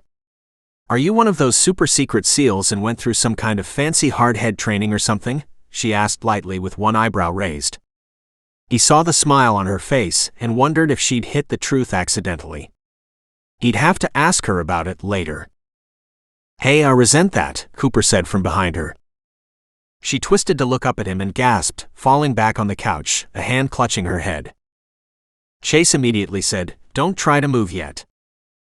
You could have said that a few seconds ago." Have I met that man behind me?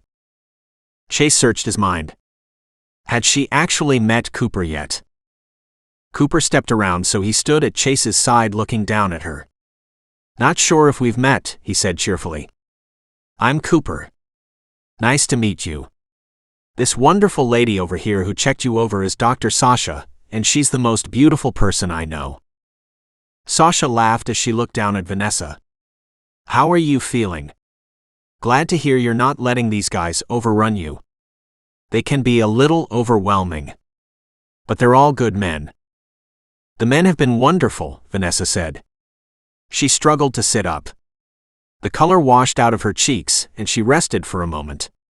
I hate to say it, but I really need to make it to the bathroom. Use my arm to stand up and I'll help you over to it. Weaving slightly, Chase led her over to the bathroom, which thankfully was attached to the kitchen. At the door he asked, Do you need any help? No. I should be fine, thanks. And she closed the door firmly in his face. Chapter 20. Inside the bathroom, Vanessa leaned against the counter and took several deep breaths. She hadn't been sure she was going to make it, but the thought of being alone for just a few moments was too intoxicating to refuse. She knew she didn't have long before Chase opened the door to check on her. She went to the bathroom first, and while washing her hands she splashed water on her face. Her temple ached, but it wasn't too obnoxious. There was a headache, but it was no longer a sledgehammer trying to get out from the inside. All in all, she didn't feel too bad. She vaguely remembered something hitting the vehicle, and it flipping. That immediately started her thinking about the other men that had been with them. But nobody had seemed to be upset out there. Was it possible she was the only one who got hurt? How depressing. She undid her hair clip, ran her fingers carefully through the locks, then reclipped it. Just as she finished, there was a knock on the door. Vanessa, are you okay? She opened the door and smiled at him. I'm fine and feeling much better. With his help, she navigated back to the couch and sat down. There was a certain amount of relief at getting off her feet while she was still feeling the effects of the room swirling around her. From the sharp look on Sasha's face, she knew the doctor understood. She gave her a wan smile and said, Thank you for checking me over. Then she glanced at the men and added, What happened to the other guys? Marcus said, They are fine. The vehicle has been towed, and the men have headed to Brett's house. She frowned. Do we know what happened? A large truck behind us slammed on the gas and the SUV went over something small and flipped, Marcus said quietly, that sharp gaze of his missing nothing as he assessed her injuries. You're the only one hurt. Was this a sophisticated move, or something the gang could easily work out? Anybody who watches movies would have been able to set this up, Marcus said calmly. And never underestimate the skills of the various gang members. They run multiple businesses, not just extortion and gambling rings. Thankfully, I have no idea how gangs operate. That's one thing I didn't have too much exposure to. Gangs of girls versus gangs of boys, she said with emphasis, are two different things. Maybe, Sasha said. But girls are meaner. She shared an understanding glance with Sasha. Unfortunately, that's very true. At that moment, Chase walked over with a hot cup of coffee for her. She accepted gratefully. When he sat down, she said, What's next? The gang might be smart enough to set up an accident like this, however, I doubt they were smart enough to take out city cameras that would easily have tracked their movements, Chase said. She brightened and then sighed.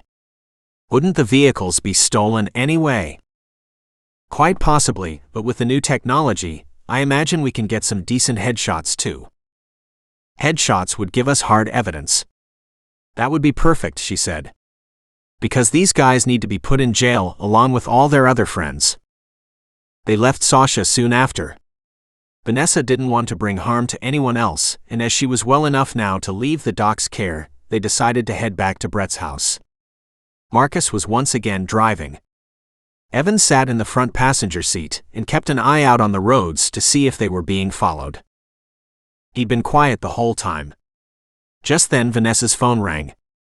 She answered and immediately frowned. He could hear only part of the conversation. And what he heard was not good.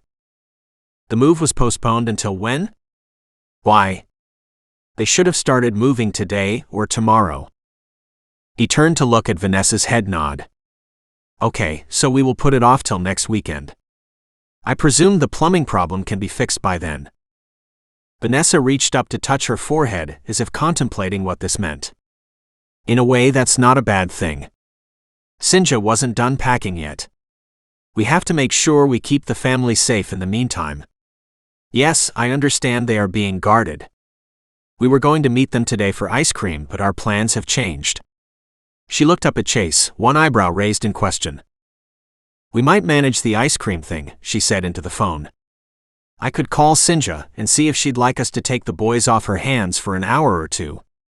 I know she was worried about being ready for the move. These extra few days would help her. Chase listened as Vanessa and her caller went over several other case files. It helped him realize the impact of being away from her job. Vanessa ended her call. Is the ice cream thing possible? She looked out the window to see where they were. It's too dangerous right now, Marcus said. We can't put them in any more risk. Being seen with us again is going to reinforce that we care about them. Chase's phone rang. Mason, what's up? Sinja's apartment has been broken into. The boys are missing.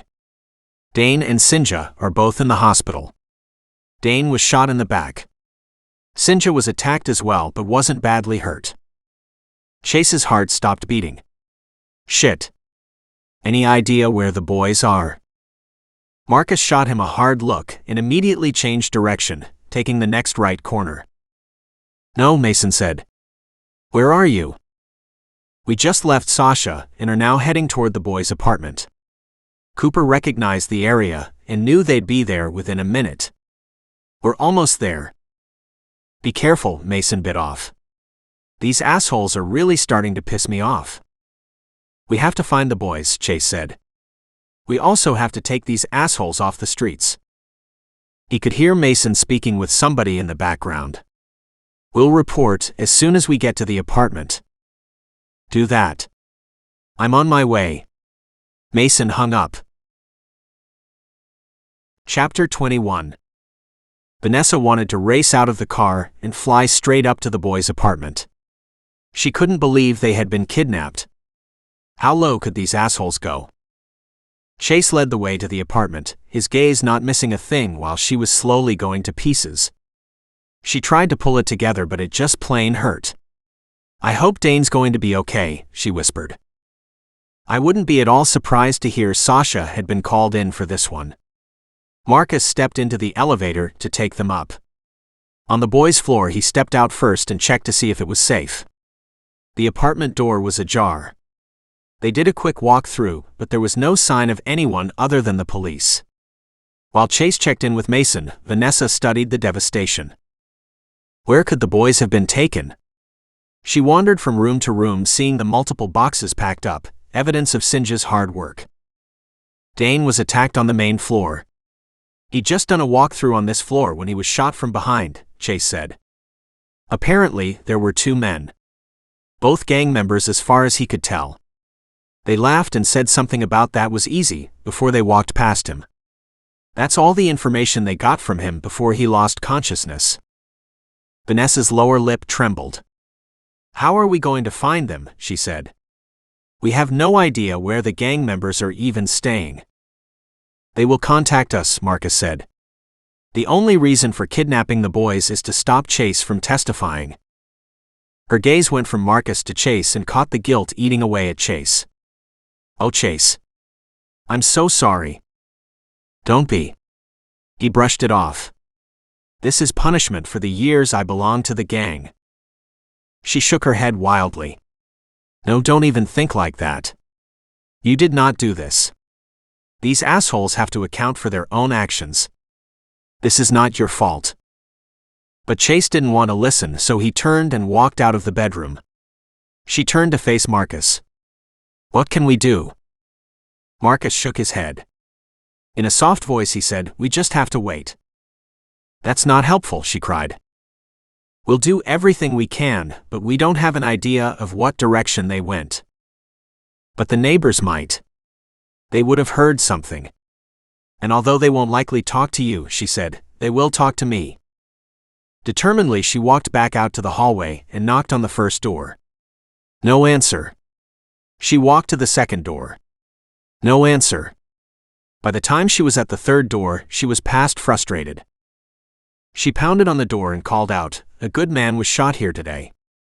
And 2 little boys, immigrants, like many of you, were kidnapped. Surely somebody saw something. We're just trying to help the boys. Their mother is in the hospital after being attacked, and these men will come back if we don't stop them." There was a weird sense of stillness in the apartment building, then the door in front of her opened, just a crack. She could see the partial face of the man standing behind it. In a quivering voice he said, "I heard the shot. And the screaming from the boys." In a much softer voice she asked, "Did you see the attackers? Did you see where they took them?" "They went down the elevator, but I looked out the front window, and they drove up the street and made a left." Marcus stepped closer behind her. "Did you see what kind of vehicle they were driving?" "A van. A black van. And the door shut in front of them." Vanessa turned to face Marcus. "Is that any help?" He nodded, his phone already out in his hands. "It's more than what we had before." He walked a few steps down the hallway and spoke to somebody. Vanessa stood and wondered if she should continue pounding on the doors. Surely somebody saw something else. But no one else answered the door. She walked back inside the apartment to see Chase standing lost in the middle of the room. Her heart went out to him. She walked up and wrapped her arms around him. "Remember, this is not your fault." He looked down at her, but his arms didn't hold or hug her back. "It is my fault. I should have done this a long time ago. Then these boys wouldn't have been hurt." She stepped back slightly so she could look up into his face. "Maybe not, but then again, maybe it would have been much worse. You could have been killed." Looking around the smashed apartment, she wondered out loud, how do they think they'll be able to walk away from us? Chase turned to study her. She tried to explain. "The police are now involved. You and your entire unit are involved. These kids were under extra protection. There is no going back for these men." She shrugged. "I just don't understand what kind of loyalty Gregory inspires that would have them all putting their lives at risk." She opened her arms wide to encompass the entire apartment. "It's just unacceptable that they should be able to use fear tactics to ruin so many lives." Chase reached out and snagged her back into his arms. He smiled down at her. "I love that you're so fierce. These kids need defenders." She nodded, but her gaze locked on his. "I feel like I have to help them," she cried. "Nobody helped me back then. The girls taunted, insulted, and knocked me around verbally in the worst ways. I ended up in the foster system when my parents were killed. And things got even uglier. That's not fun for anybody." She hated that tears clogged her throat. She was so afraid for the boys. They were so young and so innocent, just tools for these men. And she also knew there was so very little information to go on. She cast another look around at the apartment, her mind spinning furiously. "It should have been me." She sent him a sharp look. "Let them take me as bait." "Hell no." He shook his head. "That's never going to happen." He stepped back and crossed his arms over his chest, his glare deepening the longer he thought about her suggestion. "There's no way in hell I'm going to agree to that." He reached down to cup her cheeks, his voice dropping to a hoarse whisper. "Don't you realize how devastated I would be if something happened to you?" She covered his hands with hers. "I'm glad to hear that," she said in a low tone. "Because that's how I feel about you. We can't let them take you or the boys." He let his hands fall away. "But how does letting them catch you help anything? Now that they have the boys, maybe they won't care. But if they do..." She smiled. "Why not put a tracker on me? Set up a trap or something." She could see the wheels in his head turning and knew that as much as he hated to, he had to consider it. Inside she was terrified, Men treated captured women in horrible ways. But she'd do what she had to do to save those boys. That it could also possibly help save Chase made it all that sweeter. She leaned forward and whispered earnestly, "There really are very few options. There has to be a better one than that." They glared at each other until Marcus spoke from the doorway. "She's onto something, but I'm not sure she's got the right subject." Chase's frown deepened as he puzzled through Marcus's words. And then he understood. With a curt nod he said, "Let's do it." Vanessa knew she'd missed out on something, and it was important. "Do what?" she cried. "Explain, please." "He means I should be the bait." Chase smiled. "I like that idea." "What?" she gasped in horror. Vanessa hated that idea. "Are you nuts?" She reached out to give Chase a shake, but of course, being way bigger and more solid than he didn't move. She flung up her hands in exasperation. "They are going to shoot you. There is no reason to keep you alive." She watched Chase's gaze track over Marcus for his opinion. Marcus frowned. "They are going to want to know what I've told the police and what evidence I am holding," Chase said. "If they can't get it from me verbally, they'll beat the crap out of me to get it." She snorted. "Then they obviously don't know you very well anymore, do they? Because that technique would never work." She crossed her arms over her chest and glared at him. "No, my idea is better." He snorted. "There is no way I'd allow that. I didn't go through all this trouble to keep you safe to have either of you taken," Marcus said. "But the fact is, if one of you gets hauled back to where they are keeping the boys, we could all come in and save you." "Then me it is. She has to stay safe." Chase ran his fingers down his forehead and pinched the bridge of his nose. "Agreed." Marcus was quick to approve. She glared at him. "Bottom line is those boys need to be safe. If that means both Chase and I have to be taken, then that's what it will be." "That would be the worst-case scenario," Chase said in a hard voice. "They will do all kinds of horrible things to you in order to get me to talk." She turned to him. "And you won't say a damn word." He reached out a hand and stroked her cheek. "You will be my weakness. If we are both taken, I will talk. Because I will do anything I can to save you." Tears came to her eyes. She rushed into his embrace and threw her arms around his neck. He crushed her close. Over the top of Vanessa's head, he motioned to Marcus, "Please keep her safe." Marcus didn't have any trouble deciphering his intent. He nodded and walked back out of the room, giving them some privacy. Chase had no clue this emotion coursing through his veins was even possible. From unloved and living a surface life as a child, he'd never even considered something like this could happen. Now that he had it within his grasp, he'd do anything to protect it. He gently kissed her forehead and then her temple, his heart swelling. He'd looked at his face in the mirror so many times, and all he'd seen was a scared and guilty street rat. As he looked back the long road of how far he'd come, he realized life really had changed. He had to finish off this last piece of his past. Put it behind him so it couldn't be allowed to hurt anyone else. He dared those assholes to come after him right now. He'd put them in the grave not even 6 feet deep. They were animals. Let other animals tear their bones apart. A small hand reached up to stroke his cheek, her fingers tracing the scar marring his skin, and he realized that was still a vestige of his own past, the anger, the hatred, the need for violence.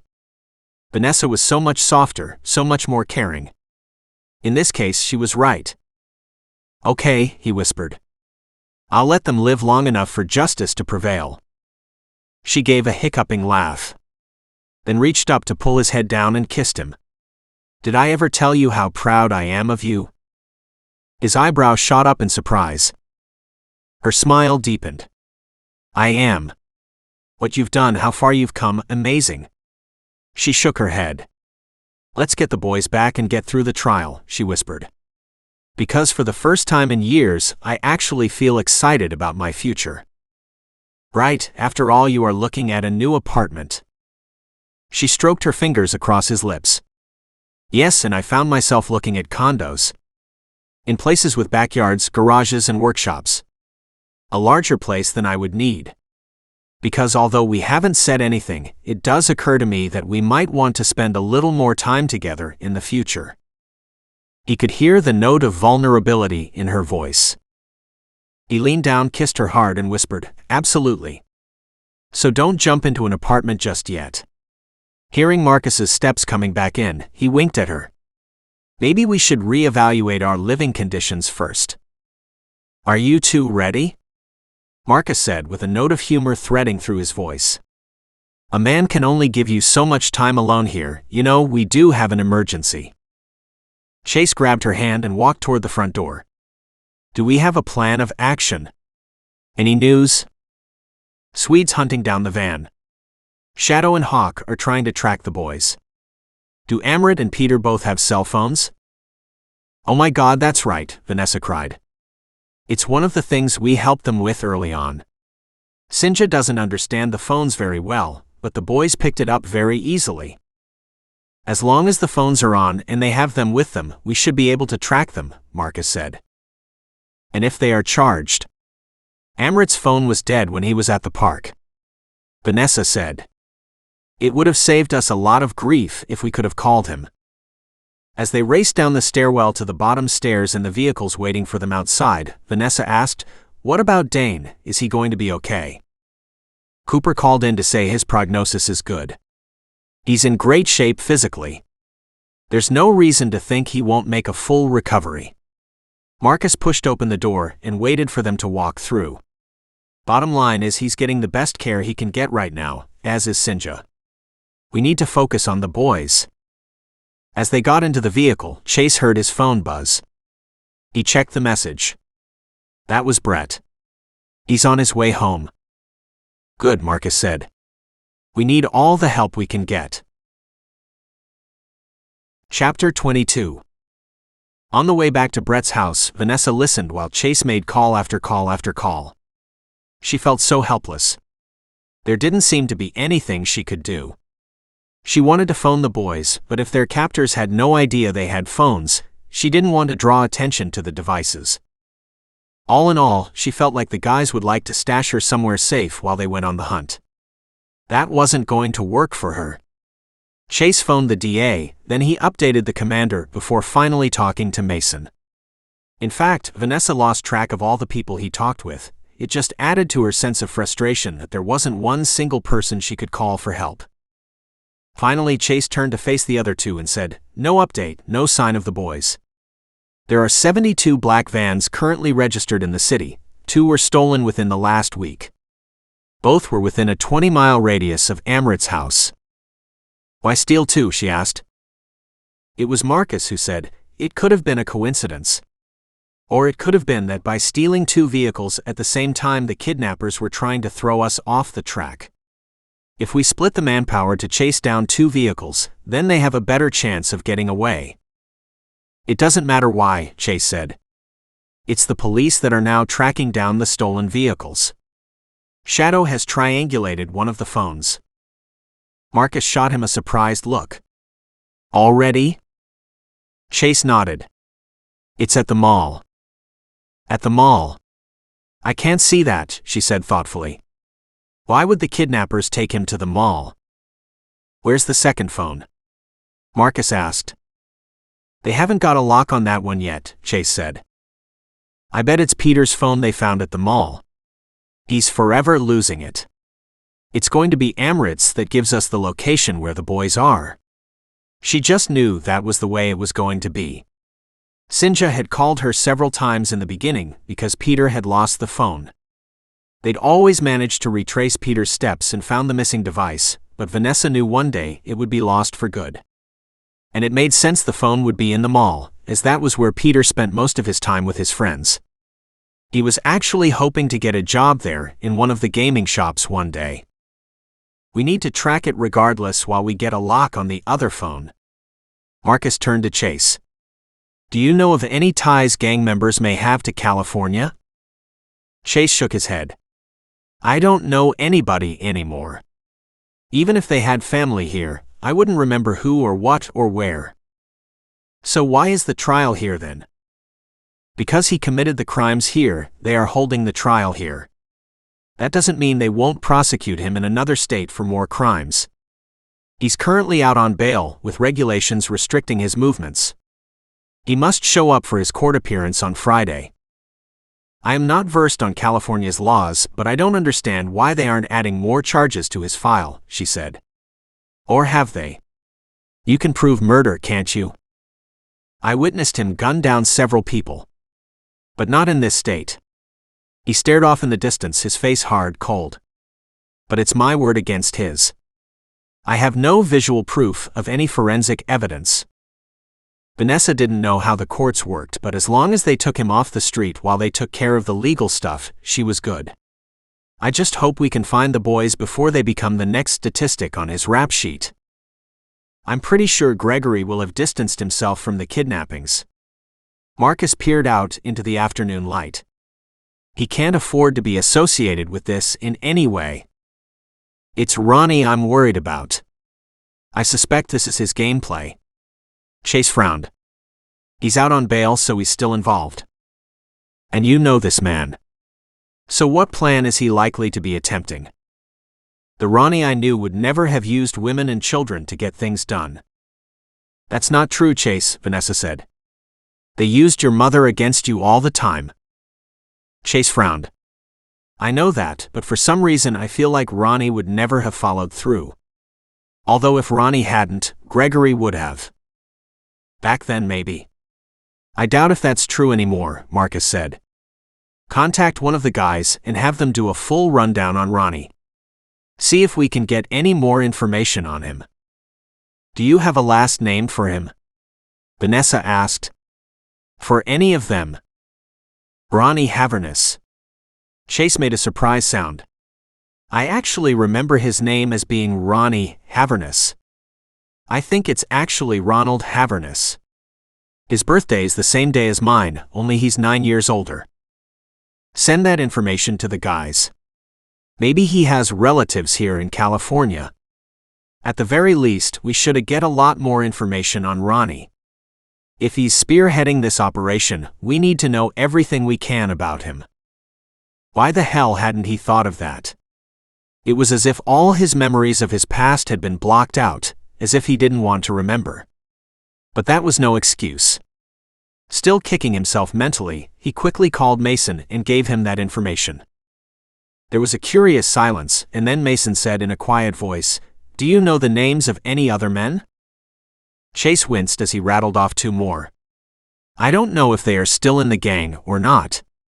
Gregory's last name you can get at the DOS office. I don't think I ever knew it. I only have their street names in my notes. These just came to me, so I don't know how good a lead they are. We'll get on this. Mason waited a second. How are you two doing? We're fine, Chase said in a hard voice, still hating that he'd been so slow to come up with a name. Feeling frustrated that there is so little we can do to help the kids. Staying safe is your primary objective. Unless we allow ourselves to get caught. Chase heard Mason suck back a surprised breath. He quickly rushed to explain. The only way we may be able to locate the boys is if I'm actually taken to them. He looked back toward Vanessa and added, let me make it very clear though. I don't want Vanessa used as bait. It's me they want. So I think they should take me. I'll think about it. Mason hung up. Well, that went well. Chase snorted. Mason is going to think about the suggestion. Marcus said, it's actually not that bad an idea. It's just we can't ensure your safety. These men are just as likely to shoot you full of holes before we can rescue you. Chase didn't answer because he also knew that was the truth. These gang members were no longer the boys he ran with in the streets. They were hard, cold killers. And he had to remember that. Chapter 23. Vanessa was relieved when they pulled into Brett's driveway. It represented safety for the moment. Then she walked in to find it was being used as a central station. In a humorous tone she asked, what's Brett going to think of this when he arrives home? He'll be fine with it. If it's not his house, it would be one of ours, Marcus said. She shrugged, dropped her purse on the counter and reached for a cup of coffee. She leaned back against the counter and studied the table full of laptops and working men. Anything new? Chase strolled to the kitchen with his laptop and plunked down beside the rest of them. Nobody answered.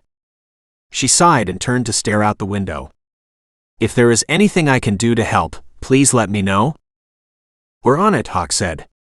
If you can think of anything else that would help us track down these guys, then let us know. Otherwise... And he let his voice trail off. As she stood hugging a cup of coffee, she couldn't help but think of poor Amrit and Peter. What they must think about their new life in America. Intuitively, she understood they were hoping Chase was going to come to the rescue yet again. And he would. But would it be fast enough? That was the question she didn't dare answer. Is it safe to go outside in the backyard? Chase looked up and frowned. He glanced around at the table full of men and said, "It looks like Cooper's on guard duty." Just then her phone rang. She glanced down and exclaimed, "It's from Amrit." Instantly, silence filled the room. Chase got up and walked over to her. "Hold it out so we can hear and try to speak normally. We'll see if we can track it, but for that to happen, we need you to keep him talking." She waited until Swede gave her the signal to answer, and with the volume high she did so. "Amrit. Where are you?" Silence. "Hello. Hello, Amrit, are you there?" Silence. She glanced over at the men trying to track the phone call and shrugged. She thought she could hear something in the background, but it wasn't recognizable. She held the phone up to Chase's ear to see if he could recognize the sound. But he shook his head. The phone was passed quickly from person to person to see if anybody could identify the odd machinery sound in the background. Not knowing what to do, she laid the phone down on the table and waited in silence while the men tried to find where the caller was. The phone went dead just as Shadow pumped his fist in the air and exclaimed, "Got it!" "Where is he?" With her heart in her throat, she listened as he named off a street very close to Amrit's home and to the school. She gasped in surprise. "He's so close." "No," Chase corrected. "He is close to where we were. We're a good 10 to 15 minutes away from there now." Swede brought up a map and announced, "It's a house in a decent residential area. An older part of town that has been wiped out and rebuilt with new monstrosities." The men were already heading for the door. She grabbed Chase's arm as he followed them. "What's going on?" "We are going after Amrit." "Can I come?" "He knows me. He might want to see a friendly face when you guys arrive." The men looked at each other and then looked back at her. Chase shook his head. "They know me and Swede. We already rescued these boys once. They're hoping for another rescue. We can't fail them. But it's best you stay here and stay safe. There's no point in saving the boys if that means losing you to the kidnappers." He dropped a kiss on her forehead. "Stay here. We will let you know as soon as we have the boys." He tilted her chin up and smiled down at her. "I promise I will call as soon as I can." And she had to be happy with that. She trailed behind them to the front door with her heart in her throat as they got into two vehicles and took off. She hated to be left behind. And she hated to be out of the loop. But she knew it was so much worse for the boys. She wandered back into the kitchen. They'd left laptops, paperwork, and coffee cups everywhere. She smiled. They might be dangerous men in their own way, but they were barely housebroken. Still, she didn't like it when other people touched her stuff, so she didn't want to touch theirs. She picked up her cup of coffee and made her way into the living room. Confused and frustrated but full of hope, she wandered into the living room and plunked herself down on the couch. She was tired and worn out, but she was too keyed up to sleep. Chase hated to leave her behind. That it was a ploy to empty the house occurred to him, but as far as he knew, their location had not been compromised. As long as she stayed hidden inside, he was good. He could focus on saving the boys. They were only 10 minutes away from the house. The police had been informed, but wouldn't be able to mobilize in time. They'd be kept in the loop. Not his job to do that. Good thing. He was no good as a mediator, negotiator, and barely made the level of a police conversationalist when it came to authority. Once in the neighborhood, they parked down the block and quickly took up their positions. Chase waited for Mason's signal. Shadow and Hawk scoped out the perimeter. So far, the house was shrouded in darkness.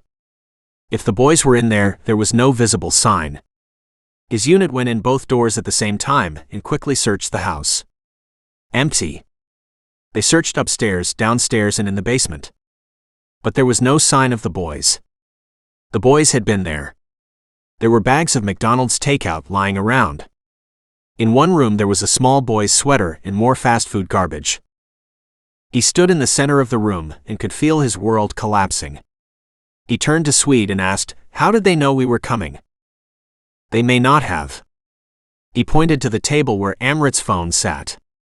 Although if they found the phone and worried the last call had been traced, it would explain why they moved them. But moved them where? Chase asked. They could be anywhere. Don't worry, we'll find them. We've got the names of the owners of this house already, now we're just looking for a connection to the gang. Any thread we find is more than we had. Stay focused. But he couldn't help feeling they'd missed their chance. He stared at the phone in rage, and that was when terror struck. Shadow walked into the kitchen. Chase turned to him. "If we used Vanessa's phone to track Amrit," he said in a hard voice, "is it possible they used Amrit's phone to track Vanessa?" Shadow gazed at the phone on the table, then turned to stare at him in horror. He gave a short clipped nod and said, "Absolutely." Chase pulled his phone out to call Cooper, who was on watch at the house. There's no answer from Cooper's phone. He bolted to the truck. "Tell the others I'm heading back to Vanessa." "Don't go alone," Shadow shouted. "He won't, I've got him and Evan's driving." Chase barely recognized that had come from Marcus.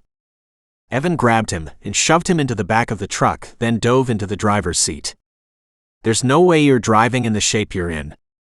Besides, we'll get there faster if I drive." It didn't matter how fast they drove. Inside, Chase knew they were already too late. The assholes had Vanessa. The phone call from a very sore and pissed off Cooper confirmed it.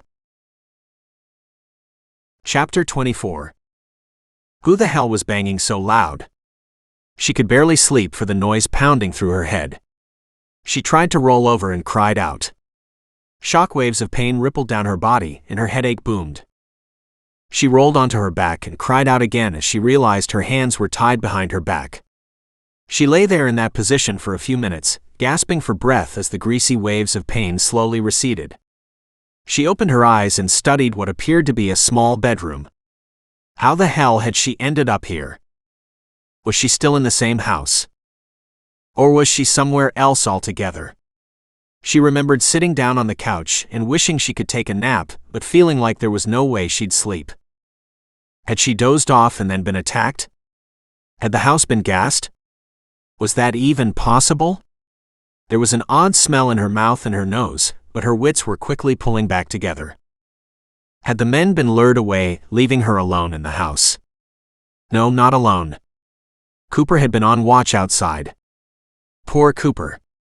She hoped he was only knocked out. Not dead. That would be too horrible. She could feel a drop slowly dripping down her forehead that answered her question about the headache. She couldn't hear anything in the rest of the house. Was anyone downstairs? She rolled over, coming up onto her knees. Could she slip her arms under her butt to bring her tied hands to the front? Yes. With her arms now in front, she realized the bindings were just rope. Nylon rope. Her feet were tied the same way, and now with her fingers available, she managed to undo the knots around her feet. Feeling better with that accomplished, she scrambled up and walked to the window where she could look out. It seemed to be a residential area, but not one she recognized. She turned her attention to her wrists and using her teeth, she managed to untie the knot on her hands. Nylon might be strong, but it was slippery and easy to undo. Free, she now felt like she had a chance. She grabbed the two pieces of rope, shoved one into her pocket, and wrapped the other one around her wrist. She didn't think she had the strength to strangle somebody, but she'd sure give it a good try. The window opened easily, but she was on the second floor, and there was no fire exit deck or small roof below to break her landing. If she hung out the window and stretched down, she'd be able to minimize the fall, plus it was grass below. She had no idea if she'd break a leg with a drop like that. But as long as she could hobble to safety, she'd be fine with the result. On the other hand, sitting and waiting here for someone to show up, that was the last thing she wanted to do. She walked over to the door and very gently tried to turn the knob. And found it locked. Of course. The bedroom was locked from the outside. That just made her skin crawl. Had these assholes modified this house just to kidnap her? And if they had, did that mean the boys were here? From looking out the window, she could see she was at the corner of the house, so 2 of the walls were outside walls. The other 2 were therefore inside walls. One held the door. Walking over to the only other full wall, she made a tiny tapping sound and waited. Nothing. She walked to the wall with the doorway and repeated the action. Just when she thought there was nothing, she heard a tiny tap back. She rapped twice more and listened to 2 more taps coming her way. Good, maybe that meant the boys were there. Or a different captive. Vanessa went back to the window and looked out at the window beside her, but it was too far to reach. As she studied it, a face popped out. Amrit. His face broke into a wide grin. Peter's face showed up above his brother's a moment later. She held her finger up to her mouth to keep them quiet, and walked back inside the room to figure this out. There really were only 2 options. Going out the window or breaking the door down. The latter wasn't possible, and if there were men in the house, she'd be alerting them to her attempts to escape. She wanted no part of that. The window was her only choice. She didn't have much rope, but if she tied them together. She quickly tied a small loop on the one, and with the 2 ropes tied together she hooked it over the latch, and then clambered up into the window. If she hit the knot with a hard jerk, it would likely slip free, but it would still help break her fall. Just not enough.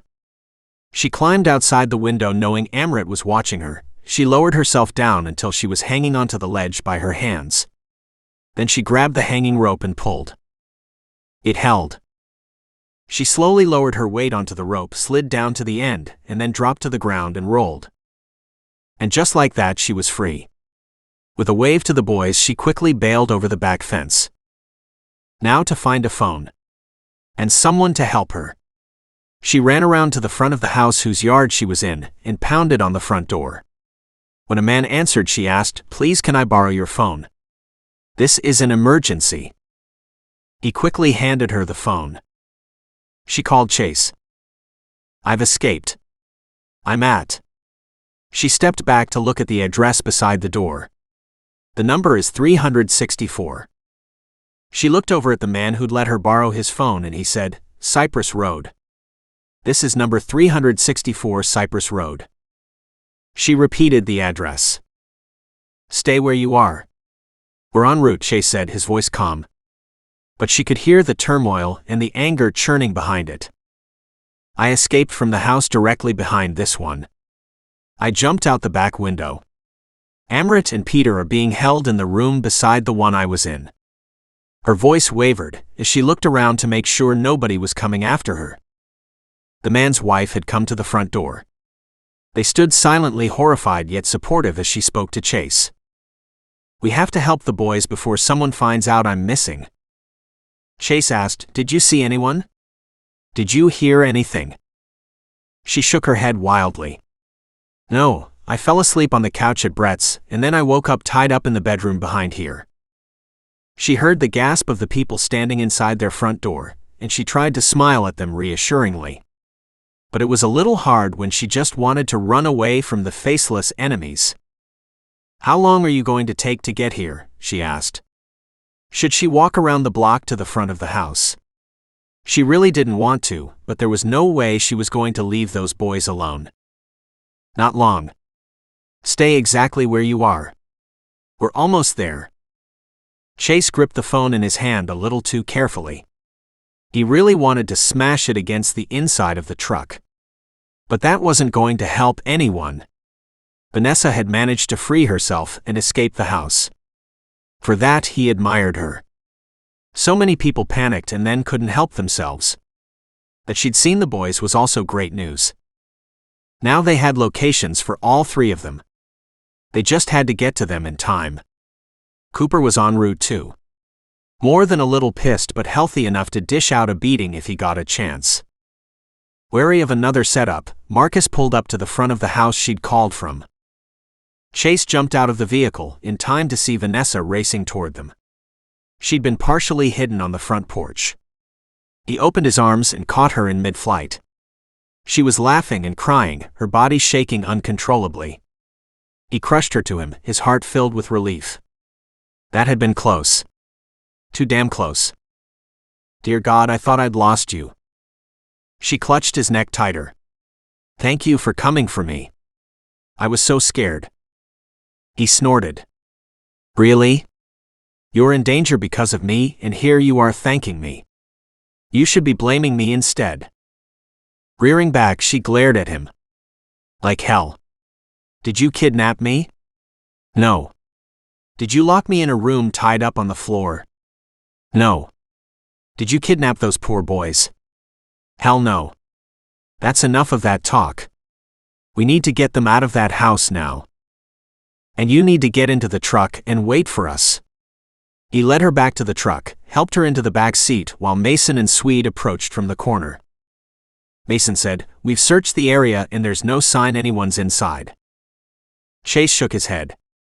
Why would they leave their prisoners alone? That makes no sense. The only thing that makes any sense is that it's a trap, Swede said. He motioned to the area and all the fenced backyards. They could be hiding anywhere. The priority is to recover the children. Then to take down the assholes. If this isn't a trap, then we need to set one ourselves using this house as bait. Use me. The truck door opened and slammed shut behind him as Vanessa rushed toward them. I didn't see anyone when I was inside the house. But they aren't likely to leave the house empty for long. Let's retrieve the boys, I'll go back where I was and you guys can hide throughout the house. She grinned. Give me a phone this time though, will you? Shadow smiled. We can do that. Oh, let's not forget she just escaped, Chase said. She's safe now. There's no way she should be going back in there. And yet I am involved. She turned back to Mason and said, Don't worry about him, he's just feeling guilty. She turned back to look at Chase. And besides, we don't have time for this. They could be back any moment. How are you going to get back into that house? He asked furiously. Climb up the rope again? Shadow answered. We'll help her back into the bedroom, and one of us will stay in the closet with her, and another one in the boys' closet. When these guys get back, then we take them down. But our window of opportunity is closing. And in spite of his protests, she completely overruled him and Chase gave in. Fear gnawed at his insides. He didn't dare think about what could go wrong. There was no way any civilian should be involved in this, and especially not her. But he could see that the options weren't great. He tried one last time. You stay in the truck. We can rescue the boys, then return to hide in the house. We get the boys out, that's first, Vanessa said calmly. But if the guys come in and check on us, they will relax if they still have me. If all of us are missing, they are going to run. You might be able to catch one or two, but a few minutes extra notice can make all the difference. And then it was too late. They were out of time. The plan went ahead.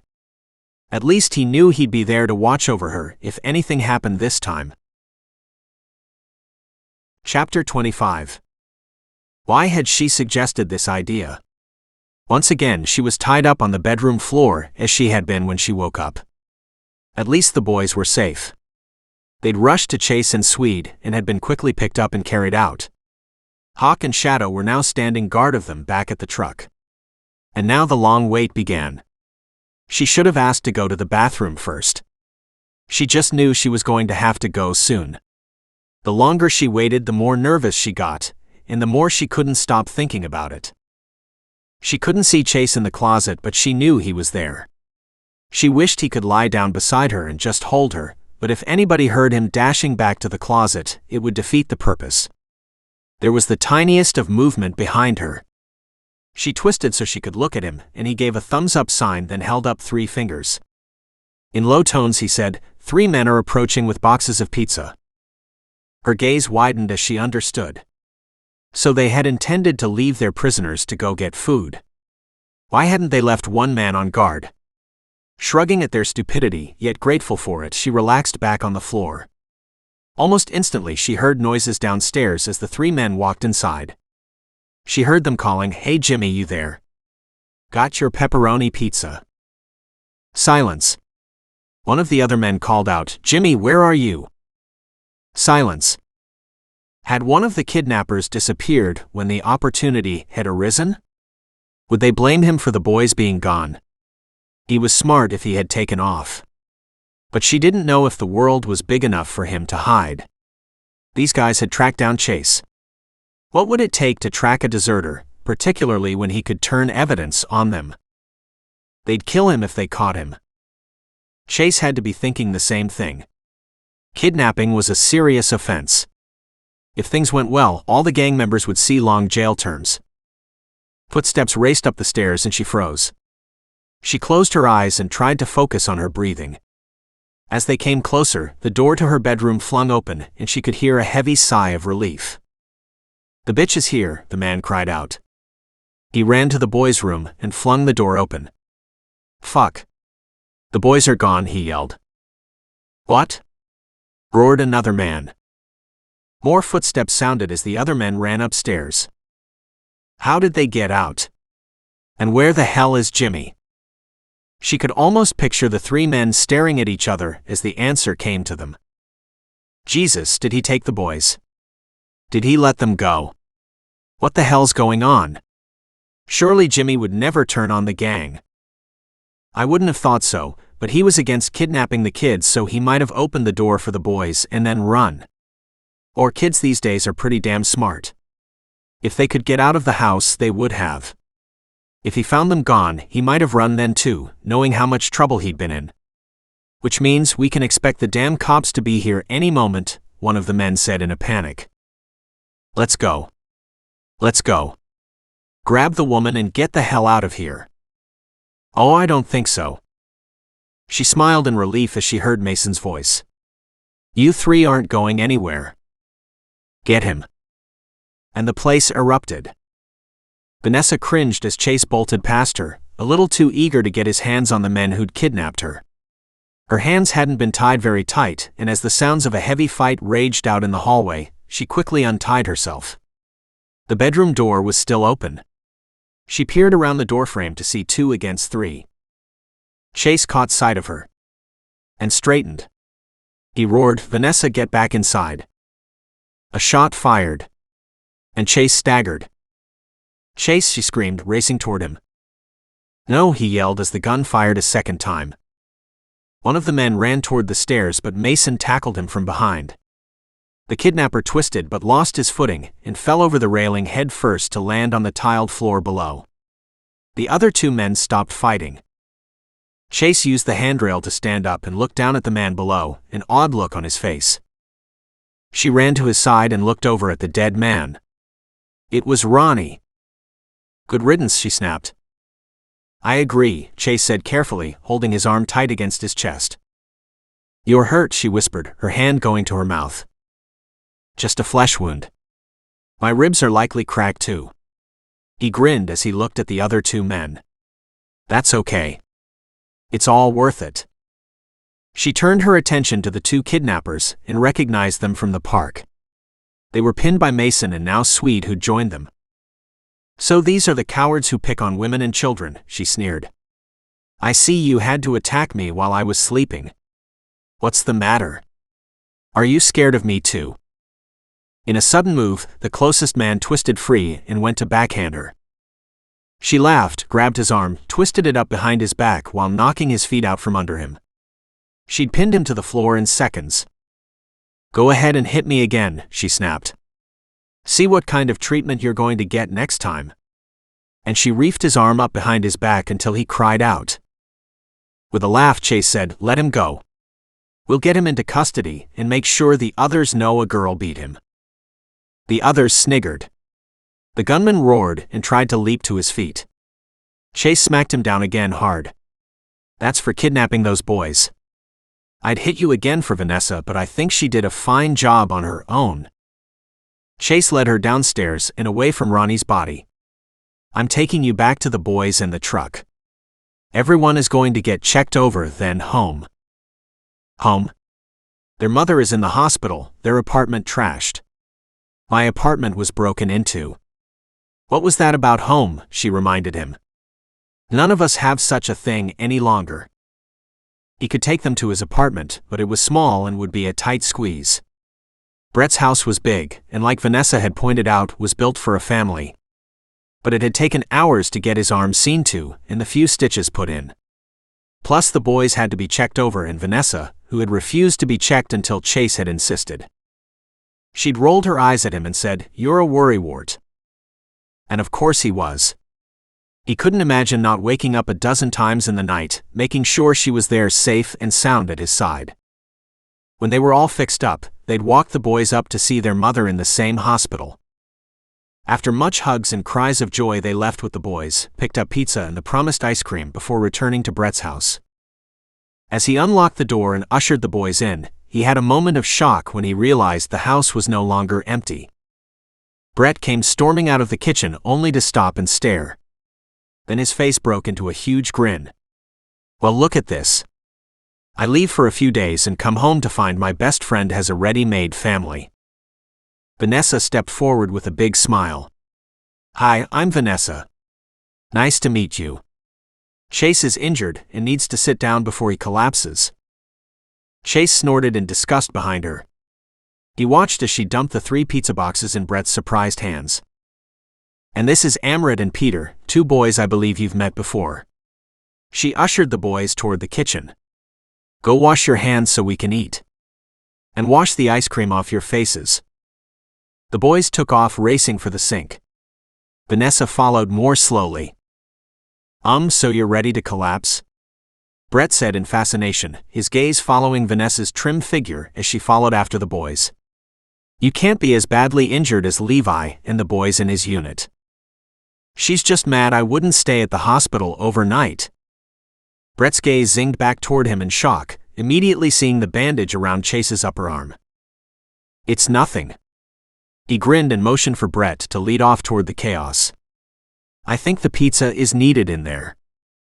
And when did you plan on explaining this? Brett muttered. I still can't believe what I'm seeing. Believe what?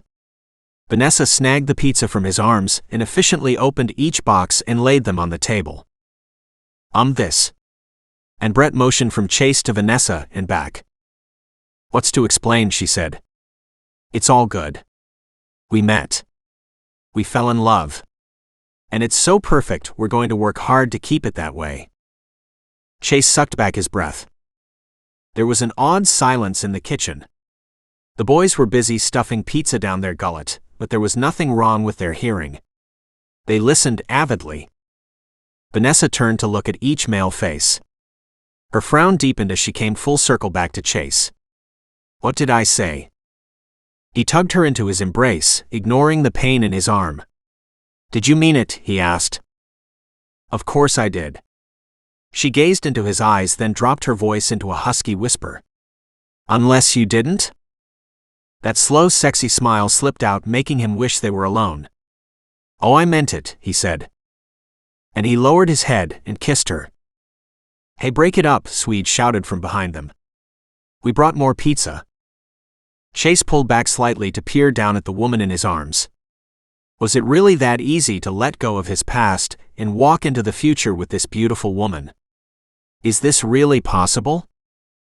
A rosy color washed over her face as she clearly realized everyone was listening in, but she nodded. It's very possible. Life is what we make it. Our pasts are over, today is happening, but it's our tomorrows we need to create. And you're willing to create one with me. To build a life together, he added in a hoarse whisper, still not so sure. Absolutely. Just because you had a tough start in life doesn't mean you had to stay on that course. You turned that around and made yourself the man you are today. "I'm no fool," she said in a serious tone. "I know a keeper when I see one." As the cheers erupted around them, she threw her arms around his neck and kissed him. He crushed her close. Maybe dreams did happen for guys like him. This concludes Book 10 of Seals of Honor, Chase. Read the first chapter of Brett, Seals of Honor, Book 11. Seals of Honor, Brett, Book 11, Chapter 1. Brett Chapman broke through the surface of the water. He reached out a hand and touched the sleek side of the yacht. Moving silently through the dark night, the water lapping around his body, he made his way to the lower deck ladder of one of the world's ultra yachts. Unfortunately, the million-dollar baby was in trouble. Big trouble. The yacht had been taken by pirates, the passengers and crew held as hostages. The captain had managed to send out a distress call before they were boarded. Brett's unit had been called up soon after. He knew several of the guests. His mother had married into a wealthy and boisterous Greek family 18 years ago. His life had never been the same. It had just been the two of them before, and now it seemed like there were hundreds of family members in his life. As they'd accepted his mom and him, she in turn had adopted all of them. According to the intel, several of his extended family were on board. With any luck, his mother hadn't heard the news yet. Or there would be hell to pay. Brett had shipped out within hours of the distress call. The unknown at this point in time was who was behind the pirates, if anyone. This area of the ocean along the African coastline had seen much turmoil lately, with similar attacks. It had calmed down somewhat in the last few months, but the captain had no business bringing the yacht into this area, given the recent dangers. He scaled the ladder onto the lower deck. This was one of the biggest models he'd ever seen. The deck offered a large park-like setting that opened to the ocean. He presumed there was some kind of security measure that closed off this area during a storm. Security lights shone low on the walls of the deck. It was deserted, too. Next on his list to search was the engine room. So far he hadn't seen anyone, crew or pirate. He took several minutes to reach his destination. There he quickly scoped out the gleaming room to realize it would take an engineer to handle this state-of-the-art system, and none of the pirates were likely to be as technologically advanced as that, he hoped. With any luck, the maintenance crew was still alive and capable of dealing with any issues in the yacht. Using the blueprints he'd memorized, Brett moved quickly through the decks. As he cleared each floor, he updated his team. He was set to meet Chase in 4 minutes, one deck up. As he arrived on the 3rd floor, he realized these smaller rooms were likely the crew's living quarters. He did a quick sweep through the bedrooms. The first 3 were empty, and as he approached the 4th, he heard a sound that made his heart freeze. A child's cries of distress. He went to open the door but found it locked from the inside. He tapped once and then tapped 2 more times. The door cracked open, and a terrified woman's face peered out. He brushed her backwards and slipped into the room out of sight. And he choked back a shocked gasp. 2 little children were wrapped around the woman's legs. He knew of them, but hadn't met either yet. And he knew exactly how old they were. The boy Jimmy was 4, and the girl Jennifer was almost 2. Their mother, Ceci, was on the outside edge of that huge extended family his mother had married into. And the only woman he'd ever loved. In his night gear, he knew she couldn't recognize him. And she had to be terrified of his weapons. He held a finger up to his mouth and whispered, "It's okay, Sissy. It's me, Brett. You need to remain here with the children, and stay as quiet as you can be."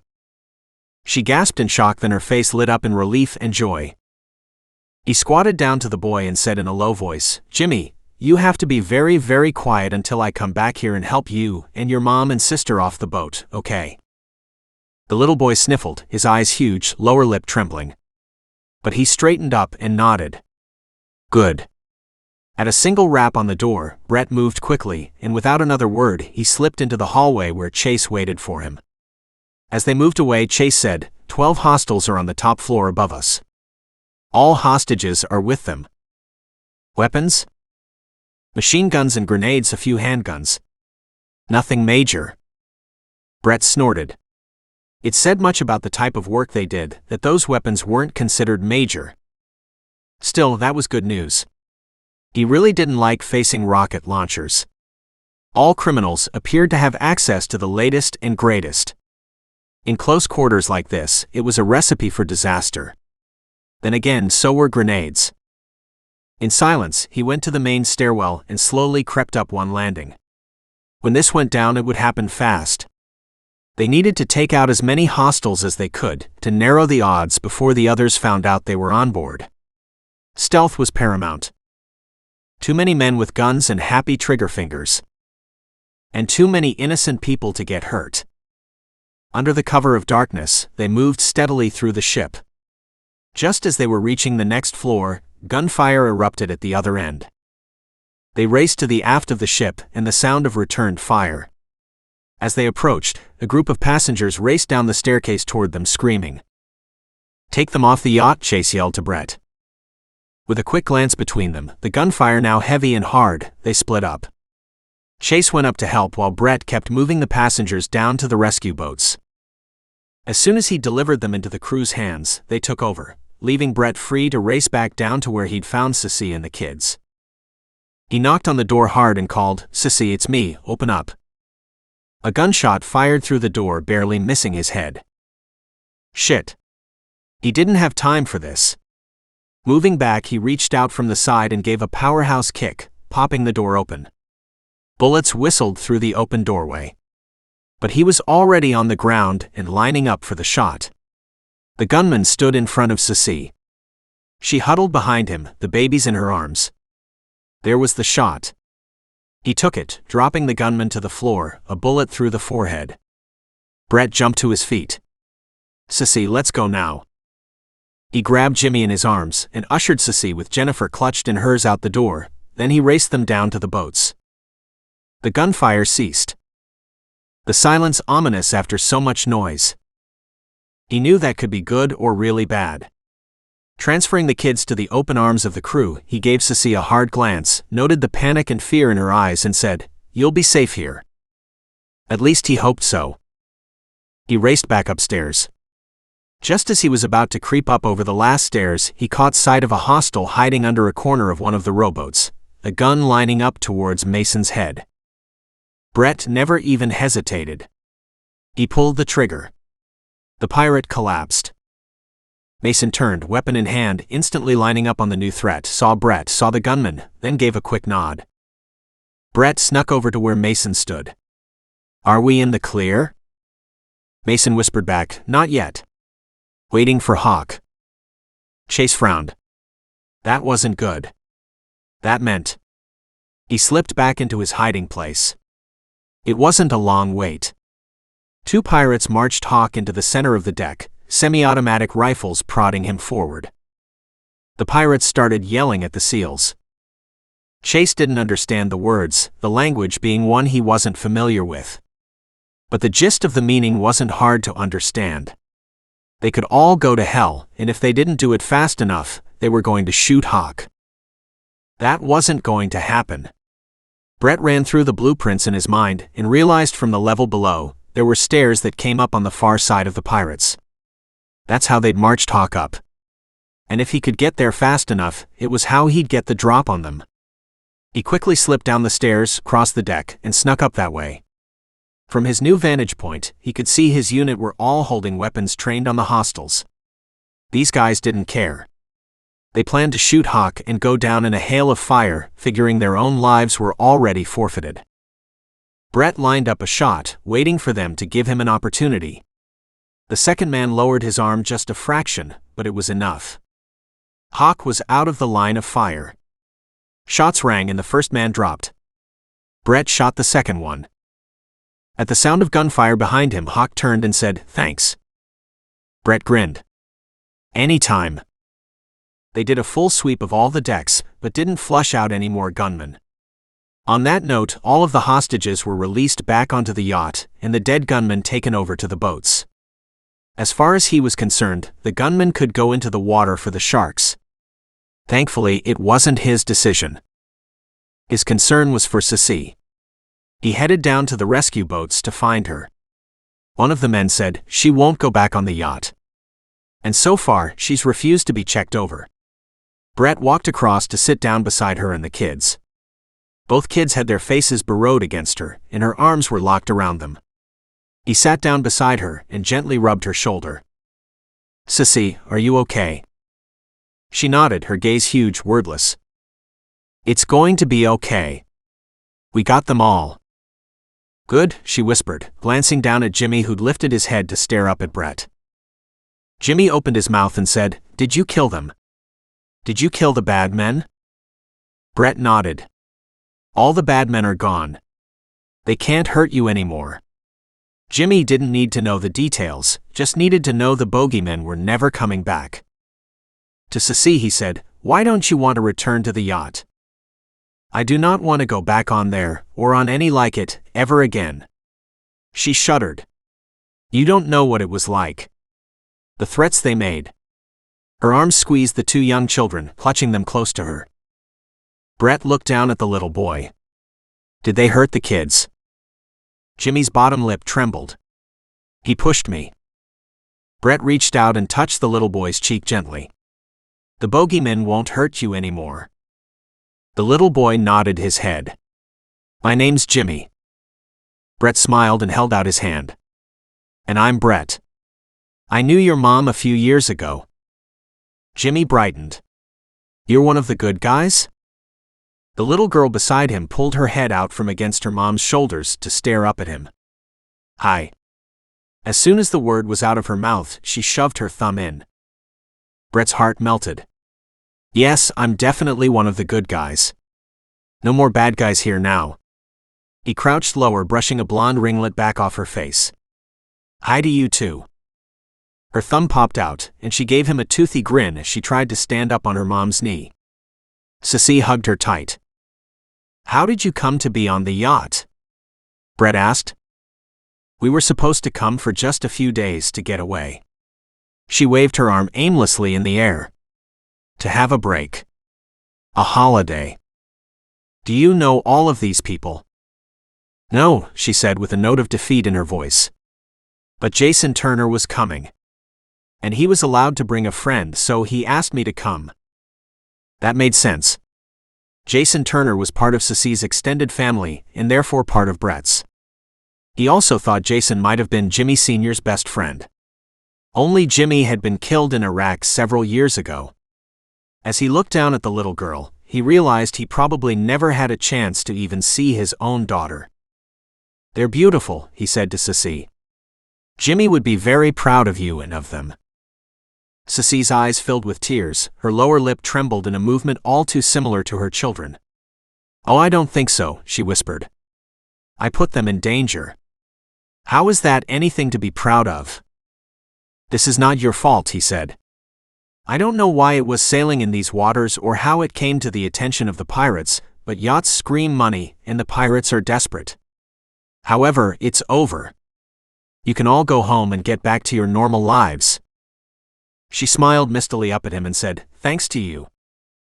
He straightened and looked back toward the huge yacht. "Not just me. I come as part of a team. Thank your team for me, will you?" He hopped onto the yacht, turned back and waved. "I will. You take care of those kids and yourself." The Zodiac in which she was sitting slowly pulled away and headed toward shore. On board was one injured passenger and Sissy with her kids.